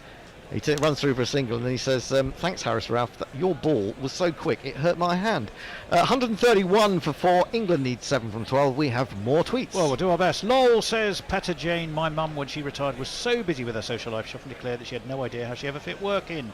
Oh, there's 5 nights or so of relative sleep before the fun of the World Cup, says Angelic Scooters. Mike Taylor says, just 13 for 1 off the last 4 overs.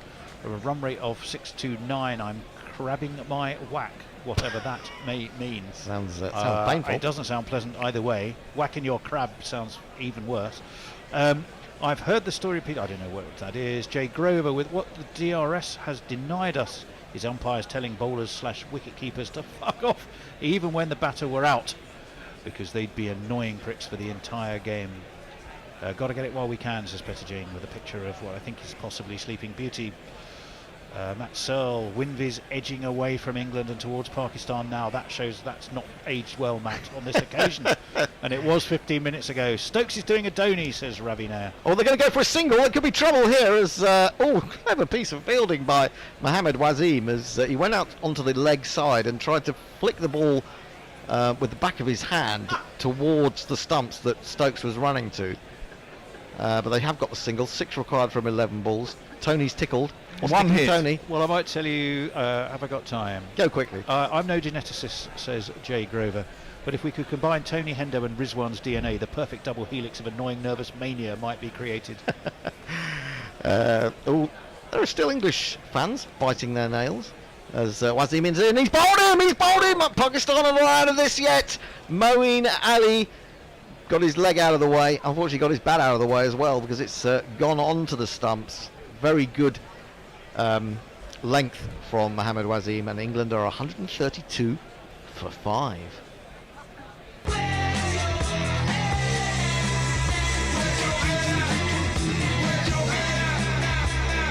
He dragged it on. He dragged it on. First time tonight someone's done that. No, indeed. That always suggests that the pitch is a little bit slower than you think. Well, it was very full though, wasn't it? I mean, it was right up in the block hole, and he's just dishing it out. Important little knock from Moen, 19 from 13. 3 fours. Bring it home, Liam. Liam Livingston is the man coming to the crease. He'll need a jingle. And he gets the chance to win the World Cup. Take the glory, win the World Cup. Here he is. For England. Needs one big hit. I am Liam Livingston. I play for the Lightning. My one-day kit is blue, but for the tests it's white. He's played in a PSL as well. He's faced these guys. Oh, we'll have faced them definitely. Yeah, absolutely. But, do you go for it in a blaze go for the of glory, big six? or Go for the big six. Oh, well, it would be fun if you did in a way. Nudge and nurdle it, I reckon. I'm all for nudging and nurdling it. Well, you play the ball as it comes, man. Yeah, Jesus. you do. There's plenty of singles if they want them, and they will want them. To be honest, Stokes now has 47 of 46. Alex Hales is still biting his nails. Harry Brook is chewing intently. Wazim is in. He bowls looking for the Yorker again. It's a full toss, and the calmest man around is Liam Livingston, who just clips that up too long on, runs through for the single. Says, "Here you go, Stokesy. It's your turn. You can finish it off." But how much is that injury to Afridi? How much does that cost Pakistan? Quite a lot, you'd have thought. There'll be a lot of talk about that after the game, won't there? Well, an economy rate of 6, and yeah. In comes Wazim again, looking for another Yorker. It ends up being a full toss again. It's played through the covers by... Come on, ball! Come on, chased round the outfield! Oh! And England have drawn level. They have drawn level. They're 137 for 5. They have 8 balls in which to win the game and with Stokes 1 run. And Stokes 50. has got a 50. Can we have a jingle, please, Jingle Meister? Lord, yes. Do some work, God damn it, over there in the corner. Lord, all you've done today is drive me here and make me coffee. For goodness sake, get on with it. Here he is. Millstones round his neck.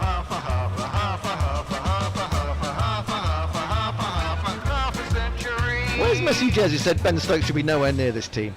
Yeah, he's got 2 really important. That's his first ever 50 in T20. No, he got 50 in the last win, didn't he? T20 in T20 internationals. It's okay. his first. I don't think he did. He get a 50 last time. I thought he did. He's got 2 IPL hundreds though. I mean, you know, he's no slouch at this form of the game. I genuinely think this is his first T20 international. I thought he got a 50 against. No, he got 40 something. Well, maybe it was 47. Yeah, I think he it certainly was. won the game. He's in. Bowls to Stokes. Goes for the big glory hit and misses it completely. 1 ball remaining. Well, whatever happens, we've got super over at least. We've got the super over, chaps. Josh Butler is. I mean, looks surprisingly sort of teary-eyed. Well, I was going to say he looks sort of. Not tin-eyed, I think, like a smack. Not particularly bothered, actually. Well, he knows that England still need a single. And then he's not going to get excited. They're going to race onto the field. They're going to race onto the field, aren't they? they? And it's not as harebrained as that fucking 2019 World Cup, let's face it. As Wazim is in again, smashed by Stokes, and that is the World Cup for England. He's out there again, would you believe it? England's match winner in chief has got them over the line again. They've gone to 138 for 5. Redemption again. I don't like that. I don't like the idea of redemption. But on come the England team. Sam Curran is up there first. He's into the arms of Ben Stokes, and he's thinking, my God, I've been through some stressful situations in my life, in my cricket career, but that was up there with them. But I've done it again. I am a winner. I am Ben Stokes. Amazing stuff. Ben? Let's have some more tweets.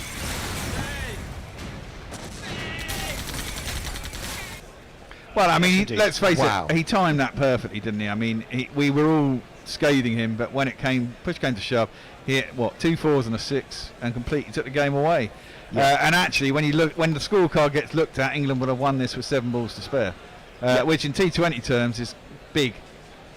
Well, it's big. I wouldn't say it's big, but it's enough. It's reasonable, isn't it? Do you want me to still go for it? Let's do some tweets. Mog said, Tony Bishop, master of technology under the dual stresses of Bear's beardy eye and the English run chase. Well, not anymore. Regardless of the game results, says Jay Grover, please get Afridi off. Let's not see him Pucks Wells. He has gone. Farong's giving us a rain update, but it doesn't matter anymore. But thanks anyway. Tom M, super over everyone, boundary count back. No, not now. Mike Taylor, Stokes is shit. He's going to lose this game. Oh, hang on. Exactly. Jersey Oak, I still think we're doomed. Oh, yes, Jersey, you might Josie, just for shut once it. want to take that back. Angelic Scooters, valiant effort, guys. Valiant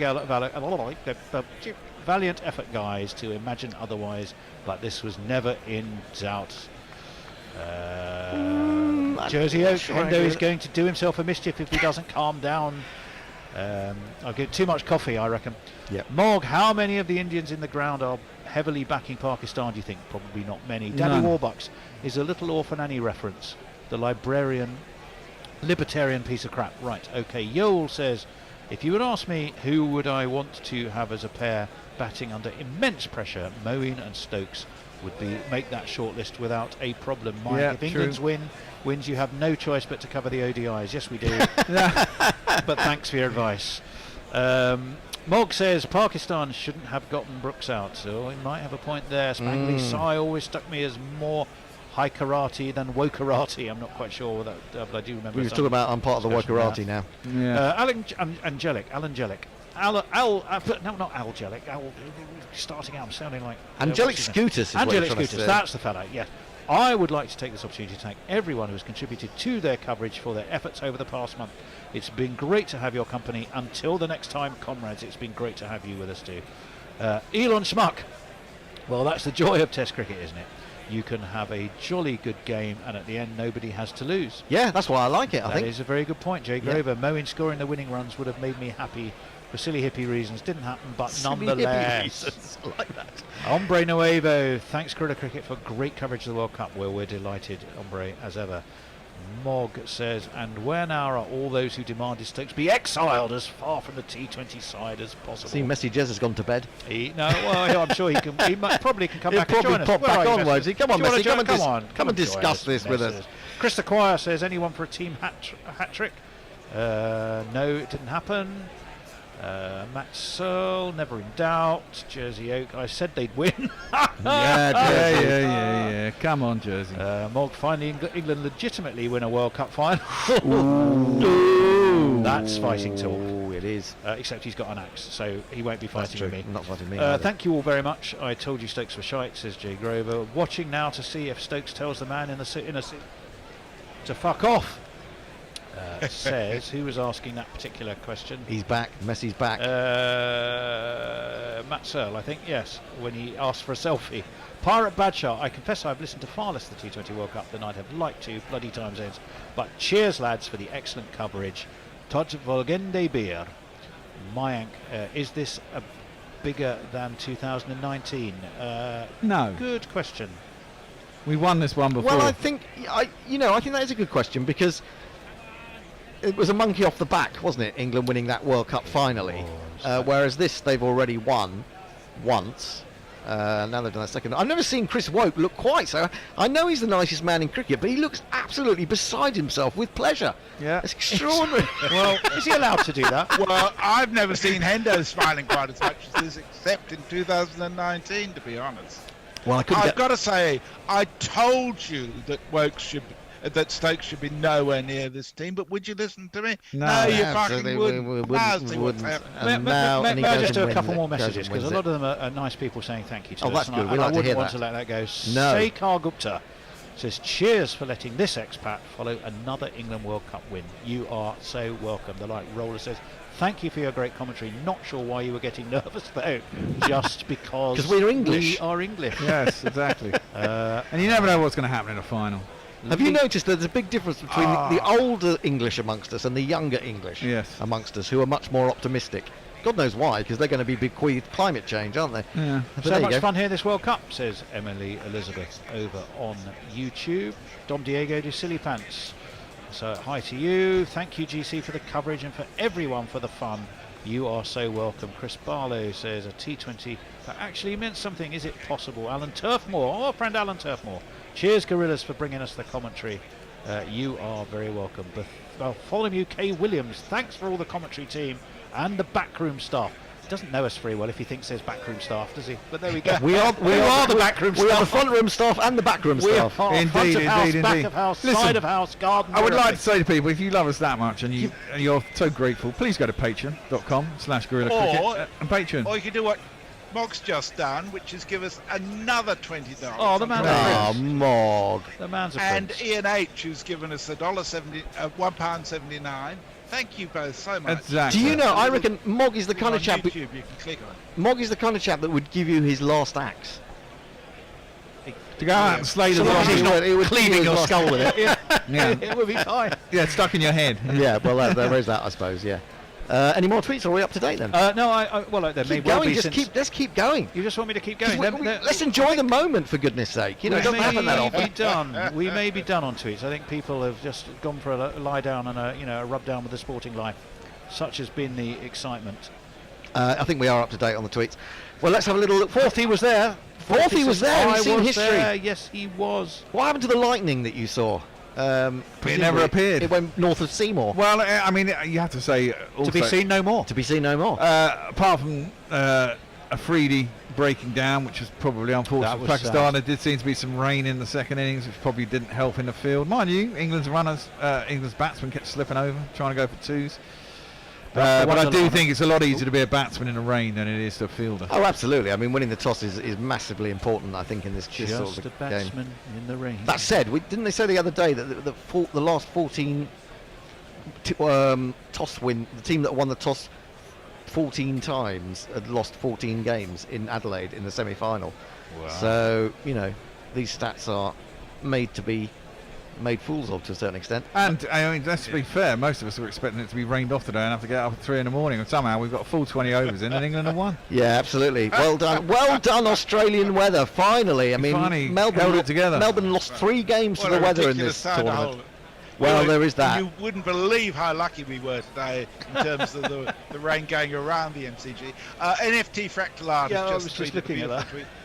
He said Donald Trump says the game was stolen from Pakistan. Yeah, it was stolen by Ben Stokes in that over where he hit a 4 and a 6. Well, and that was Iftikhar, wasn't it, as well, for 13 in that over. Oh dear, yeah, that's right.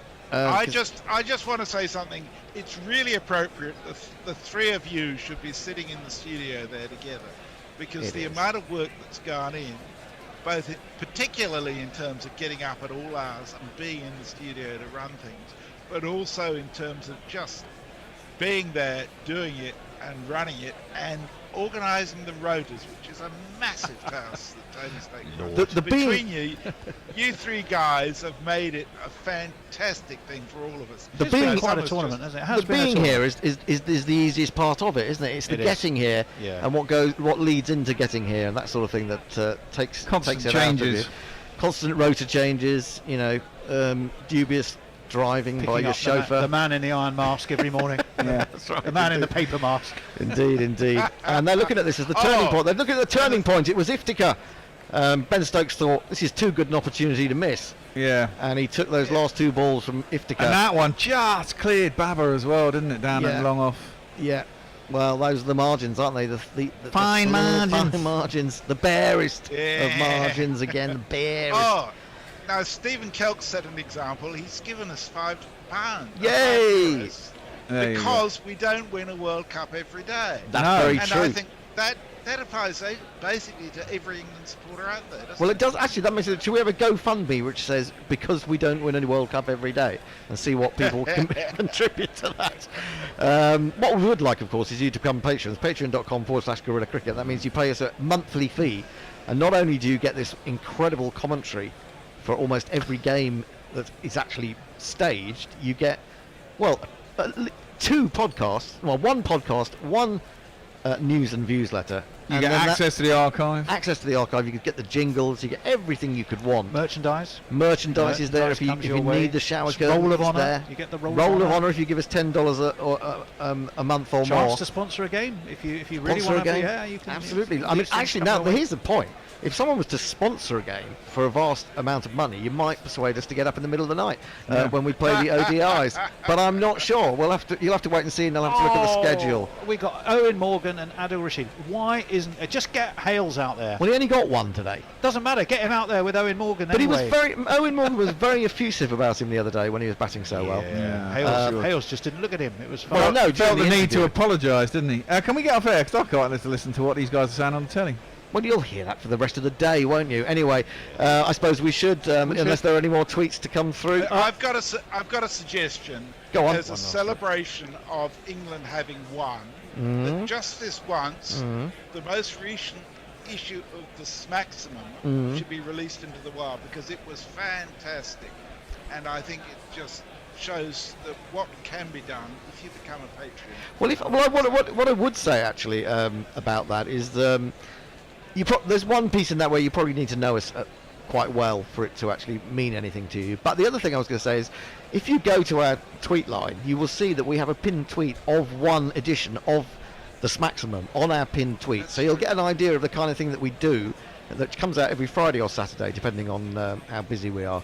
But that's one of the things you get. You get a brilliant Bishop and Bear podcast, which incled someone very drunken Dan Norcross. Very drunken Dan Norcross. This was quite entertaining. Entertaining Dan Norcross, and of course you get Who's That Weirdo, which is our new quizcast, which is coming out on a weekly basis. Well, that's for everyone. And that's for absolutely everyone. But it's it's just to show you that we're not just here for the commentary. We're here for the beer and various other things.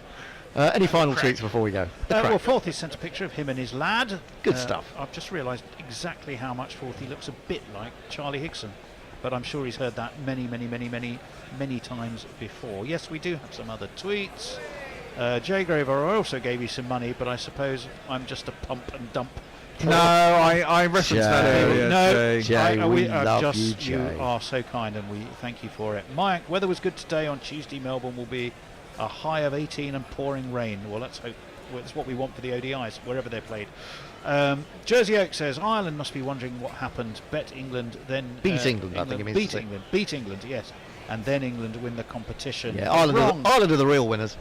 Says congratulations to England. Well done, Pakistan, on reaching the finals. Sam Curran, my pick for player of the tournament. Not a bad shout. Jay Grover says, here, Jeremy. Organising the rotors gives me the fear by proxy. Proper cheers, Tony. You are very welcome. It's ultimately a pleasure. Hang on, I did the rotors for about 5 years and no one said well done to me. Yeah, they did. Did they? Yeah, because you're not a drama queen like me. No. Who attempts to sort of solicit thanks and general acceptance. Yeah, always needing fucking attention. Mike says another World Cup in 11 months, then another one after that 6 months later. Well, all true, but if they're as entertaining as this one has been, as this one has been, I don't think we will complain too much. That probably should be it. On the tweets. Anything else on I'm just looking YouTube? on YouTube. Jonathan Couch says, he really should have come on Test Match Sofa, shouldn't he, with a name like that? But, nonetheless. So thank you, gents. It was a great listen. You are so welcome, Jonathan. Follow, that's click probably, like, that's probably and about it. George patronage. McPherson, hi to you. Thanks again, Alan Turfmore. Haven't heard from you for a while. We're delighted you were back today, and we're delighted you enjoyed it. But we are up to date and done. And we had Ralph the Wonder Llama, who we hadn't heard from for a while, was on YouTube, I believe, earlier on. Sam Curran has been named Mom. That is man of the match, and not surprising, 3 for 12 from 4 Player overs. of the match these days. I mean, 5 wickets in the first game, and he's gone on from there. He got a bit of tap in the semi-final, but apart from that, he's been absolutely brilliant. This is a man written off by so many, but he's always doing something. He's just one of those people you can't get to lie down. Surely. He's wonderful. He's wonderful. I love him. He's in with a shout, player of the series, isn't he? I would have thought so, absolutely. Is it now 14 wickets he's taken in this? Yeah, I think so. In this tournament, absolutely brilliant. Absolutely brilliant. Anyway, that's it. I think the bear wants to go home. I don't want to necessarily go home. I just want to chill. He just wants to chill. I'll have another spliff. And listen to and bask in victory for England. That doesn't happen very often. Exactly. But it's happened twice in the last 3 years, which is great news. We, of course, don't forget, we may not be doing those one-day internationals, but we will have full coverage of the Pakistan-England Test Series, which I am absolutely salivating about. Yes. Especially if Shaheen Afridi is fit. I think Pakistan would hope for that. I wish it wasn't at 5 o'clock in the morning. But I 5 think that o'clock's could be- better than 4 is all I can say. it's going to be a great series, I think. And these teams have played December. and they played so much together recently. They're going to know each other pretty well. Although, of course, there will be some changes from over the formats, won't there? Yeah, they will indeed. Anyway, that's it then from Guerrilla Cricket. We've been delighted to have your company. We've enjoyed a game that we didn't even think we were going to get when we set out this morning. And we don't have to worry about getting up at 3:40. Yeah, and we don't have to get up at 3:40 tomorrow. So until we're on air again, which you'll have to keep an eye on the website. schedule for, the website for, it's goodbye from the Bear. Goodbye. It's goodbye from Jason, who's out in the kitchen. It's goodbye from Tony. Goodbye. It's goodbye from Messi, the man with broken ribs. Bye-bye. And it's goodbye from me, Gorilla Hendo. Goodbye. Play the theme tune. Oh, yeah. You set it up for him and then he's too busy. I know, Oh, he's too busy my doing God. something else. Guerrilla cricket. Whoa. Guerrilla cricket. Whoa. Guerrilla Take guard, man the barricades, patrol the cover boundary. At last the time has come, this is a cricketing emergency. Hear this call to arms for every cricket revolutionary. Take up your bats and stumps for the test match insurgency. At first they tried to silence us, but we would not be silenced. They threatened us with lies, so we threatened them with violence. Che Guevara, Sangakkara, Joseph Stalin, Douglas Jardine, Robespierre, Darrell Hare, Vladimir Lenin, O'Brien Kevin, guerrilla cricket. It's not about the winning, it's about how many rules you break. Even in cricket commentary, this is the best advice to take. Pick guerrilla cricket, it's the finest choice you'll ever make. There's so much more to cricket than rev counters and a slice of cake. But first they tried to sanitize us and clean up our act. But people like it filthy, and we know that for a fact. Fidel Castro, Lenny Pasco, Carlos the Jackal, Umar Akmal, Mahatma Gandhi, Grant and Andy, Brendan Behan, Austin Ian, guerrilla cricket. Stick with us, cause you know we're not the kind of thing that you see on the TV and the radio. So vive la revolution. First they tried to buy us, but we would not be bought. Okay, we were, but then we ran away, and we will not be caught. We would not give up the ghost when they left us all for dead. They decapitated us, but we just grew another head.